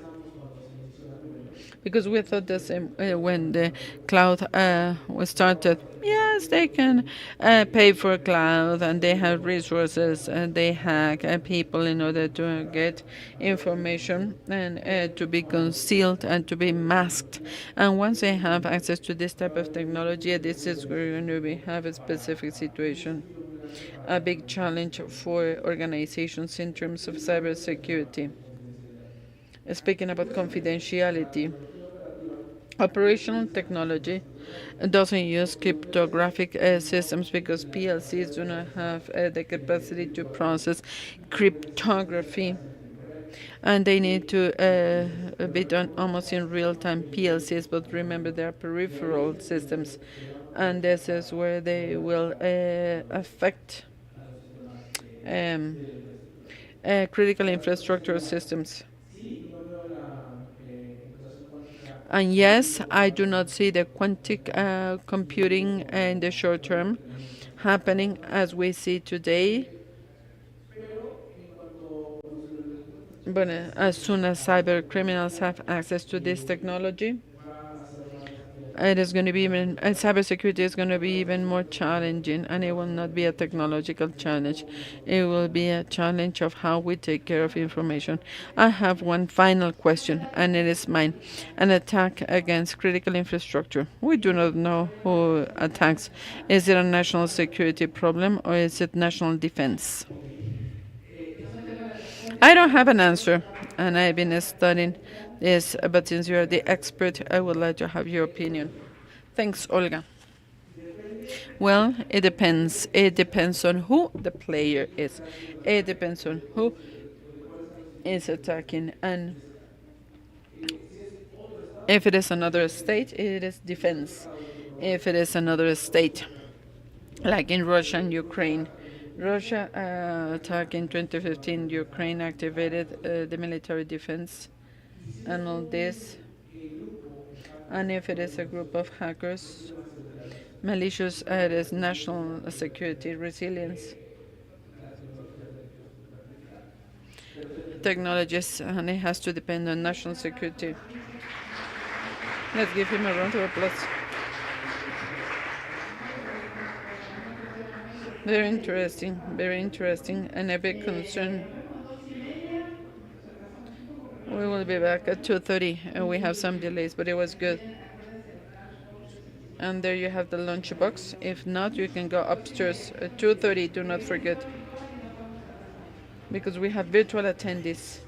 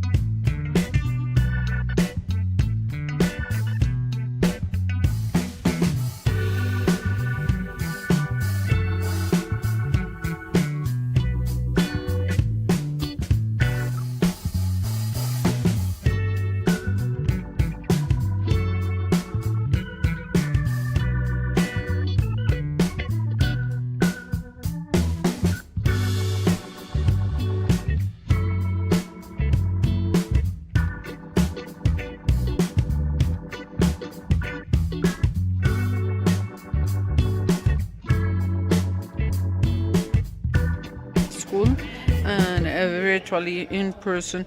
And he has also worked for many, many years in the United Nations in many regional consulting services. He will be in charge of coordinating this panel. And we have friends, Mr. Alfredo Cabelli, and other colleagues who are going to be with us. See, you don't have to read their resumes. Good afternoon. Good afternoon. I cordially invite you all to please start. Y pues, Olga, Adrián, un placer. Well, welcome, Olga. It is a pleasure to share this event with you. Today we will have the participation of colleagues, very distinguished colleagues. Ming Yang, she is a professor of communication studies at the North Carolina University at Charlotte, in Charlotte. She is a member of the Minister of the Chinese Conference on Internet Research and a director for the global project of media concentration on Internet. We also have Dr. Cynthia Solis. She is a member of the consultative, the Federal Institute of Telecommunications. She is a lawyer. She has a PhD in law in Paris, Lex Informatica. Likewise, she with us. We have Dr. Luca Belli. He coordinates the Technology Center he comes from Brazil. He is one of the very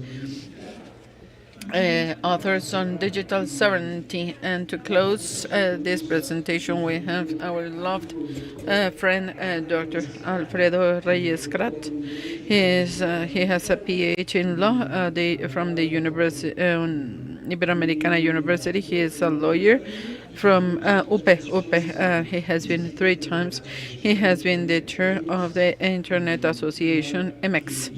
And he is also a point of reference in Mexico. He is the teacher of teachers, professor of professors. It is my pleasure. Welcome. And it is so nice to have you all here. We were going to start, if it's okay with you. We were going to start with the ladies, but I know you have a tight agenda. Luca, you have a tight agenda, so if it's okay with you, Luca, I kindly ask you to please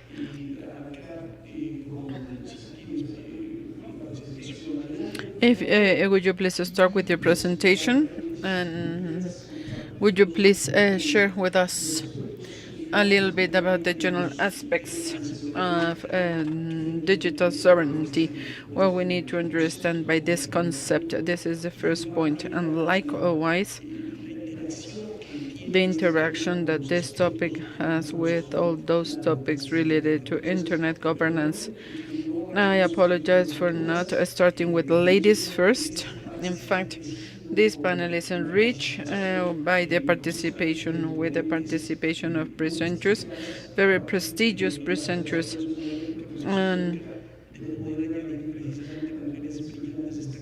And we wanted to have brilliant, outstanding women to enrich this panel. Luca, welcome. Good afternoon, everyone. Good afternoon, everyone. Thanks so much for the invitation, specifically Adrian, and Olga.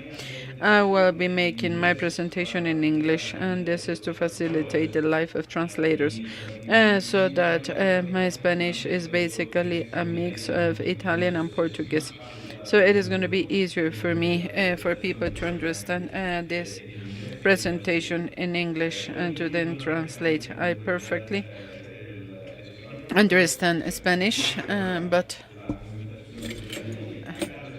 we're going to be speaking about data sovereignty and digital sovereignty, so it is easier for me to do it in English. I also apologize because I need to leave early because I need to pick up my children in an hour. I need to go and pick them up. Bien.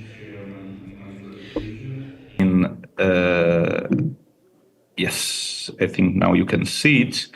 So my presentation is the aim is to connect the overall theme of this session, digital sovereignty, with something a little bit more focused that has a direct connection with internet governance issues, which is data governance, and especially what we end up calling data sovereignty.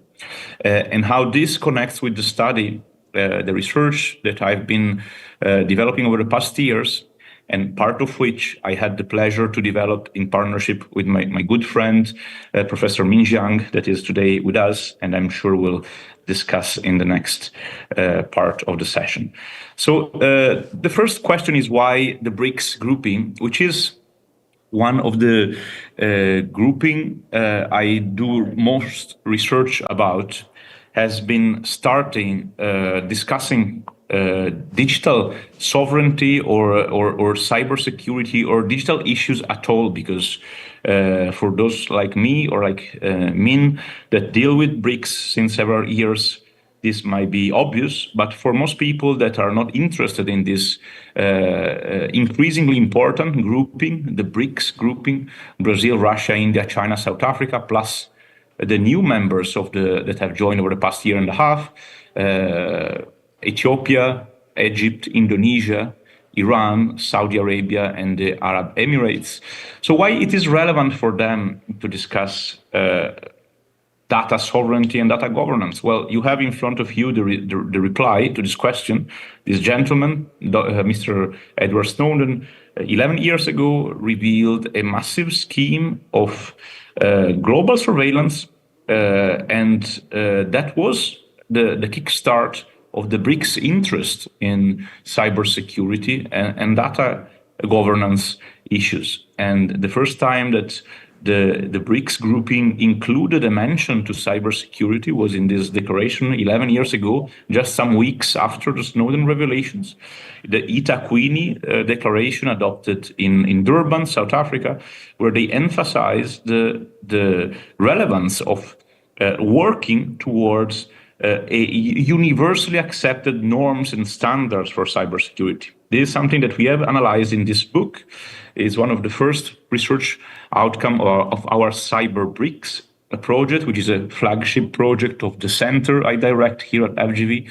And we have been mapping digital policies of the BRICS over the past 6 years.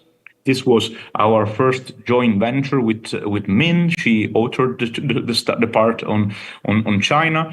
The conclusion of this book was precisely that BRICS countries were going to build their own digital sovereignty some way. And we end up understanding there was an overlap between cybersecurity and and digital sovereignty in the part that concerns control.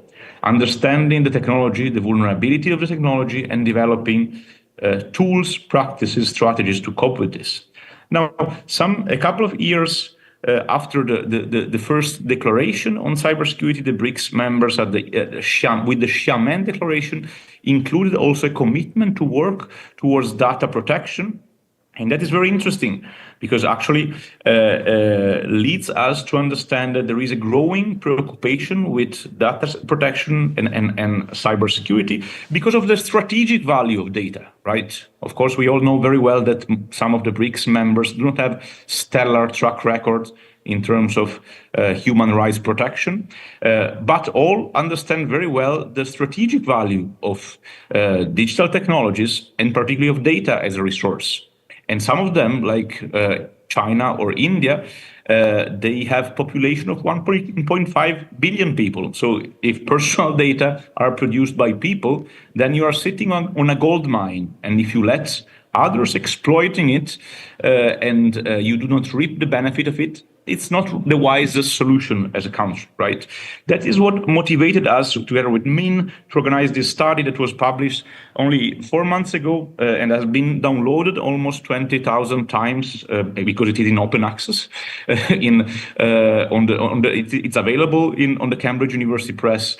website, and here we adopt an agnostic approach to the concept, and we try to track what are the narratives, the policies, the initiatives that the BRICS adopt in terms of digital sovereignty, in terms of the capacity to understand, develop, and regulate digital assets in order to exercise self-determination and control and power over them. And that is where our current debate on data sovereignty stems from. So data sovereignty is a species of the genus digital sovereignty. And it's really about understanding how data-intensive technologies, how they are developed, how can be studied and understood to develop them at the national level and to regulate them so that people, individuals, entire country can keep on exercising their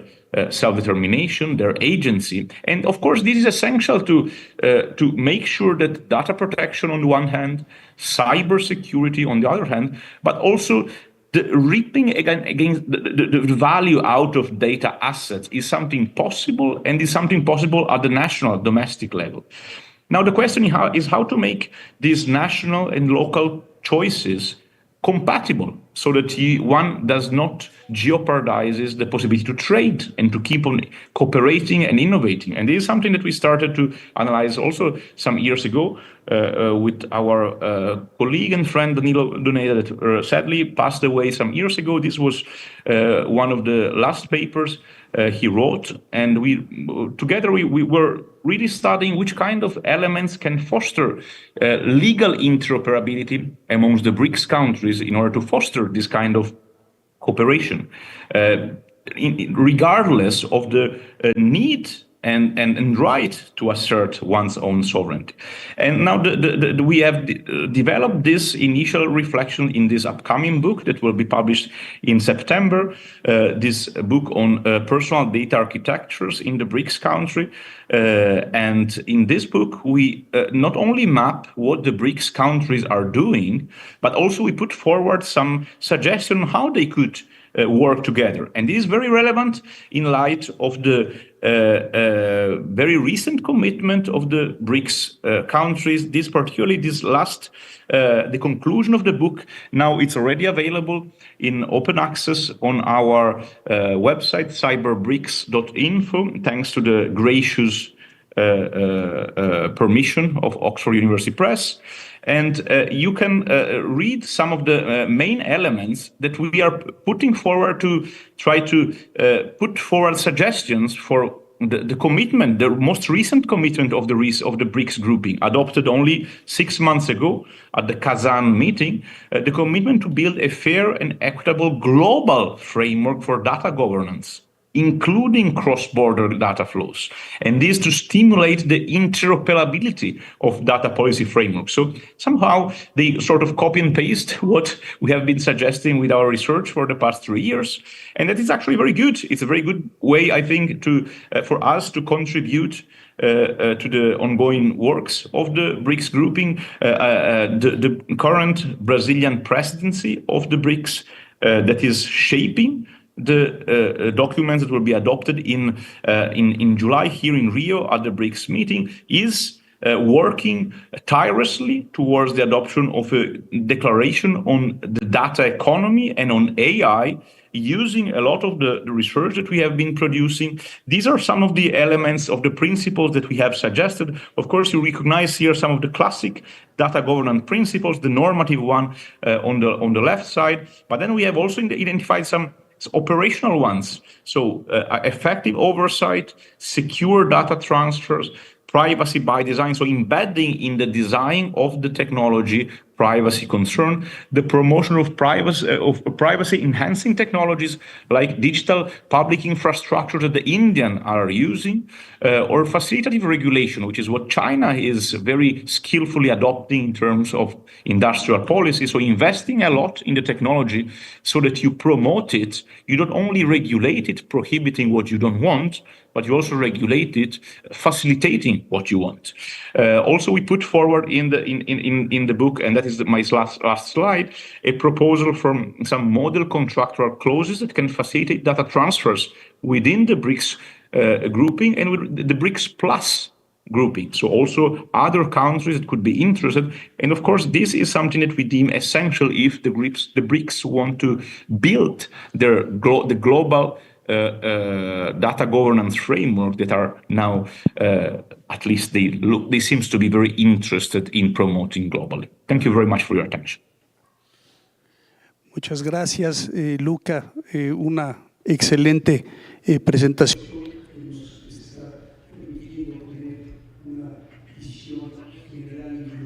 Thanks, Luca, for making this presentation that allows us to have a global view of which are the main topics we are addressing in this context. My understanding is that you have also been working, you and Min, you've been working in a book. You're going to be working in a book, Digital Sovereignty.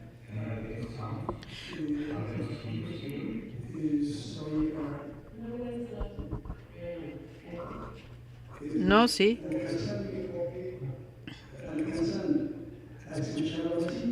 Can you now hear me? Okay.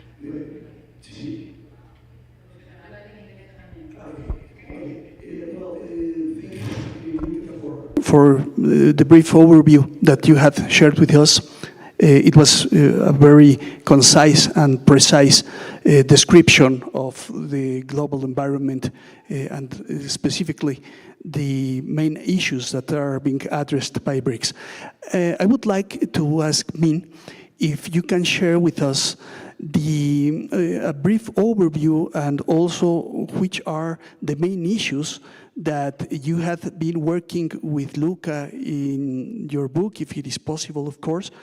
And if you would like to go further into some details about the coexistence of the different areas regarding regulatory, legal, and technological infrastructure. So, Min, welcome to the panel, and the floor is yours. Thank you.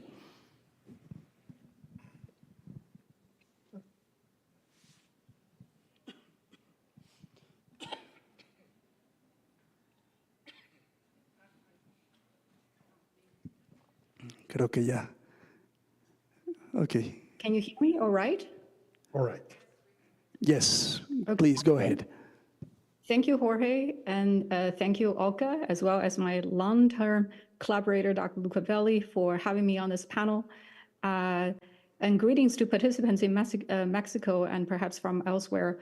Following on what Luca's comments, I want to focus on the conceptualizations and challenges of digital sovereignty from the global south. It's often that we hear from scholars in the global north who have a tendency to dismiss any autonomy seeking and enhancing digital development, policymaking, and regulation from the global south as inherently regressive, resembling different forms of digital nationalism and having the potential to fragment the global internet.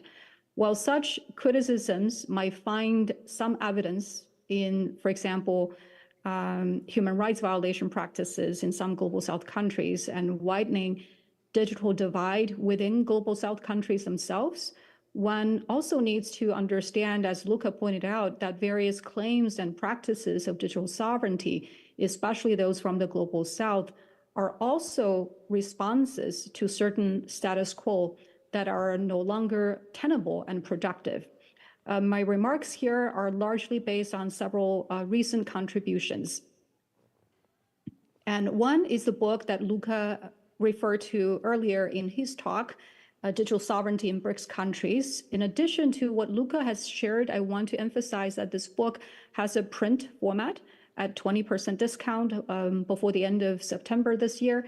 In addition, it's an open access, free downloadable book in PDF and web formats, and we encourage readers and audiences like yourself to download the book, read it, and also share your comments and feedback with us. And another contribution I made recently on the subject of digital sovereignty is an article I wrote for a special issue on digital sovereignty published by Policy and Internet. In this piece, I focus on comparing different models of digital sovereignty from the global South countries between specifically China, India, and South Africa.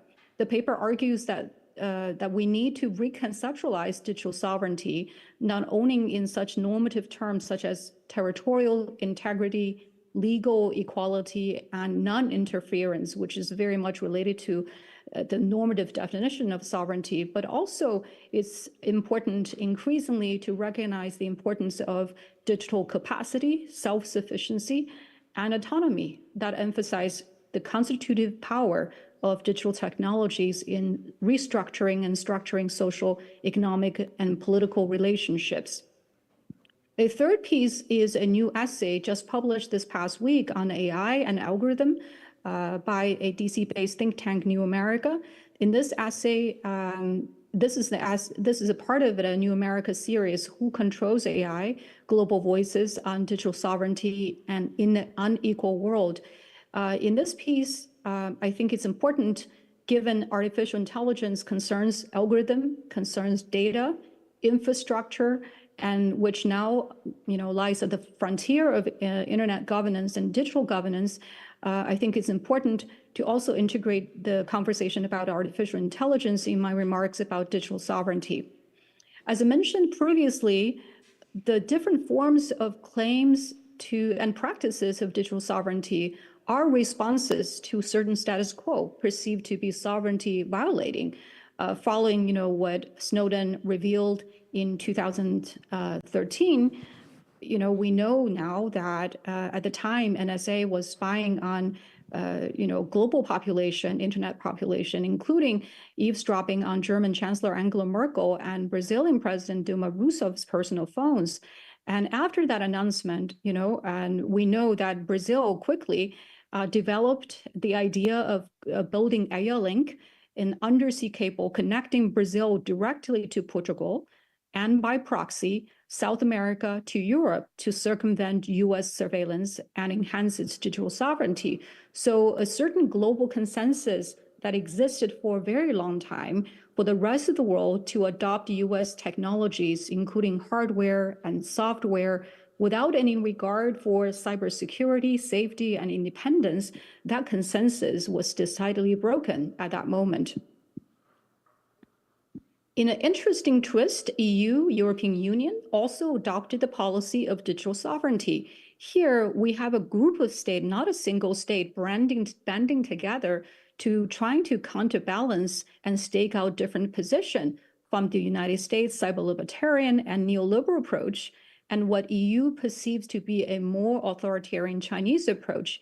In the words of former Chancellor Angela Merkel, who gave a speech at the 2019 IGF, and quote, she said, "As I understand it, digital sovereignty does not mean protectionism or that state authorities say what information can be disseminated, censorship in other words.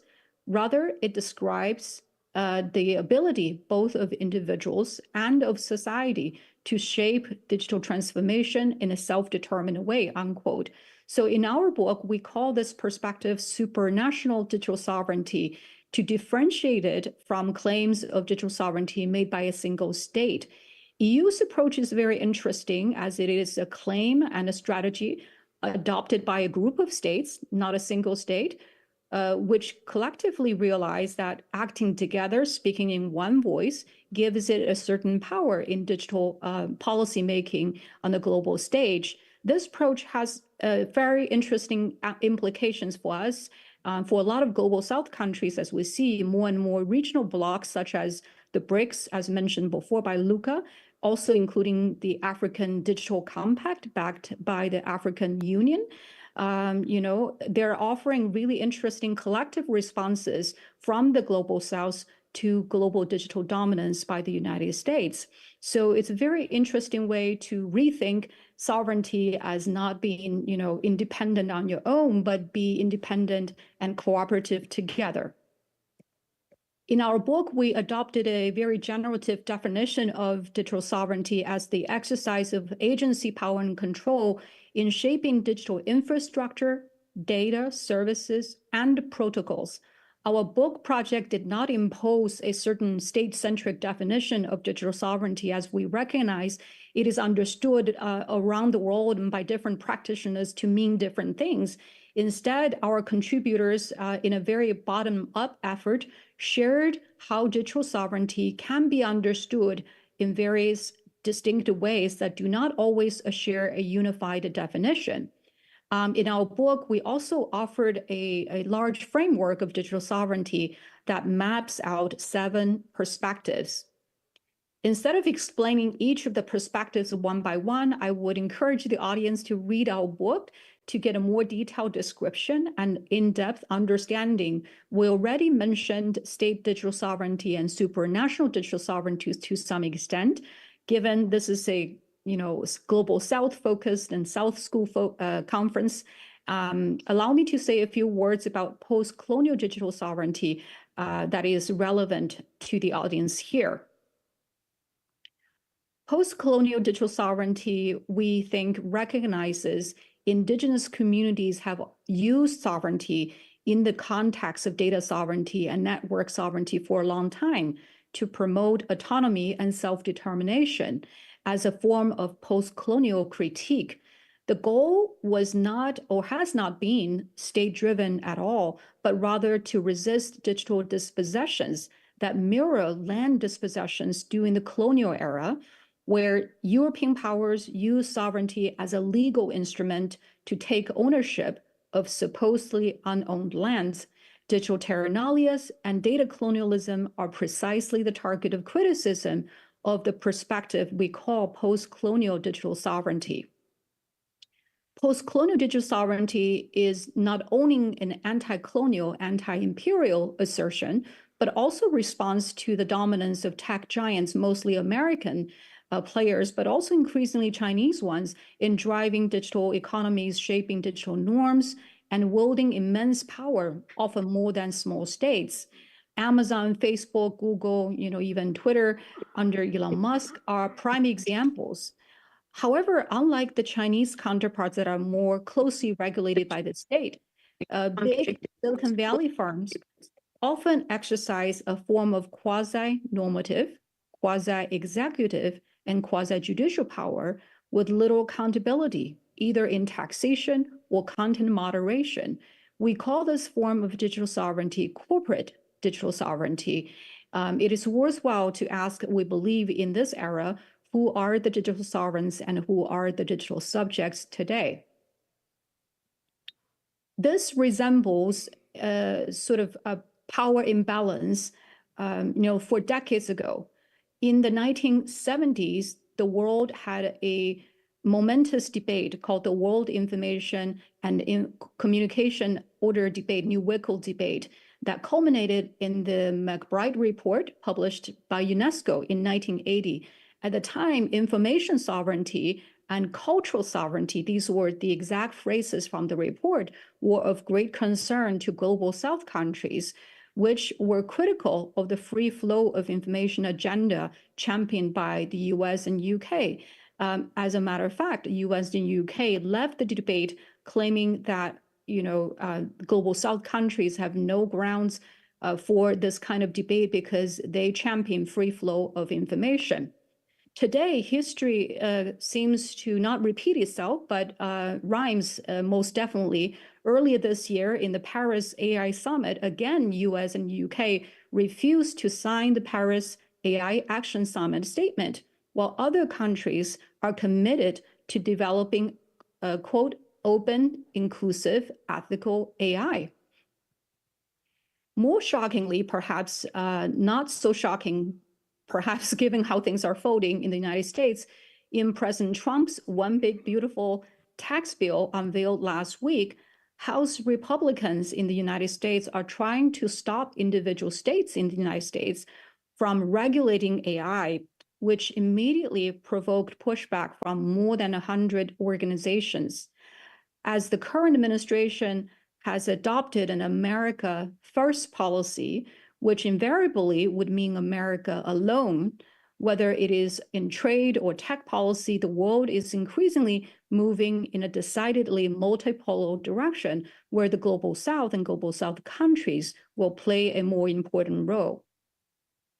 To wrap up, in fact, earlier this month, finance ministers and central bank chiefs from Japan, China, South Korea, and ASEAN member countries issued a joint statement as an indirect warning to President Trump.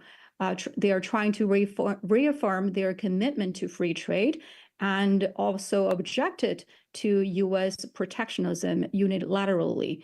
So for us, for me, the post-West multipolar moment has arrived, accelerated by President Trump's tariffs that have clearly backfired. A brief example, in a similar way, U.S. chip sanctions on China have already backfired. Not only did Chinese tech communities in the last few years develop DeepSeek in an open source AI application, despite constraints, Chinese tech giant Huawei has also recently developed chips including Ascent 920 to replace NVIDIA's high-end chips as well. So as you can see, it is important to note that at a macroeconomic level, for instance, the combined GDP of the BRICS countries at purchasing power parity has already surpassed that of G7 countries since 2020, since the pandemic. So in the digital arena, BRICS countries, as Luca has already alluded to, have a wide range of conceptualizations, practices, and policymaking that are really interesting and worth digging into. I won't go into details, a lot of which is very well documented in our open source book, but I want to emphasize that digital sovereignty means to each country on this list or to many other countries and citizens different things with different ideas of human rights, data protection, as well as digital capacities and digital policy making. To conclude, it is also important to keep in mind that under the giant tent of the Global South, there are the Power South as well as the Poor South. It can be argued that more powerful members of the Global South, such as the BRICS countries, given their global influence and ambitions, may not always recognize the challenges of small nations or represent their interests. However, what is important to recognize is that the world is clearly changing, the likes of which we probably haven't seen during our lifetime. And in this new world, Global South countries are going to play a more and more important role. Thank you.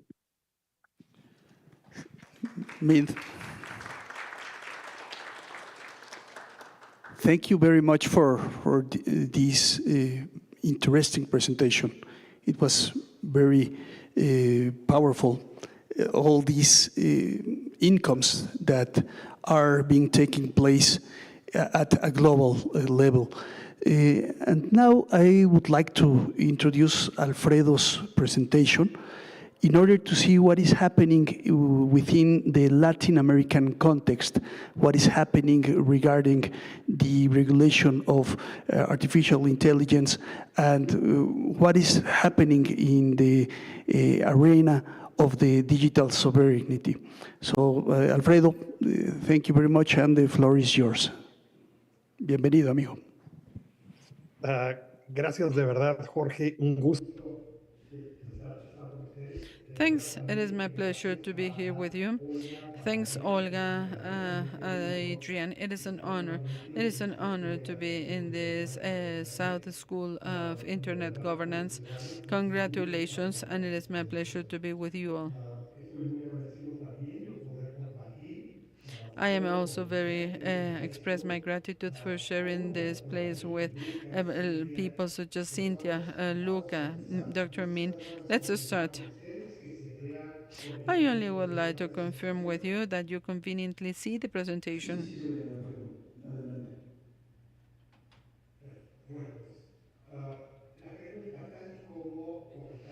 As Jorge said, what is the influence of the new international regulations and the regulation of artificial intelligence of the European Union in the development of data regulatory frameworks in Latin America? These international regulations, such as the regulation we were mentioning before, are having an indirect but meaningful impact in Latin America, specifically in how the countries in the region are starting to design regulatory frameworks for data, for artificial intelligence, and for the digital government. This regulation of artificial intelligence of the European Union establishes a risk-based approach, and it is promoting very specific principles such as transparency, traceability, human supervision, and respect of fundamental rights. This has produced a regulatory effect that is going beyond. We have the Brussels effect, where this regulation is giving a rise to international standards, and many Latin American countries are observing this standard, and they're aligned to globally accepted standards because of technological cooperation. And countries such as Brazil, Mexico, Chile, Colombia, it has similar principles: ethics, transparency, mitigation of biases in the regulatory proposals, and guidance and artificial intelligence strategies. There's international cooperation on multilateral entities like the ones we have mentioned: CEPAL, Inter-American Development Bank, and the OECD is working in order to work with frameworks and the law, the artificial intelligence law. And the standard, this regulation speaks about levels of risk, minimum risk, video games, spam filters, limited risk, such as chatbots, high risk use in transport, marketing schemes, credits, recruitment of staff members, and unacceptable risk when it is making reference to biometrics, management in the social media, to how to manage identity in the social media. This regulation its aim is to guarantee artificial intelligence. It doesn't want to limit the possibility of using AI. The idea is to impose obligations to vendors and those responsible for deploying AI technologies,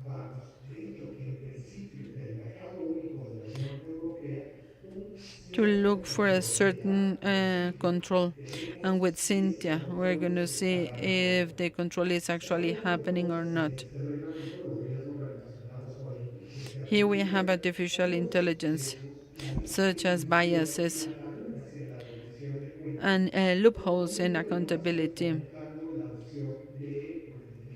And we have the adoption of AI, promoting a safe AI adoption or with less risk. This is the first legal standard in the world to regulate artificial intelligence, and these provisions can become a reference point internationally, speaking about a regulation of artificial intelligence, speaking about data privacy, and it can promote an ethic, safe, and reliable AI all over the world.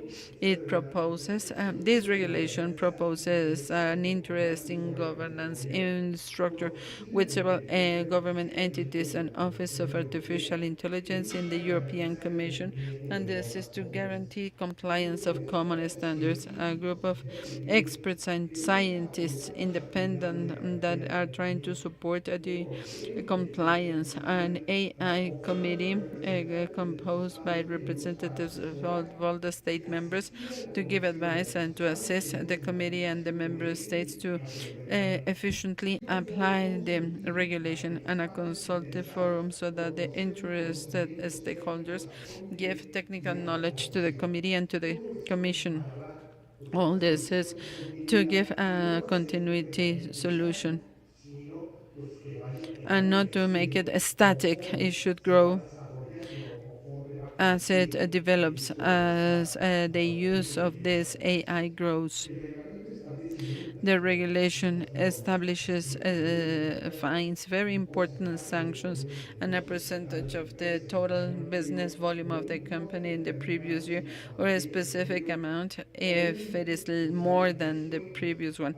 Obviously, there are discounts for SMEs and for emerging companies because at the end of the day, what they want in case they face some of these sanctions, they have proportional fines. Now let's see the progress that exists in the implementation of intelligent data governance and sovereignty. And here we're going to be speaking about national frameworks and strategies.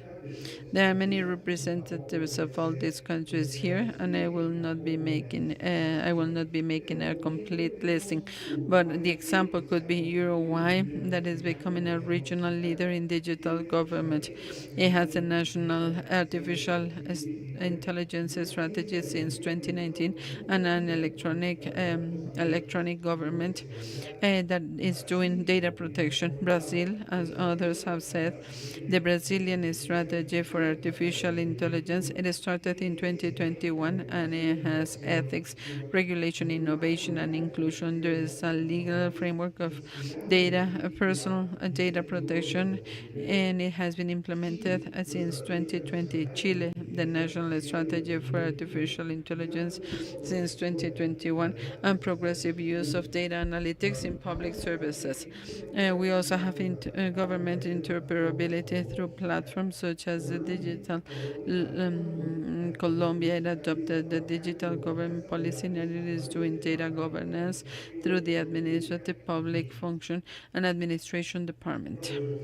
We should not forget about other Latin American countries, but I would like to say that in Mexico, in some provisions, speaking about data protection, the new federal data protection law in possession of individuals, it was just published last month. It contains interesting definitions.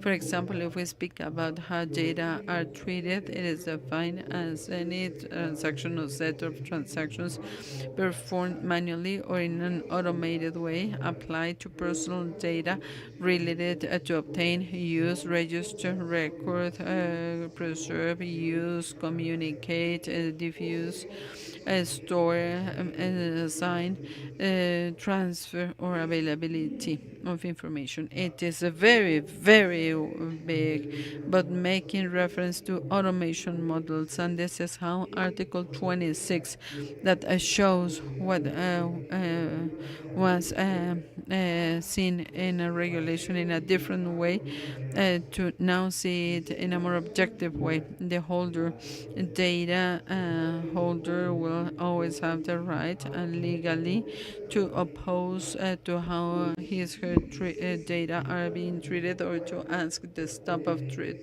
or ask to stop the treatment, as long as there is a legal cause. But what is interesting is when we see if personal data are being subject to automated treatment that will have undesired legal consequences, or if it significantly affects interests, rights, and freedoms, and if it is used to assess without human intervention some personal aspects of the person, and to analyze and to predict what is the professional performance, economic situation, health status, preference, sexual preference, reliability, and behavior. There is a very interesting exception to this when the treatment is necessary to enforce a legal action. But look, we're speaking about automated treatment without a human intervention. So there is a specific provision today that is making reference to what we could say is AI. And now, with respect to data and infrastructure and interoperability, national interoperability platforms have been developed, and it allows public institutions to efficiently and safely share data, and the use of open data or open data, open finance is making progress. Open banking and visualization tools affordable, accessible to citizens. There is progress being made, and there is more to do, at least in the financial setting, to be regulated in Mexico. But now we are looking at that. Several initiatives, mainly in Brazil, Uruguay, and Chile, include ethical frameworks and guidance to develop transparent algorithm, but many of those are not legally binding yet. We discuss the need for algorithmic ethics committee, and Cynthia, she's going to be speaking about more than 50 initiatives in Mexico that make a specific reference to AI. And last but not least, we have the ethics side, because this is what we said before. And despite of the fact Latin America doesn't yet have a specific regulation for AI like the European Union, the new international regulations technical influence at the regional level, data governance and digital government, and making progress with more sophisticated strategic frameworks. Despite of the fact there are important challenges, speaking about resources, technical capacities, and interinstitutional coordination. Thanks so much for the opportunity to address you. And now we will give the floor to Cynthia. Thanks so much, dear Alfredo, for this presentation.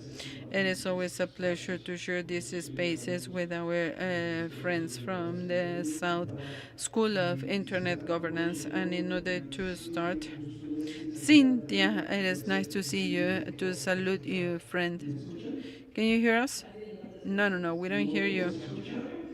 No, no, no, they don't hear us. Yes, now they can hear us. Welcome, dear Cynthia. We're very happy to have you here. We have 6 minutes. 7 minutes, Olga says, to see the legal situation of Mexico.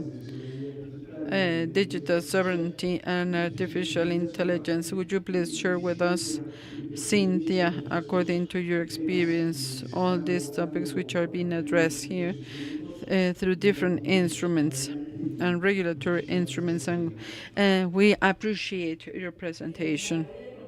Yes, can you see my presentation? Yes? Well, in order to make some time adjustments, and it is a topic that, as you can tell, it is my passion, and I would like to thank Olga and Adrian for this invitation, because they are part of my family. I am part of the family. I was a student at the SSIG, and it's been like a family to me. Now I have many contacts, and I know people, very valuable people, such as Dr. Min, Luca, thousands of people, lots of people. I have a bigger presentation, but I will make it shorter. I will start with a provoking question to know if we can guarantee an effective data governance. Why am I saying this? Because even with models, everything can be more perfect. But let's think we have a regulatory or ideal governance model, or for example, now that we're speaking about the regulatory framework of artificial intelligence, lawyers always have this trend, and I believe this is a deformation of our as a school. Each time we have a problem, I know when things we know are not is not useful, we tend to regulate, and the regulation will not be useful. A regulation looks nice in paper, but it is not consistent with technological development. So my question is, data governance models would allow us to control that information used to train artificial intelligence models, I was speaking about the different models and of governance, but I will now directly speak about Mexico. Dr. Min, they have spoken about these regulatory models, and Alfredo, the international trends. Let's speak about where Mexico is going to. No governance model is going to be bad. They have advantages and disadvantages, but how it is implemented, and for this I will be speaking about the regulations. And for example, if we review each one of those separately, uh, it will not be a big uncertainty, but if we see the global overview of where Mexico is going to, I believe it can be very uncertain. There is a project, Llave MX, for those who know the story of the data protection regulations during the 70s. Think about the computing capacity of the 70s. It has nothing to do with today. And in France, there was a project, and the name was Safari, but it was never implemented. It was an information centralization model for French citizens.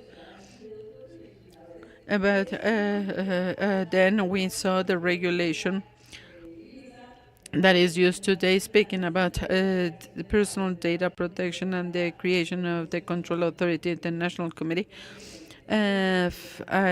information, and that is a reality in Mexico. In France, it was never implemented, but now we have it in Mexico.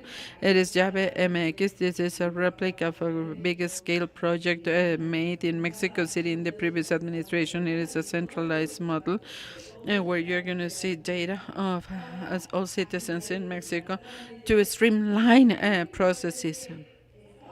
Something very important is that here we have the Federal Republic model, the powers of the states, the objective reality of each state. Transactions and procedures are very different. In Mexico City, for example, we will not have an agrarian registry or cattle registry, things that can be found in other places. Something very important, it isolates vulnerable population, indigenous children, people with disabilities, elderly people, regardless of the fact that today in Mexico, despite of the big progress we are doing in connectivity, there are groups of people that do not even have access to electricity or actual technological things like the power outage. You're going to be with no power, and you rely on electronic systems.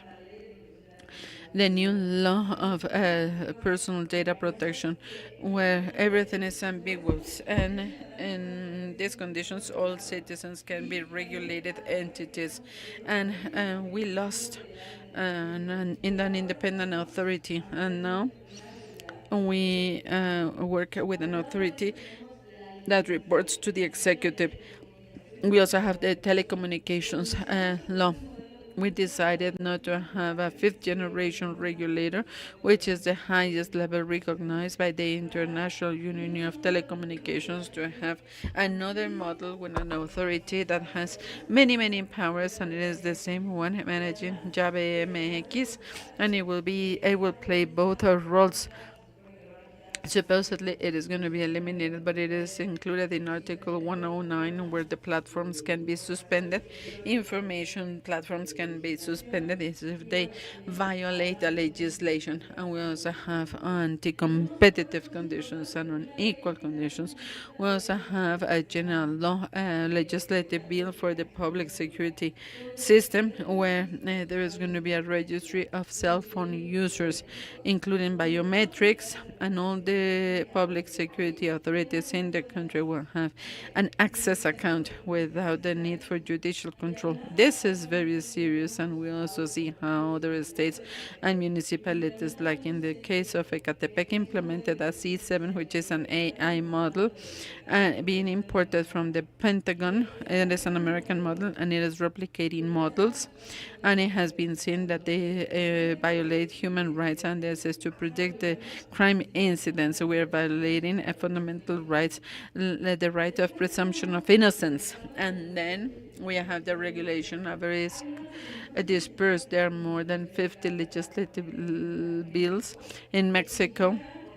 And somehow they show the lack of knowledge of AI, the risks, and the usefulness.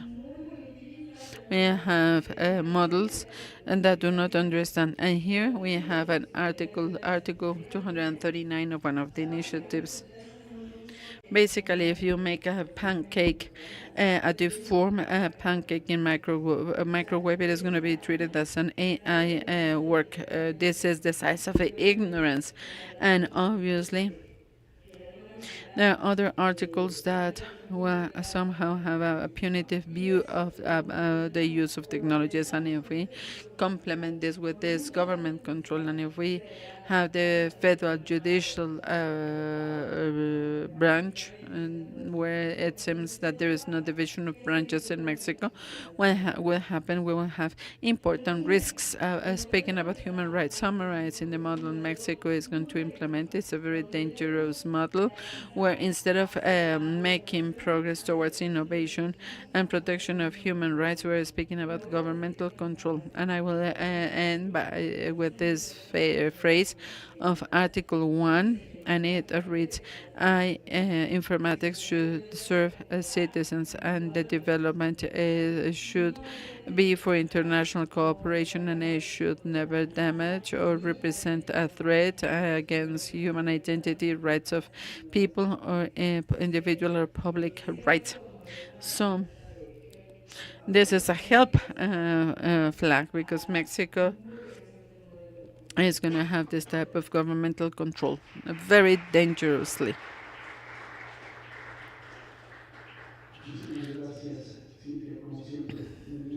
Thanks, Cynthia, and it is always a pleasure to listen to you. It is a pleasure. And it is a pleasure to be with you. Gianluca left the session, and thanks so much. And because of time reasons, we need to go to our next presenter. We will not have the questions now. And I would like to express my gratitude again, and greetings. I hope to see you soon. También muchas. Time for questions. If we have questions, we will send them to you. Very, very interesting. And regards from Mexico, beautiful Mexico. See you somewhere in the world. Ciao. Ciao. Bye-bye. Sí, yo tengo todo. Gracias, Jorge. Magnífico, como siempre. Un gusto tenerte. We'll go to our next speaker. ¿Alguien me habló? Dennis, are you there?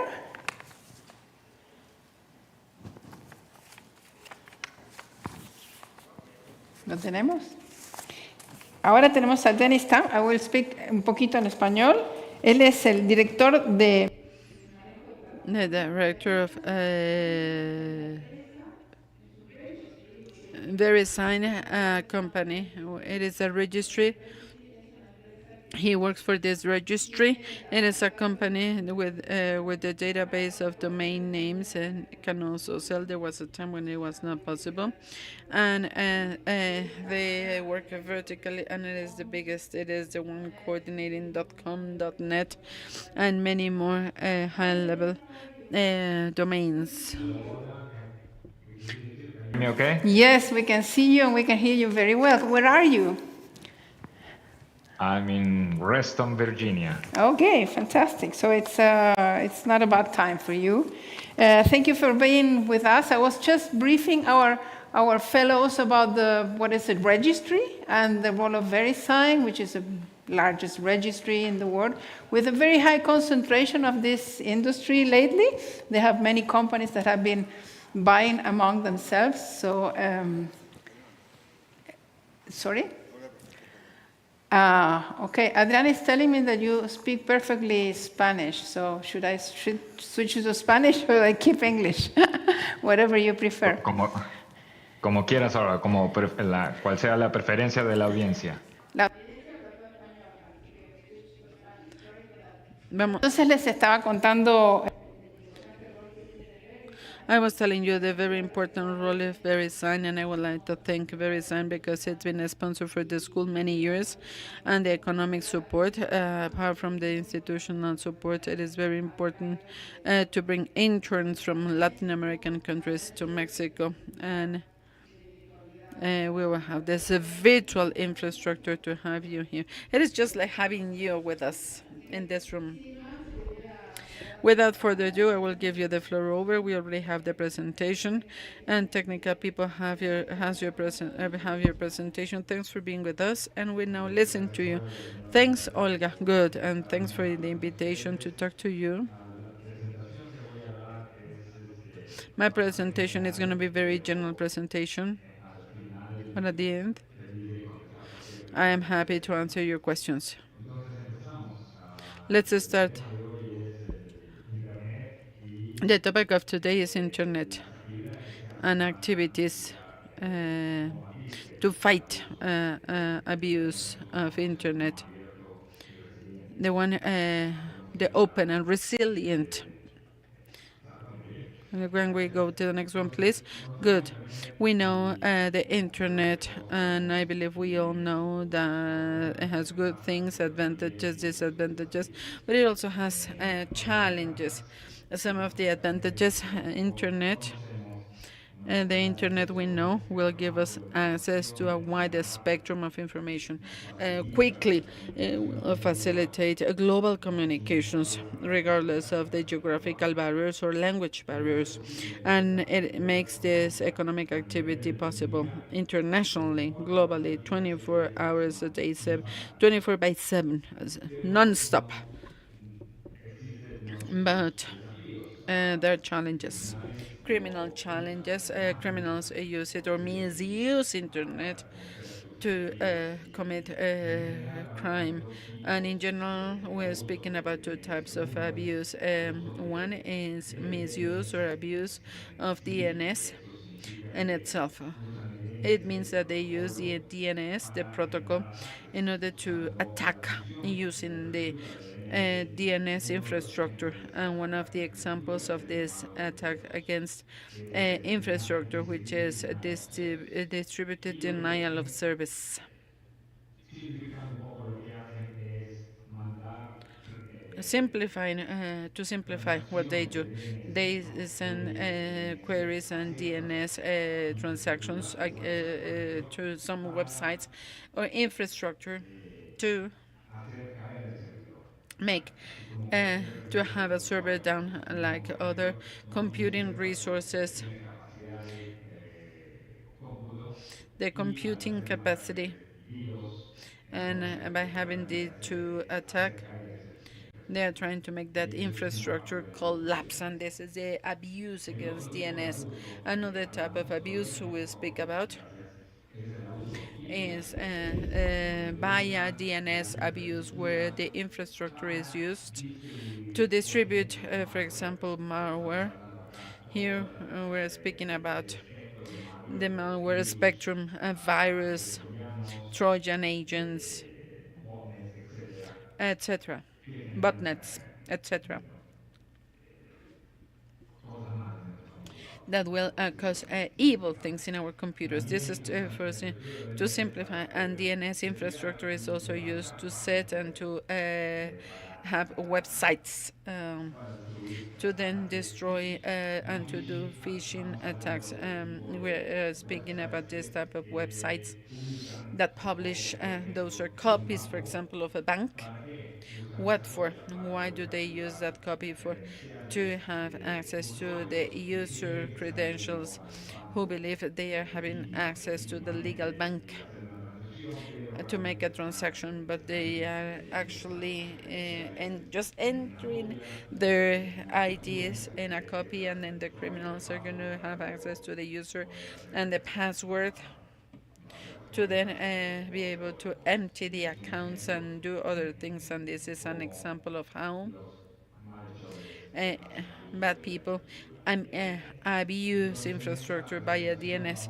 So in this presentation, we're going to be speaking about this type of abuse via DNS. And we can now go to the next slide. And speaking about this abuse via DNS, we're speaking about the ecosystem and the industry of domain names. And I will be I will stop here to speak about this industry. Later, we will see a slide and that better shows on this. But when we speak about the industry of name domains, we're speaking about three entities. ICANN, the regulating entity. ICANN means Internet Corporation of Assigned Names and Numbers. This is the regulating entity that manages, coordinates the distribution of domain names at a high level as well as IP address blocks. On the other hand, again, we have VeriSign or registries. VeriSign, our work is to we manage and we process, we manage domain names, and we facilitate the denial of domain names and IP addresses, and we facilitate then scrolling through these domain names. On the other hand, we have the registrants and registrars. These are the entities with which the end user is going to be in touch. You can buy a domain name, and in some cases, you can even buy hosting so that you can host your website to have your email addresses and other adjacent services for online presence and e-commerce. So again, when we speak about the domain names, we're speaking about ICANN registries, high-level registries, and registrars, who are the registradores, registrars. Those are the three ones we will focus on. What is the type of activity we've been doing in this ecosystem, in this industry, in order to fight abuse via DNS? Here you have an example, only an example of what we have done in the last 4 years. Abuse is something that we have discussed many years in ICANN, but we do not have time now. We have limited time to speak about this, and these are only a few examples. Let's start with the best practices. The CPH. This is another acronym. If you follow ICANN, you're going to listen and you're going to see in the documents and in the session. CPH is the acronym for Contracted Party House, and this is a combination of a registry and the registrars. Why? Because we have agreements with ICANN, and this is how ICANN governs services and obligations that we need to stick to.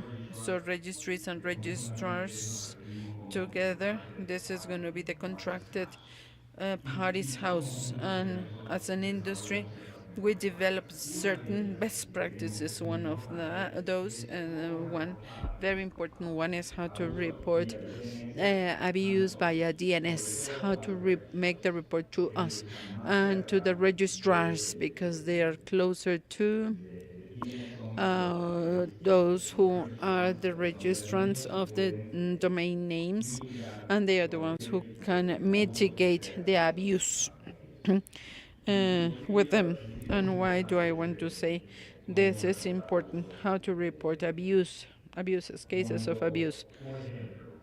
For example, if we are notified about phishing, we need certain elements, we need some components in order to verify that information and to take some measures at a very general level. How phishing is reported, we need evidence that there is an intention to replace the identity. For example, to take someone else's identity. This would be a copycat of the website of a bank.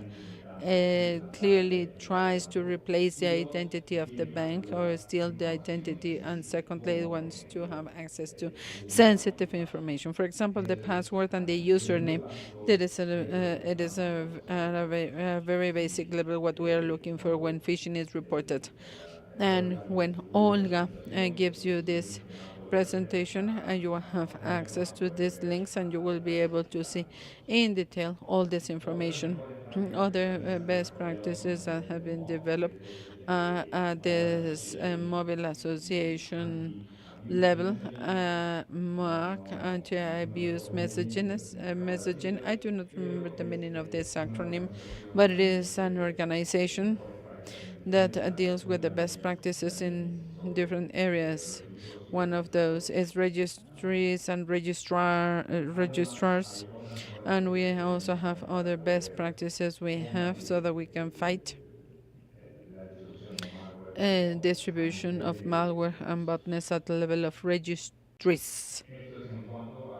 This is speaking about the best practices and that we implement. And we also make it available to other registrars which are not part of the ICANN community. And speaking about ICANN, last year, new obligations were implemented at a contractual level, and with this contractual level obligations and registries and registrars included in their agreements with ICANN. Now ICANN has better tools in order to enforce and to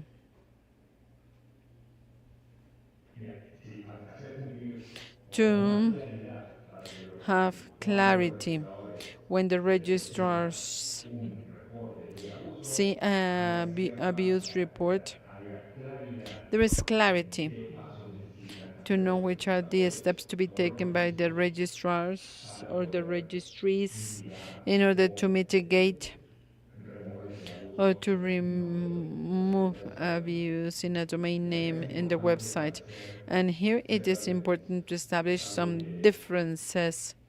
This is something that at the DNS level, the level of registries and registrars, there is a tool, they have a tool, and this is to simply suspend the domain name. And suspending the domain name, it would mean that all the services are going to be offline. And by having this tool, you need to be very careful to know when it has to be used. When we speak about phishing or abuse, we need to establish when the registrar receives an abuse information. This phishing has to be established, and the domain name at a second level, or if it is in one part of the website where the website operator has been a victim of hacking, and the phishing website will simply receive in one portion of the website, but not the whole website. So we want to minimize. We don't want website operators and users, we don't want them to be victims of suspension. And instead of suspending the domain name, what they would need to do is to contact the hosting company and to be able to take the page down from the tree website structure. I hope this is clear to you. Now let's move on to the third point. We've seen the best practices, compliance, better contract or agreement tools. ICANN, and this organization has introduced some tools. ICANN Domain Metrica, and this is a metrics tool. They all have access, and if you have an ICANN account, and if you have ever attended an ICANN conference, you have a username, and that would allow you to use some metrics, and you will be able to see how ICANN measures the level of abuse in the industry in general. Another project is a study, the Inferma, and this informal, and it means inferential analysis on malicious registrations, and what it is studied, or what it is studied in a specific time range. It is studied the names of domains that were registered with the intention to distribute malware and to distribute phishing to phishing websites. And what I did was to distribute and to try to find a correlationship between which are the attributes offered by registrars, which attributes could be more appealing to the eyes of this type of registries.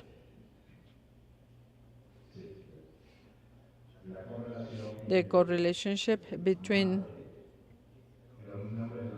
name of domains that were registered with a criminal intention and the attributes that registrars have used. That is an interesting study. If you have the time, I recommend you to read it and to draw your own conclusions. And it is important, and it is a segue for the next point of this slide. All this information, all these studies will help us take another step in the that the industry is taking to keep making progress and to evolve on how we mitigate, how we fight this abuse via DNS. Last year, as I said, registrars, ICANN, and the contracted parties established new obligations to increase the number of minimum obligations each time we receive an abuse report, but it is not the end. We see what other opportunities to improve there are, and this is what happens.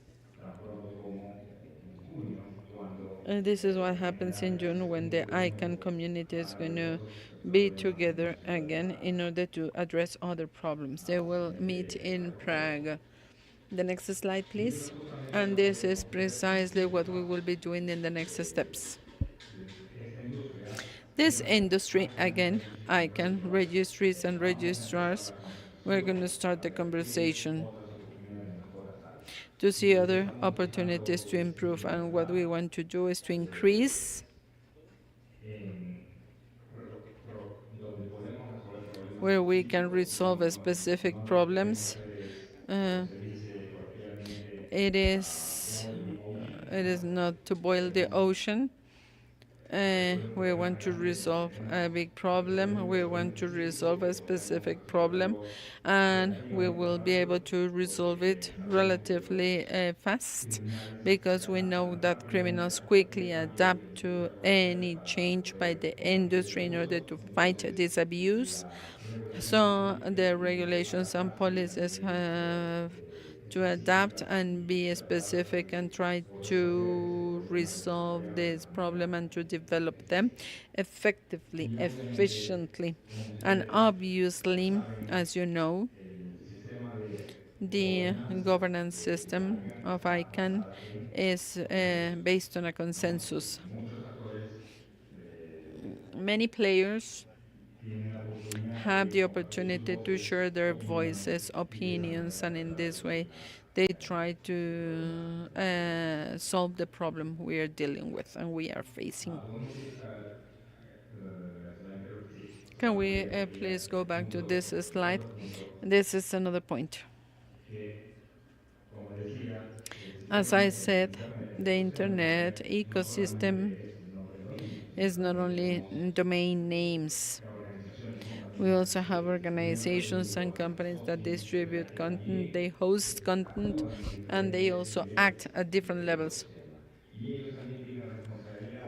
And in this ecosystem, and they also have responsibilities, and they have some technical capacities that can help mitigate and fight abuse. They do not participate in ICANN. There are other venues so that we can collaborate with the system. And we want to find good practices where information cannot be shared or to automate reports and collaboration in general across the industry. And the ICANN is a unique governance system, but it is limited to registries and registrars. How to collaborate through in this ecosystem? It has challenges, obviously, and organizations which are distributed across the world through technologies. But there is a will by this industry to collaborate and to try to mitigate this abuse at the level of system, not individually, and our silos, not as silos. Now we can see the next slide, and I believe this is the last one, and it is open to questions and to respond to your comments or observations. Let's let's give him a round of applause. Thanks for this presentation. I have two questions.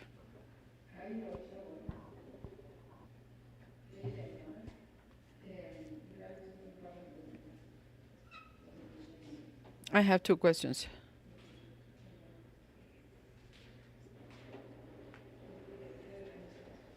And introduce yourself. Thanks for your brilliant presentation. I am Javier from Peru, University of Lima. I would like to ask you something. In Peru, there is a neutrality of the network. It includes blocking domains, soccer, the ones that stream movies like Cuevana, and for the streaming of soccer games, and it is network neutrality. But if we take it to engineering level, the blocking will be done by blocking DNS. So the DNS of Cuevana.tv, and they will identify the IP. And then this is how this IP is going to be blocked. And each time they do this, they will be blocking up to 400 internet domains. And I would like to know if it is the engineering version, if it is possible. Because we talk to kids when we are teaching computer networks, and then they say 8.8, 8.8, the one by Google, and that's it.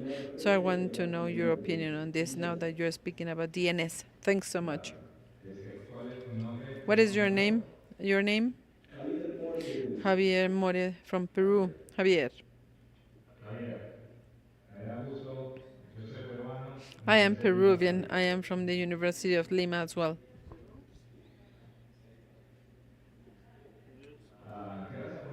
Thanks for your question.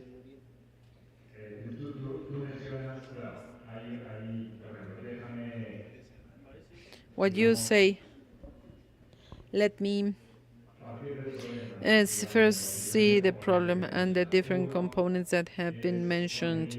One is content that I think is illegal because of blocking, etc. There is a copyright thing, a copyright issue. You also spoke about IP blocking, and I believe this is at the ISP level, Internet Service Provider. At that level. So this is part. The ISP is one of the levels of this internet system. ISPs do not participate, and those are not regulated by ICANN, which is the domain names. What I have read is that there are some governments, unlike domain names, ISP is sitting, it is telecommunications.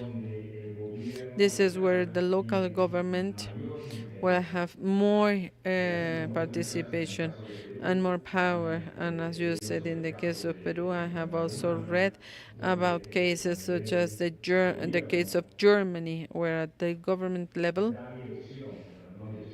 it is a direction.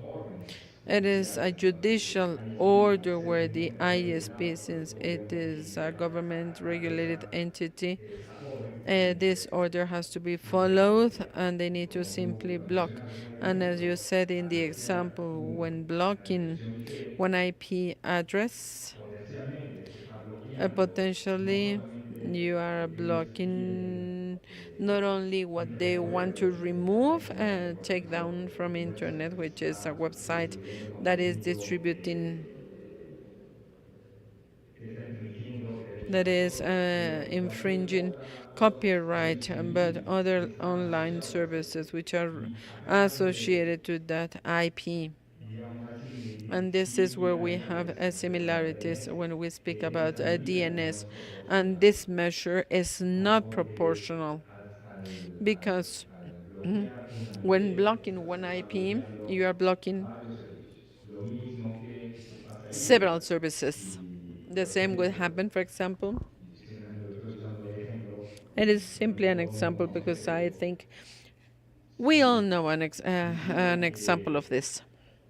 We all know Facebook. What if we want Facebook.com to get suspended because harmful comments are found, or because malware is being distributed in one of the URLs that you can find in the comment section of Facebook?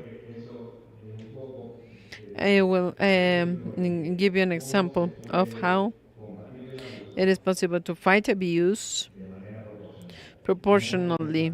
It is not through the taking at the name of Facebook.com and now down, because we know it is a big system, but it can also then use another website by a smaller business, but it will have a forum, for example, and if you are or a link distributing malware and they ask for the suspension of the domain name of that website of that small company, then all services will get suspended. So here, what you are saying is important, which is proportionality in DNS or at the ISP level, and all these services that distribute content multi-geographically. Thanks, Denise. Thanks for your question. Are there more questions? I have one question. Do you think, now that we have new TLDs, we have many new TLDs as of 2012, and now as of next year with the new round, there are going to be are there going to be more attacks against DNS specifically because VeriSign should have security infrastructure, world-class security infrastructure everywhere, taking care of all databases, and I do not know if all the others will have the same level of security, and what happens to the different countries. Can they all have the same level of security? And isn't it security stressful for all the different interconnections with the databases of domain names? Thanks for your question, Olga. Yes. By expanding. And let me take one step back. Criminals will always look for a way to commit crime. They are always getting adapted. They are using new technologies. Now that we have all these new software and creation technologies and fast content creation, I am not speaking about AI as normally referred to, but this is constantly changing and they will always look for tools to be used. Domain names, unfortunately, this is something they will always use. And I believe this will not change. Now, how? TLDs, high and level names, how it can go against all those activities. And yes, this is an important question. Now, here we have one distinction we need to make, and you said it. One is high-level names regulated by ICANN, which is a GTLDs, generic top-level domain names, and the CCTLDs, country code TLDs. And GTLDs are regulated by ICANN, and this is why you should have the minimum number of operational standards. One of those is to have certain level of availability. So there is an indication they need to have robust systems so that they can mitigate any type of attack. Speaking about the country codes, it is going to be more variable. They are not all ICANN regulated, and they depend on the regulation of those governments, and availability is different. But it is an important question, yes. But I believe I'm trying to look for a word, for the right word. GTLDs, by having this minimum operational requirements, operation availability, they need to have a robust system. Do we have more questions for Dennis? One more applause for Dennis. Thanks for your time. Thanks for your Spanish, because everything is easier for everyone. It is not the language you speak when working, but thanks so much. Thanks, and Danny, we might. I'll see you in Prague. Greetings from the interns and from Adrian. Thanks and bye bye. Coffee time. Very good questions by the Peruvian friend.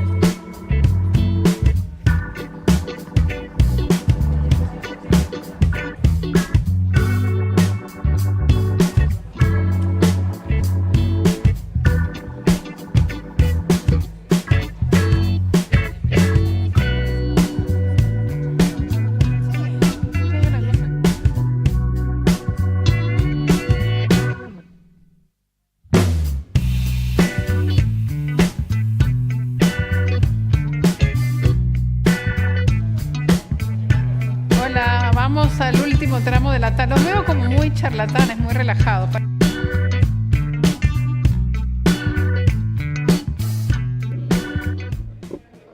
I see Jorge, but he's talking and talking and talking. He doesn't stop.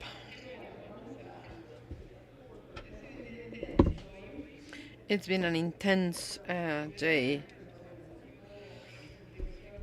Let me talk to the new director of orchestra.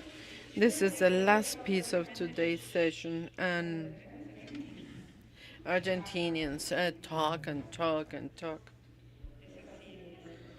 That is the Latin essence and Italian essence. People, let's go to the last panel of this afternoon. Challenges, cybersecurity, and guiding principle for regulation. Here we have Ernesto Ibarra Sanchez, a big friend of the school for many years. He is very important in coordination and cybersecurity organization. Welcome. It is always our pleasure to have you here with us.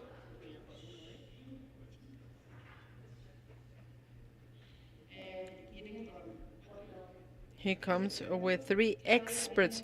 Claudia Escoto Velázquez, co-founder of AMS and director of personal data protection for Info CDMX. Jonathan Lopez, legal defense manager and economic matters, privacy and telmex cybersecurity. And Daniela Ruiz Dominguez, director for cybersecurity and conventional weapons. Welcome all. And before you start, some of you have asked about the photographs. Are we going to have everything in a binder? Yes, someone is giving me a thumb up. Drive, and then you're going to be given the link. And this is, it would be useful if you could share it in the media and to say that you are wonderful and that we are wonderful as well.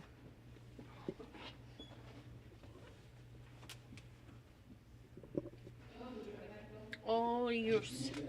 All yours, Ernesto. Thanks.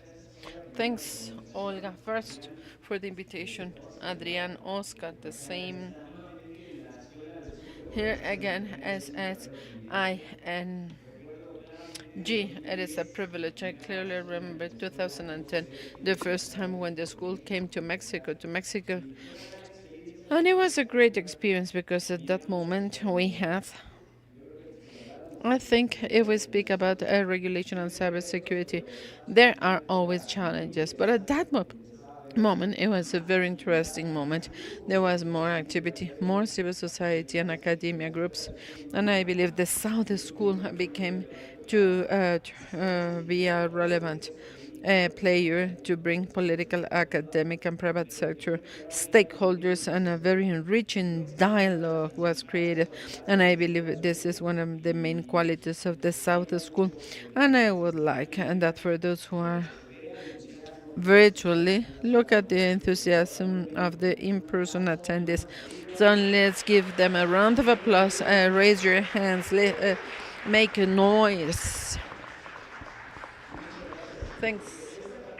This capacity to be here in a hybrid model, we can go beyond time and space. So the energy we just sent to those who are online is a motivation for them to log in.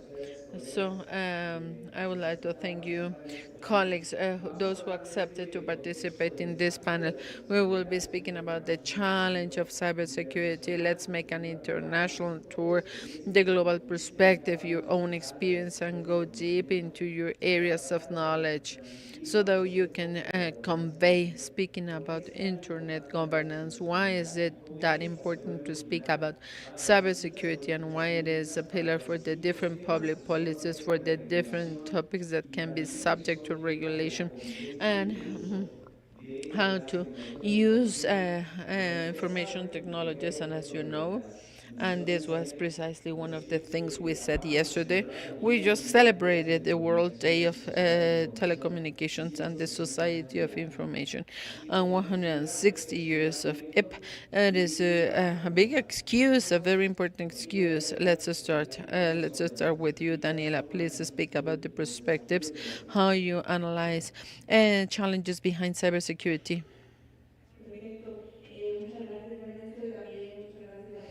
Thanks to the Southern School for this invitation. I am always pleased to be back to tech. I am former tech and always having these opportunities and talk to the academic community in spaces like this. And I would like to tell you as well that my professional development since I graduated tech, it has been in international relationships. And it is a relationship between states, and this is very timely because as you said, how young these conversations in general are, and in terms of cybersecurity. And this is not the exception to this rule if we take it to the international level. We're speaking about 25 years. This is a timeline. This is when this topic became important, the relationship among states and among countries. And I believe there are two elements to explain this. On the one hand, it is an additional domain where countries relate with each other, and we think about it as a domain that is impacting how countries, how the states make decisions. And of course, it is a domain that is not only limited to the talks, to the technical talks, or cords or cables. I believe it is something that is being affected, like international relationships, by international security dynamics, market dynamics, value chains, etc., etc. And this is what explains why it is important. And since we are among academics, just for you to have an idea, this talks started in the United Nations. We can identify the first resolution or the first conversations more or less in 1998. This is how diplomatic talks, and this is how everything started. But this is not the first time. The first organization and the first moment as such is at the beginning of the 90s, when the first was founded, which is the international organization that groups response centers of cyber incidents in the different countries. And this is to tell you that conversations started as a technical component, operational component. And there is progress, and as there is more dynamics in the cyberspace, it has opened a space of opportunity for those who do diplomacy, those who do international relationships. And to answer your question, Ernesto, what is the overview speaking about cybersecurity? From based on what I told you, well, I believe I can say that it is a very diverse setting and to speak about emerging threats and current threats during this 25 years. A very interesting number of threats have been identified, or cyber threats, and everything is related to the malicious use of digital technologies, the cyber space, and it is not an intrinsic threat to this area of development. And this is to have it in the radar and to bring it to the table. And in terms of international relationships, We are guiding and taking the multilateral conversations to that precisely. What is the meaning, what is the implication of a responsible behavior by the states in the cyberspace? And something important as well, I see in the public, a dear colleague of mine, cybercrime, and depending on the different players that we are are interacting in the cyberspace, we can speak about public security, threats against public security, or threats that have to do with the national security, even for countries. So this is what I will say for this first intervention, Ernesto. And to continue with the talk, you can see how auto-regulation, self-regulation, she was given 8 minutes, but she is self-regulated. What Daniela says to reinforce as Director of Cybersecurity and Conventional Weapons, it makes sense, and it is related to the profile and to the interest you have to do. Diplomacy, cyber diplomacy, and conflicts transcend the national scope, and it is very important to know that if there are no diplomats in your country, in the civil society and with the academia, we can push through conversations, through proposals, through initiatives, so that the countries in the region take this approach of diplomacy, so that it is possible to conceive internet governance and cybersecurity. And now, Claudia, Director of Personal Data of the in Mexico City, Info in Mexico City. Thanks, Ernesto. Thanks for the invitation to participate and South School. Thanks for allowing us to be with you. Challenges we have speaking about cybersecurity. It transcends the borders.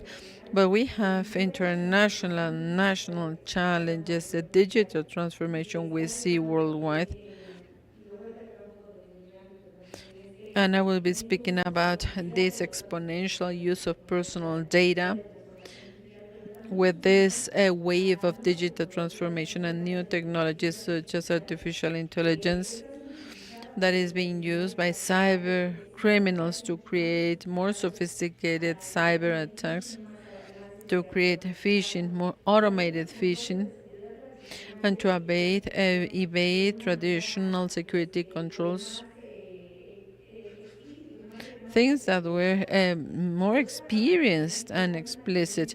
On the other hand, there is an international trend of ransomware as service, where the business model of ransomware has evolved to platforms that would allow players, even those with little technical experience, to do cyber attacks. And this is an interesting phenomenon, and attacks to supply chains as well. Attackers are looking for vulnerabilities in the vendors and in the software by third ones, and it will compromise security of organizations. Another important point globally is the deficit of professionals in this subject, and the regulation and the compliance of the standards, which is not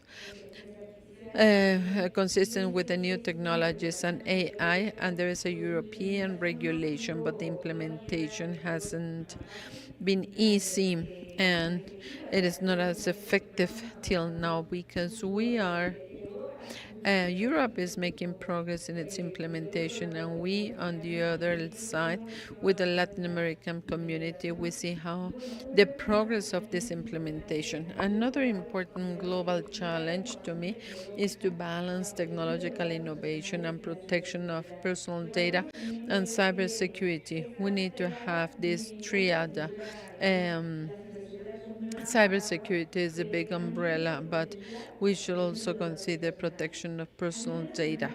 At the national level, I identify the lack of culture of cybersecurity.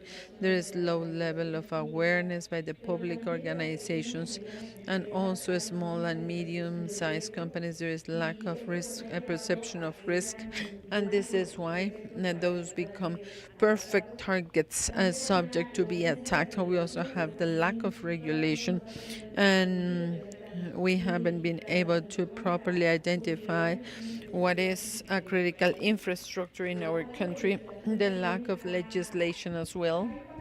It has affected. It is true that we have a framework of standards for personal data protection, but this regulation or the lack of a national strategy, it hasn't allowed to do this matching, and we do not know exactly which are going to be the roles and the responsibilities of all the players who are in that ecosystem. And this is why I believe it is very important.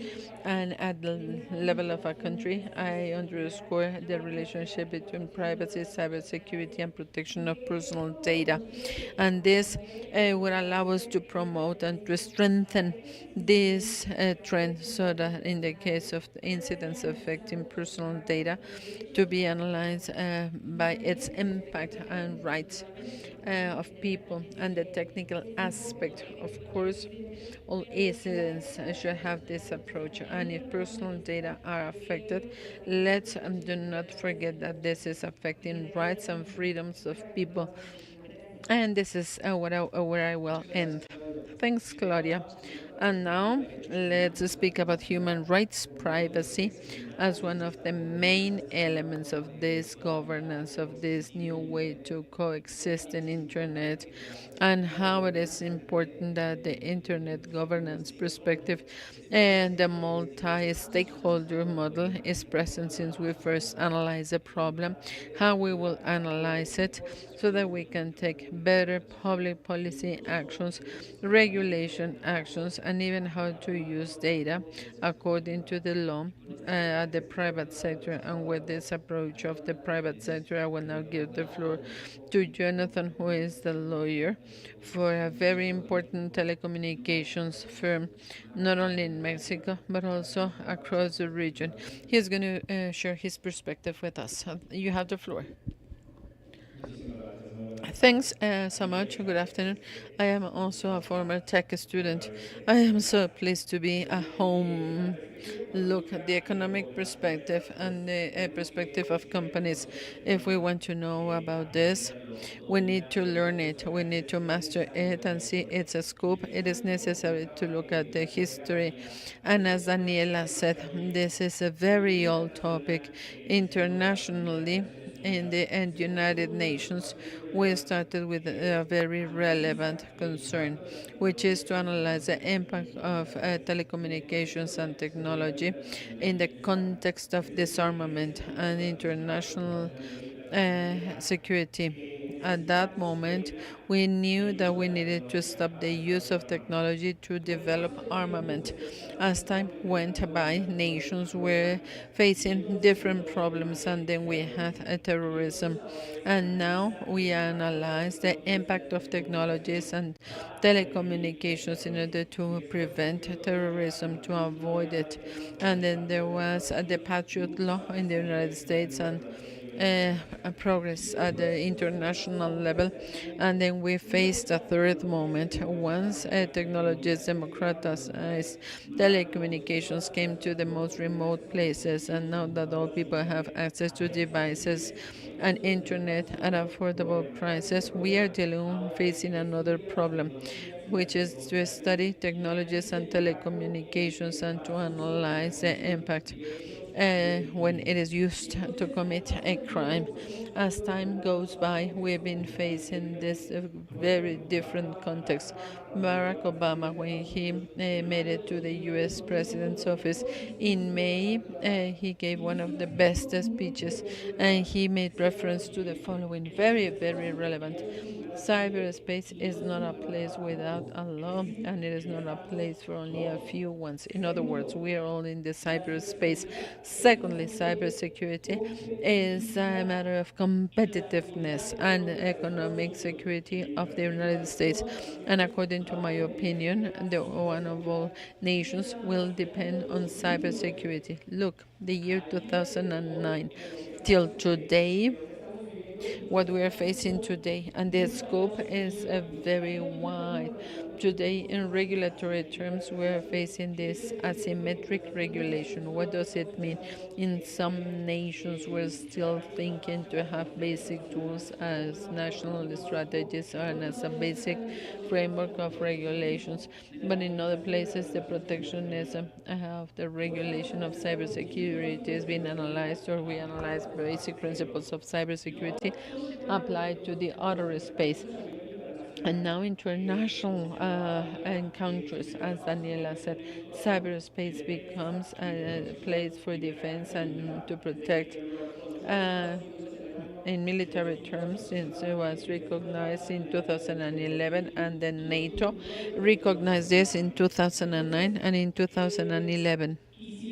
And if we add this to the changes in generic definitions we have, where we were first saying that information security is to guarantee availability, integrity, and confidentiality of information, and now we are facing bigger definitions where the European Union says, what is cybersecurity? Cybersecurity is do whatever is necessary, to protect the network, to protect the systems, to protect the users, and whatever depends on them against cyber threats. And now my question to you is, what is necessary? What you mean by whatever is needed? This is it. What is the meaning of it? Thanks, Jonathan. I was thinking about this term, whatever is needed. And we have in this panel two big blocks. First, speaking about these challenges, and then you relate it to your specific profile, and to foresee some opportunities for academic and professional connections. And then we are going to be speaking about a document we have in Mexico, and some of you have participated, and those who are with me in the panel. Based on these challenges, based on the participations and through Jonathan, Daniela, and Claudia, as you can see, there are many facets. It implies the participation of many authorities and players. Now, let's take these challenges, but in light of some guiding principles, speaking about legislation and regulation of cybersecurity. And before we go to that, and since we are listening to each other, I would like to ask you if you have additional comments, apart from what we have brought to the table as the challenges, or are we ready to go to the next block? Good. Now, we will be using technology, and let's do what is necessary. As Jonathan said, and Daniela and Claudia, there are actions necessary so that the states, organizations tackle cybersecurity in the country, in the state, in a place like Mexico. We have the lack of cybersecurity policy. There is a lack, and we do not have a specific legislation either. The questions are, do we need a national cybersecurity strategy? In the region, there are many countries with a strategy. Please raise your hand and tell me if in your country you have a national cybersecurity strategy. Argentina, Chile, Colombia, Brazil, El Salvador, Dominican Republic.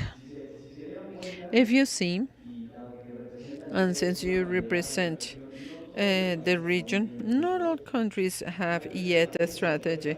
It may be a surprise for you, but Mexico doesn't have a national policy of cybersecurity or a national strategy addressing this topic. In countries like Chile and in Brazil, we already have a specific legislation speaking about cybersecurity. Others are in the process of constructing it. In Mexico, we do not have it. It is not necessarily bad, but it is positive because through a legislation, as you can see in the image, it is a public policy, one arm, and the legislation as a complementing arm, complementary, and it establishes governance and it defines roles, responsibilities, and actions to implement the public policy. So, based on this assumption, we will start this project at the Mexican Academy of Cybersecurity and Digital Law, and in the multi-stakeholder initiative that addresses big topics about cybersecurity, analyzing the different facets of cybersecurity, different disciplines, and with a collaborative approach. And for you to see governance of internet and the guiding principles to legislate in cybersecurity, we will bring it to the table. And this was the collaborative process. 3 4, the first virtual, the second at the Senate, and thirdly at the Ministry of Economy of the federal government. Now let's speak about the guiding principles. Speaking about cybersecurity, I do not know if you can read, but if not, do not worry, because our colleagues will explain from their perspective the importance of these principles. Daniela, Claudia, and then Jonathan. The same order, please. Good. And if I may, I would like to add to what Ernesto just said, speaking about documents or elements as a national cybersecurity strategy. This is not a conversation that comes from generous, spontaneous generation. This is a result of conversations, of the big conversations we have had in the last 25 years. Jonathan said a long time, and if we speak about international relationships, I can tell you that it is a short time. Thinking in entities such as the United Nations that has existed for 80 years, so it is a short time in which we've been discussing this. It is nothing minor, and I believe it is the opposite. We have more intense conversations, and there is a trend to be more complex. And this phenomenon that we have mentioned in other settings, technological convergence, artificial, generative AI, it is close to us, and the quantic computing conversations such as neural rights, etc., etc. And this is just for you to remember that it is not coming, it is not in the vacuum. These conversations are not in a vacuum. And to speak about the guiding principles of cybersecurity, I believe I will be speaking about three in specifically. I will be speaking about all of them, if it's okay with you. The second one you see in the screen is precisely the important to speak when speaking about all these topics, to include gender perspective. And it explains, there is no other explanation. It is not possible to speak about cybersecurity and the construction of free, open, safe, inclusive cyberspace if we do not consider 50% of the population. Period.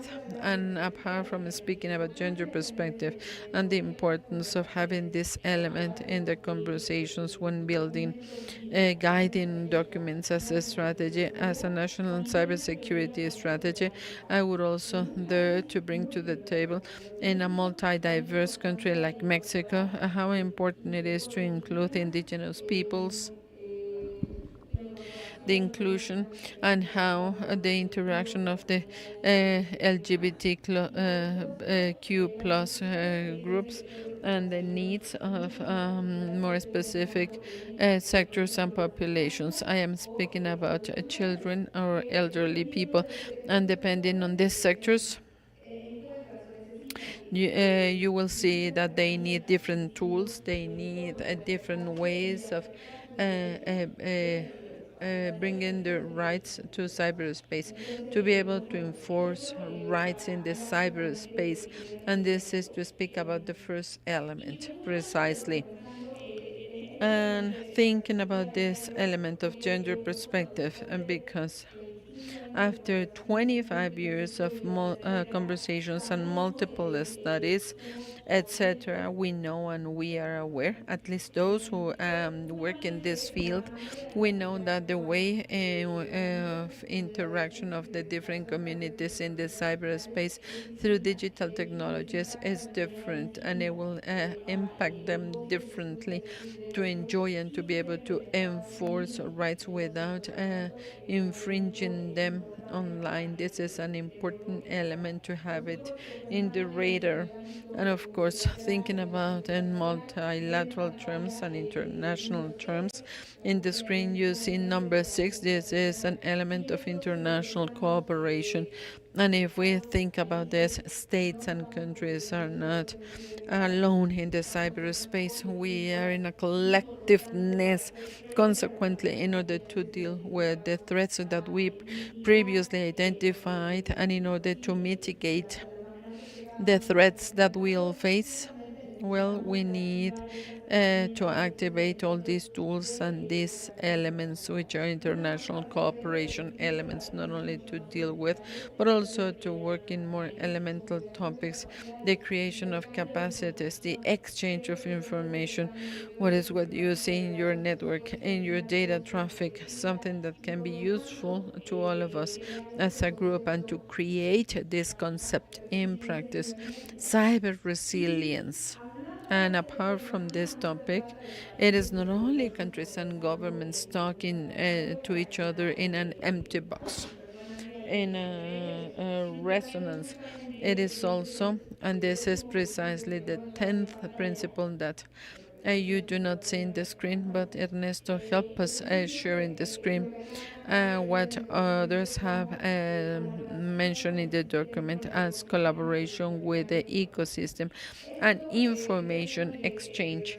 This is speaking about international relationships. This is normally known as this multi-stakeholder approach, the inclusion of the multiple stakeholders, the ones interested in the conversations, and it could also be the PPP, public-private partnerships, because here again, since this is a domain, a symmetric domain, well, not all countries necessarily, not all the states, or not all the national authorities will have all the information firsthand in order to face these threats. Many times we need to work with strategic partners in the academic and in the private sectors, those who are owners of the tools, of the hardware, in order to deal and to face these threats. And I believe here we know we have to recognize that there are differences of our population, and we need to also open these channels, dialogue channels, and we need to listen firsthand the needs of our population in the cyberspace and the relationship with the cyberspace, and to enable collaboration channels. Again, not only among countries, but with the whole ecosystem, with the digital ecosystem. Thanks so much. I would like to speak about some principles. These principles, it is a proposal. This is a strategy. It is a policy for cybersecurity in our country, and it has to consider the following. The first topic, the principle of protection of human rights, the principle of protection to privacy, protection of personal data, and also transparency and accountability. And we think that every legislative action and regulation has to respect these rights and freedoms of people, specifically the one of privacy, data protection, as well as freedom of speech and the right to non-discrimination. And as Daniela said, We should also remember how important it is not to exclude minorities, vulnerable people, children, and elderly people who are all part of this ecosystem. The next principle is the principle of digital sovereignty and data. Principle number 5, and here we are proposing we want the states to exercise this sovereignty, and in the case of Mexico, this authority and control over governance of data. As I said in the first comment, this digital transformation is going to take us to the digital transformation and quantum computing and AI and to the exponential use of data, and this will be considered part of this digital sovereignty, and it cannot be seen without mechanisms that will foster innovation. Because when taking care and managing data, how come innovation is going to be limited? And we need to promote local talent. It is very important in our country to consider we need to form, we need to educate the new professionals who are going to be part of this ecosystem, and they should also give solutions. And due to the geopolitical context we have today, this is an opportunity, an important opportunity for Mexico, like the nearshoring. It is partially moving, but it is also an opportunity, and the lack of talent in this field. It is something not on our side, and we should also have talent strengthening programs and the local entrepreneurship.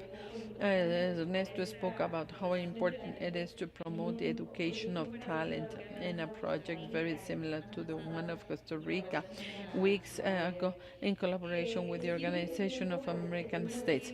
The next point, number 7, a multi-sectorial participation and shared responsibility. As we have said, the design, the implementation, the review of public policies, the creation of legislations, of regulation, etc., etc.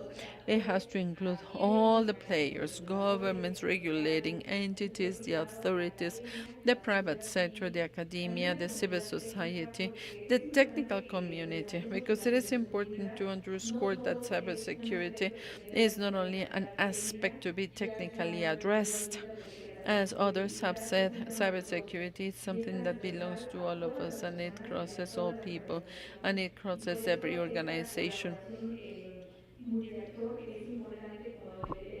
This is why this multiple stakeholder collaboration is important, and this effort by the Alliance, Safe Mexico, Mexico Seguro. Another point, in point 7, is the principle of promotion of the culture of cybersecurity. And as we said, this has to include every level of the population, and it has to work with every discipline, because cybersecurity, at the beginning of the alliance, we had one psychologist, and she was asking if she had the opportunity to do something for the alliance. We convinced how important it was to have her collaboration, and we were sharing in CB experience with her in the 077. And they have lawyers, they have every professional, and they have also counselors, because there are some reports and there are some calls, and initially this could be impacting people, specifically the emotional aspect. And this is where counselors or the psychologists are needed to do previous contention, and to then tell if there was a crime committed, and with a legal team. And we were talking to her about how important this is, and to never lose sight of your human being. And fortunately, she is doing awareness for people, speaking about cybersecurity. And we believe it is important to promote this concept of cybersecurity. Good. An aspect that we need to underscore is the topic that cybersecurity is that it is a technical thing by nature. What does it mean? that we need the best technical people. We are at a university and we need to to use all the talent available domestically and internationally so that all these experts in cybersecurity. todas las acciones de los estados en estas materias, pero que no solamente se quede en el aspecto técnico. It is not only the technical aspect, we also need the best internationalists, psychologists, lawyers, and as Claudia said, the criteria to identify critical infrastructure sectors in the European Union. One criteria is to analyze the psychological impact of a cyber attack in a critical infrastructure. These topics need to be analyzed with the plurality of professionals. People we're working with are well educated people with certifications, with tools, with resources that will not only be operational in only one country but internationally. And then we need to observe what is the scope of the international enforcement, speaking about investigation of crimes, and speaking about the requirements to legislate is requirement number 3, which is the principle of risk management, resilience, and in continued improvement. Risk management is one of the more relevant topics, and it is very relevant if we cannot institutionalize cybersecurity. What does it mean? Let's have positions in companies as well as in the public sector specialized in cybersecurity, and as we have social communications and transparency and the legal department, we need to have all the specialized units. And resilience, it is a term that comes from psychology and the technology of materials, and each time an external force is applied, it will go back to its original position. We need to be resilient so that we can get ready and to know what to do in light of an incident and to mitigate impacts. Last but not least, continuous improvement. As we have technological progress and democratization of technology, we need to emphasize that. The next principle is the principle of protection of critical infrastructure and essential services. The criteria is critical infrastructure, and imagine mega installations of industrial plants like the ones of Iran. And the StockNet example was given, and now the essential service. What do we mean by this? All those things which are essential for a state to work, and without it, you could paralyze the state activity. It can be the financial system, gas, dams, power, electricity, energy, and we will face different types of technologies, which are the operational technologies and the industrial control systems, which is what we call industrial cybersecurity, long-term cybersecurity. In the European Union, there are different criteria to identify them and to understand what is the best mechanism to establish a relationship with the private ones, because many of these services are operated by individuals. They are responsible for the operation of all of them. Then we have the principle of innovation and technological flexibility. This is relevant. What do we need to do from the legislative perspective and from the regulatory aspect? Why? Because the times to pass a law in every country is a very long time on one hand, and the regulatory aspect has to be delegated to a regulating agency that has experts on the subject with mechanisms that would allow them to fit the regulation to the requirements which are needed at that time. This is why laws should adapt this structure, organization model, who is going to be doing what, how they coordinate, and the technical aspect should be in the hands of technical people. always complying with the law, and then we have the technological neutrality. Today, with all these degrees, erases for supremacy in the countries, there should be no provision that will establish a preference or present a restriction about the use of one specific technology or tool. And we need to analyze this from the perspective of what is our purpose. Why do we want to regulate? One of the ideas is that we need to, we don't want the state to be paralyzed by, in case of a cyber attack. We don't want to see everything is suspended. And then to protect the information that is in the possession of authorities, imagine the financial system regulators, telecommunications, fintechs, etc. All the information of companies, and to have what is to know what is the competitive position, and we need to protect the information of public servants. There are many activities, high risk activities, and even more within security problems where we need to protect information.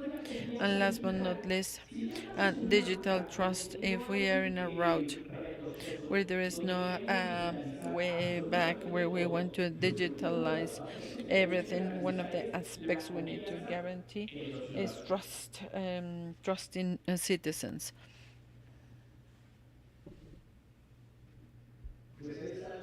There we have the guiding principles to legislate and to regulate cybersecurity as a result of a collaborative process with many years behind, and summarizing regional efforts by the private sector, the academia, and the industry. And it is an effort that we bring to your consideration. The Cybersecure Alliance and the Mexican Academy of Cybersecurity.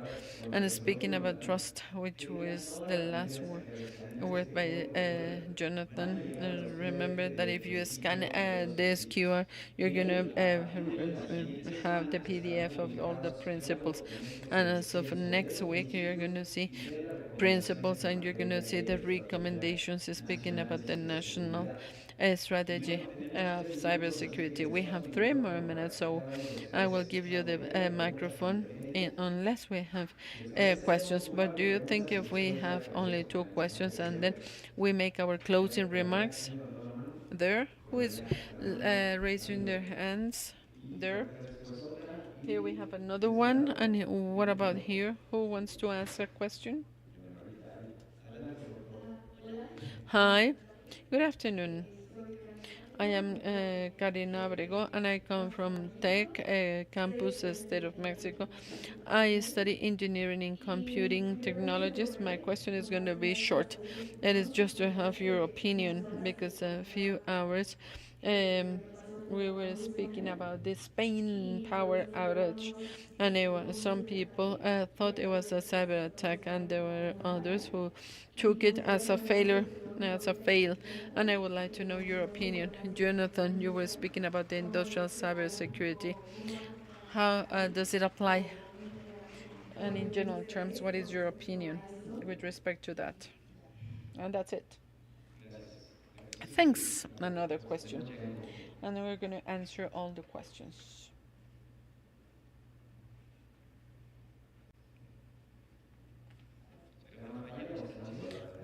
Is it a failure or is it a cyber attack? First of all, I would like to thank you for this very nice presentations by Ernesto, Claudia, Daniela, and Jonathan. My name is Stalin Vargas, and I come from the Dominican Republic, and I work at the Ministry of the Interior and Police. My question is to Daniela.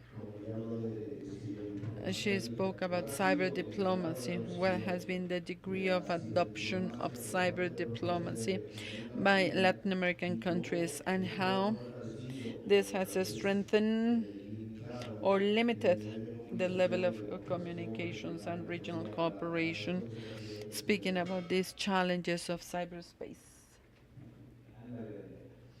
Interesting question, Daniela. One more. Do we have more questions?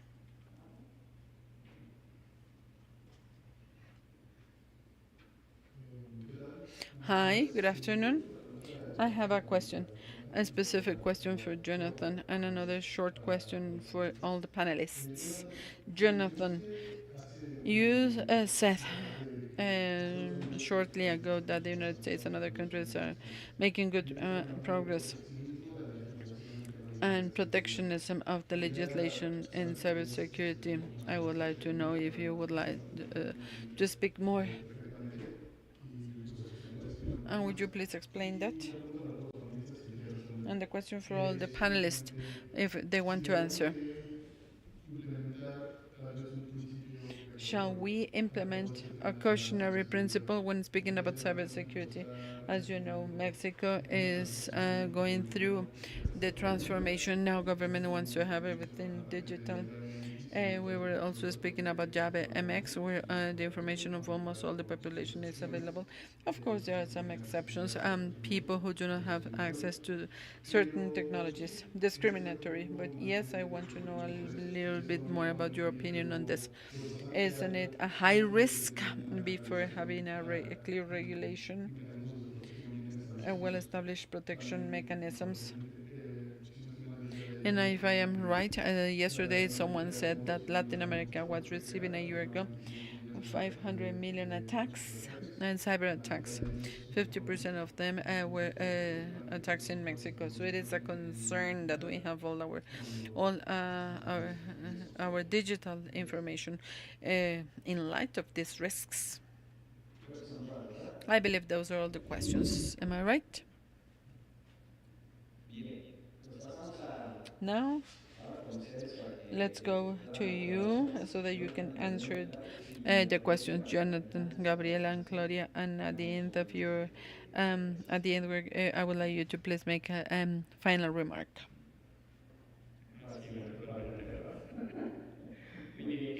Good. Speaking about critical infrastructure, it is something very interesting. Why? Because it is a matter of technology and equipment developed specifically to be with certain sectors and some industries and some processes. Technology developed during the 70s, during the 80s, which are customized, tailored suits to operate. And one of the characteristics is that they were not connected to internet or to information technologies, but after the technological progress, there is an integration of commercial technology or information technology, and this technology with connectivity to the network, even if it is private. What is the implication? Well, that it can be affected by a cyber threat. Today, like since most of the processes have communications and connectivity and information technology, they can be attacked. Speaking about protectionism, the legislation or the regulation in cybersecurity, it has to do with the principle of neutrality. What does it mean? A nation can establish requirements and then a foreign company is going to render the services in the local country. And in this way, there are going to be restrictions imposed to the service provider. And from the perspective of economic competence, this could affect the market. Why? Because if you do not let one technology for example, if it is there freely and if it offers better protection capacity, quality, response, and scope, then you will only be limiting the benefit of that technology.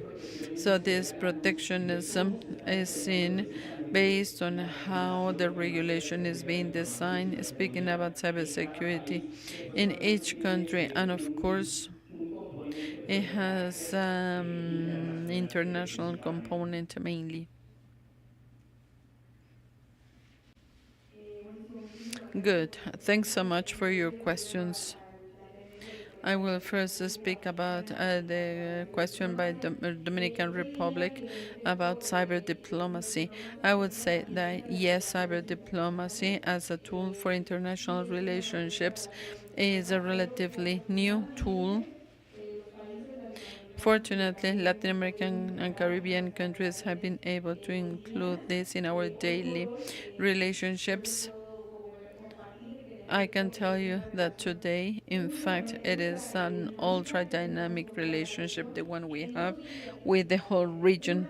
It is a two-way relationship, technical and operational channels in one direction, and on the other hand, we have the diplomatic channels. And so it is this joint effort that we have made in Latin America, enabled by the channels of the Organization of American States.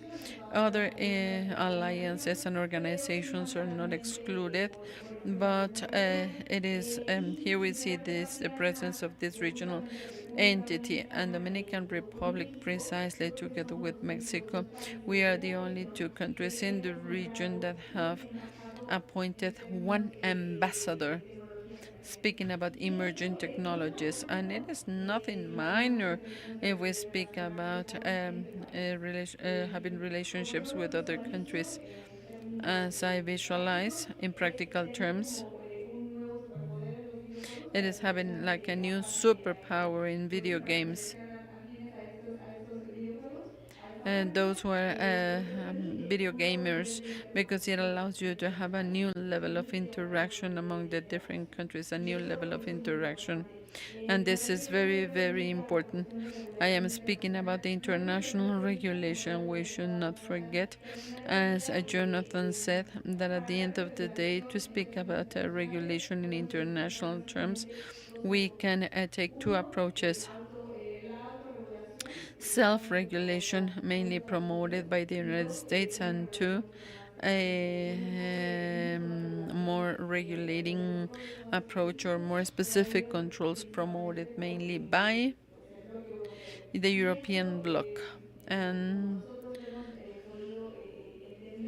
And based on our understanding, it responds to the logic of the market and trade dynamics among the different countries.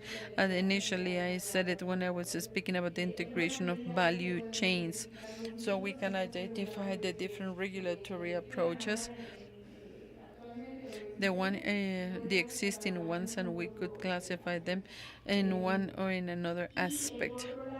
And on the other hand, we were speaking about the cautionary principle of having the adequate safeguards, and when including all this digital transformation and all this exacerbated use of digital means. And yes, of course, we have to think about this, but I would also call we need to become conscious users of technologies. We should not be managers of technologies. And this change in the user is nothing minor. We need to be responsible for our data, of our information, and what we are posting in our digital platforms and social media. Thanks.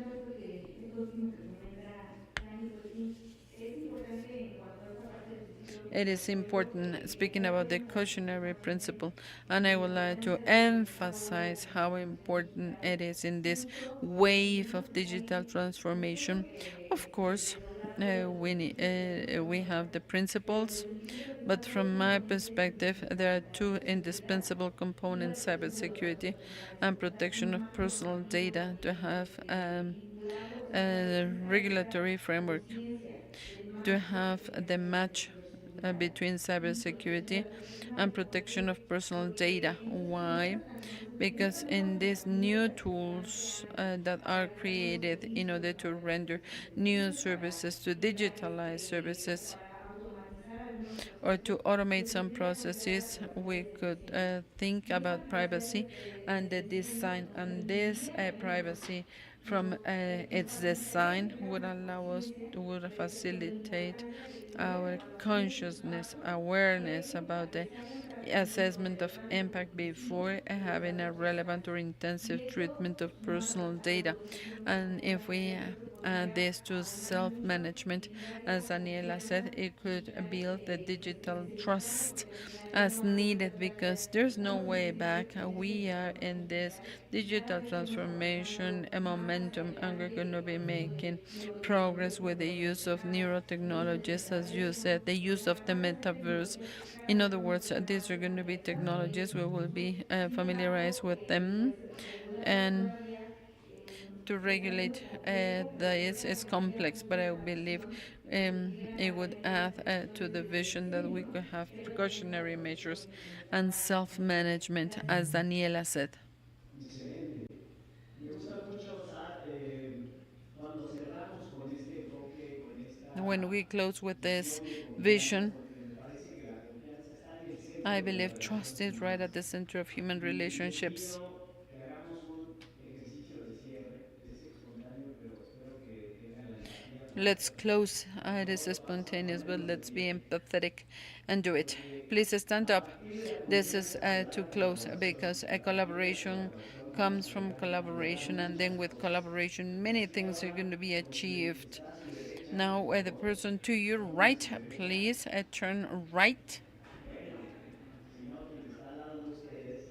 Or if you have a neighbor, you are going to be to the right of someone. So hold your hands, and if it's okay with you, hug. Let's hug each other.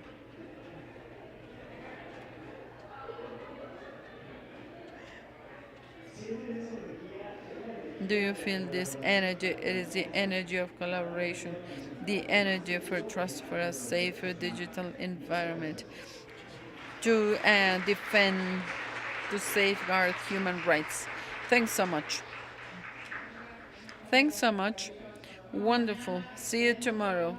Everything has been great. Congratulations. Let's have a photograph taken.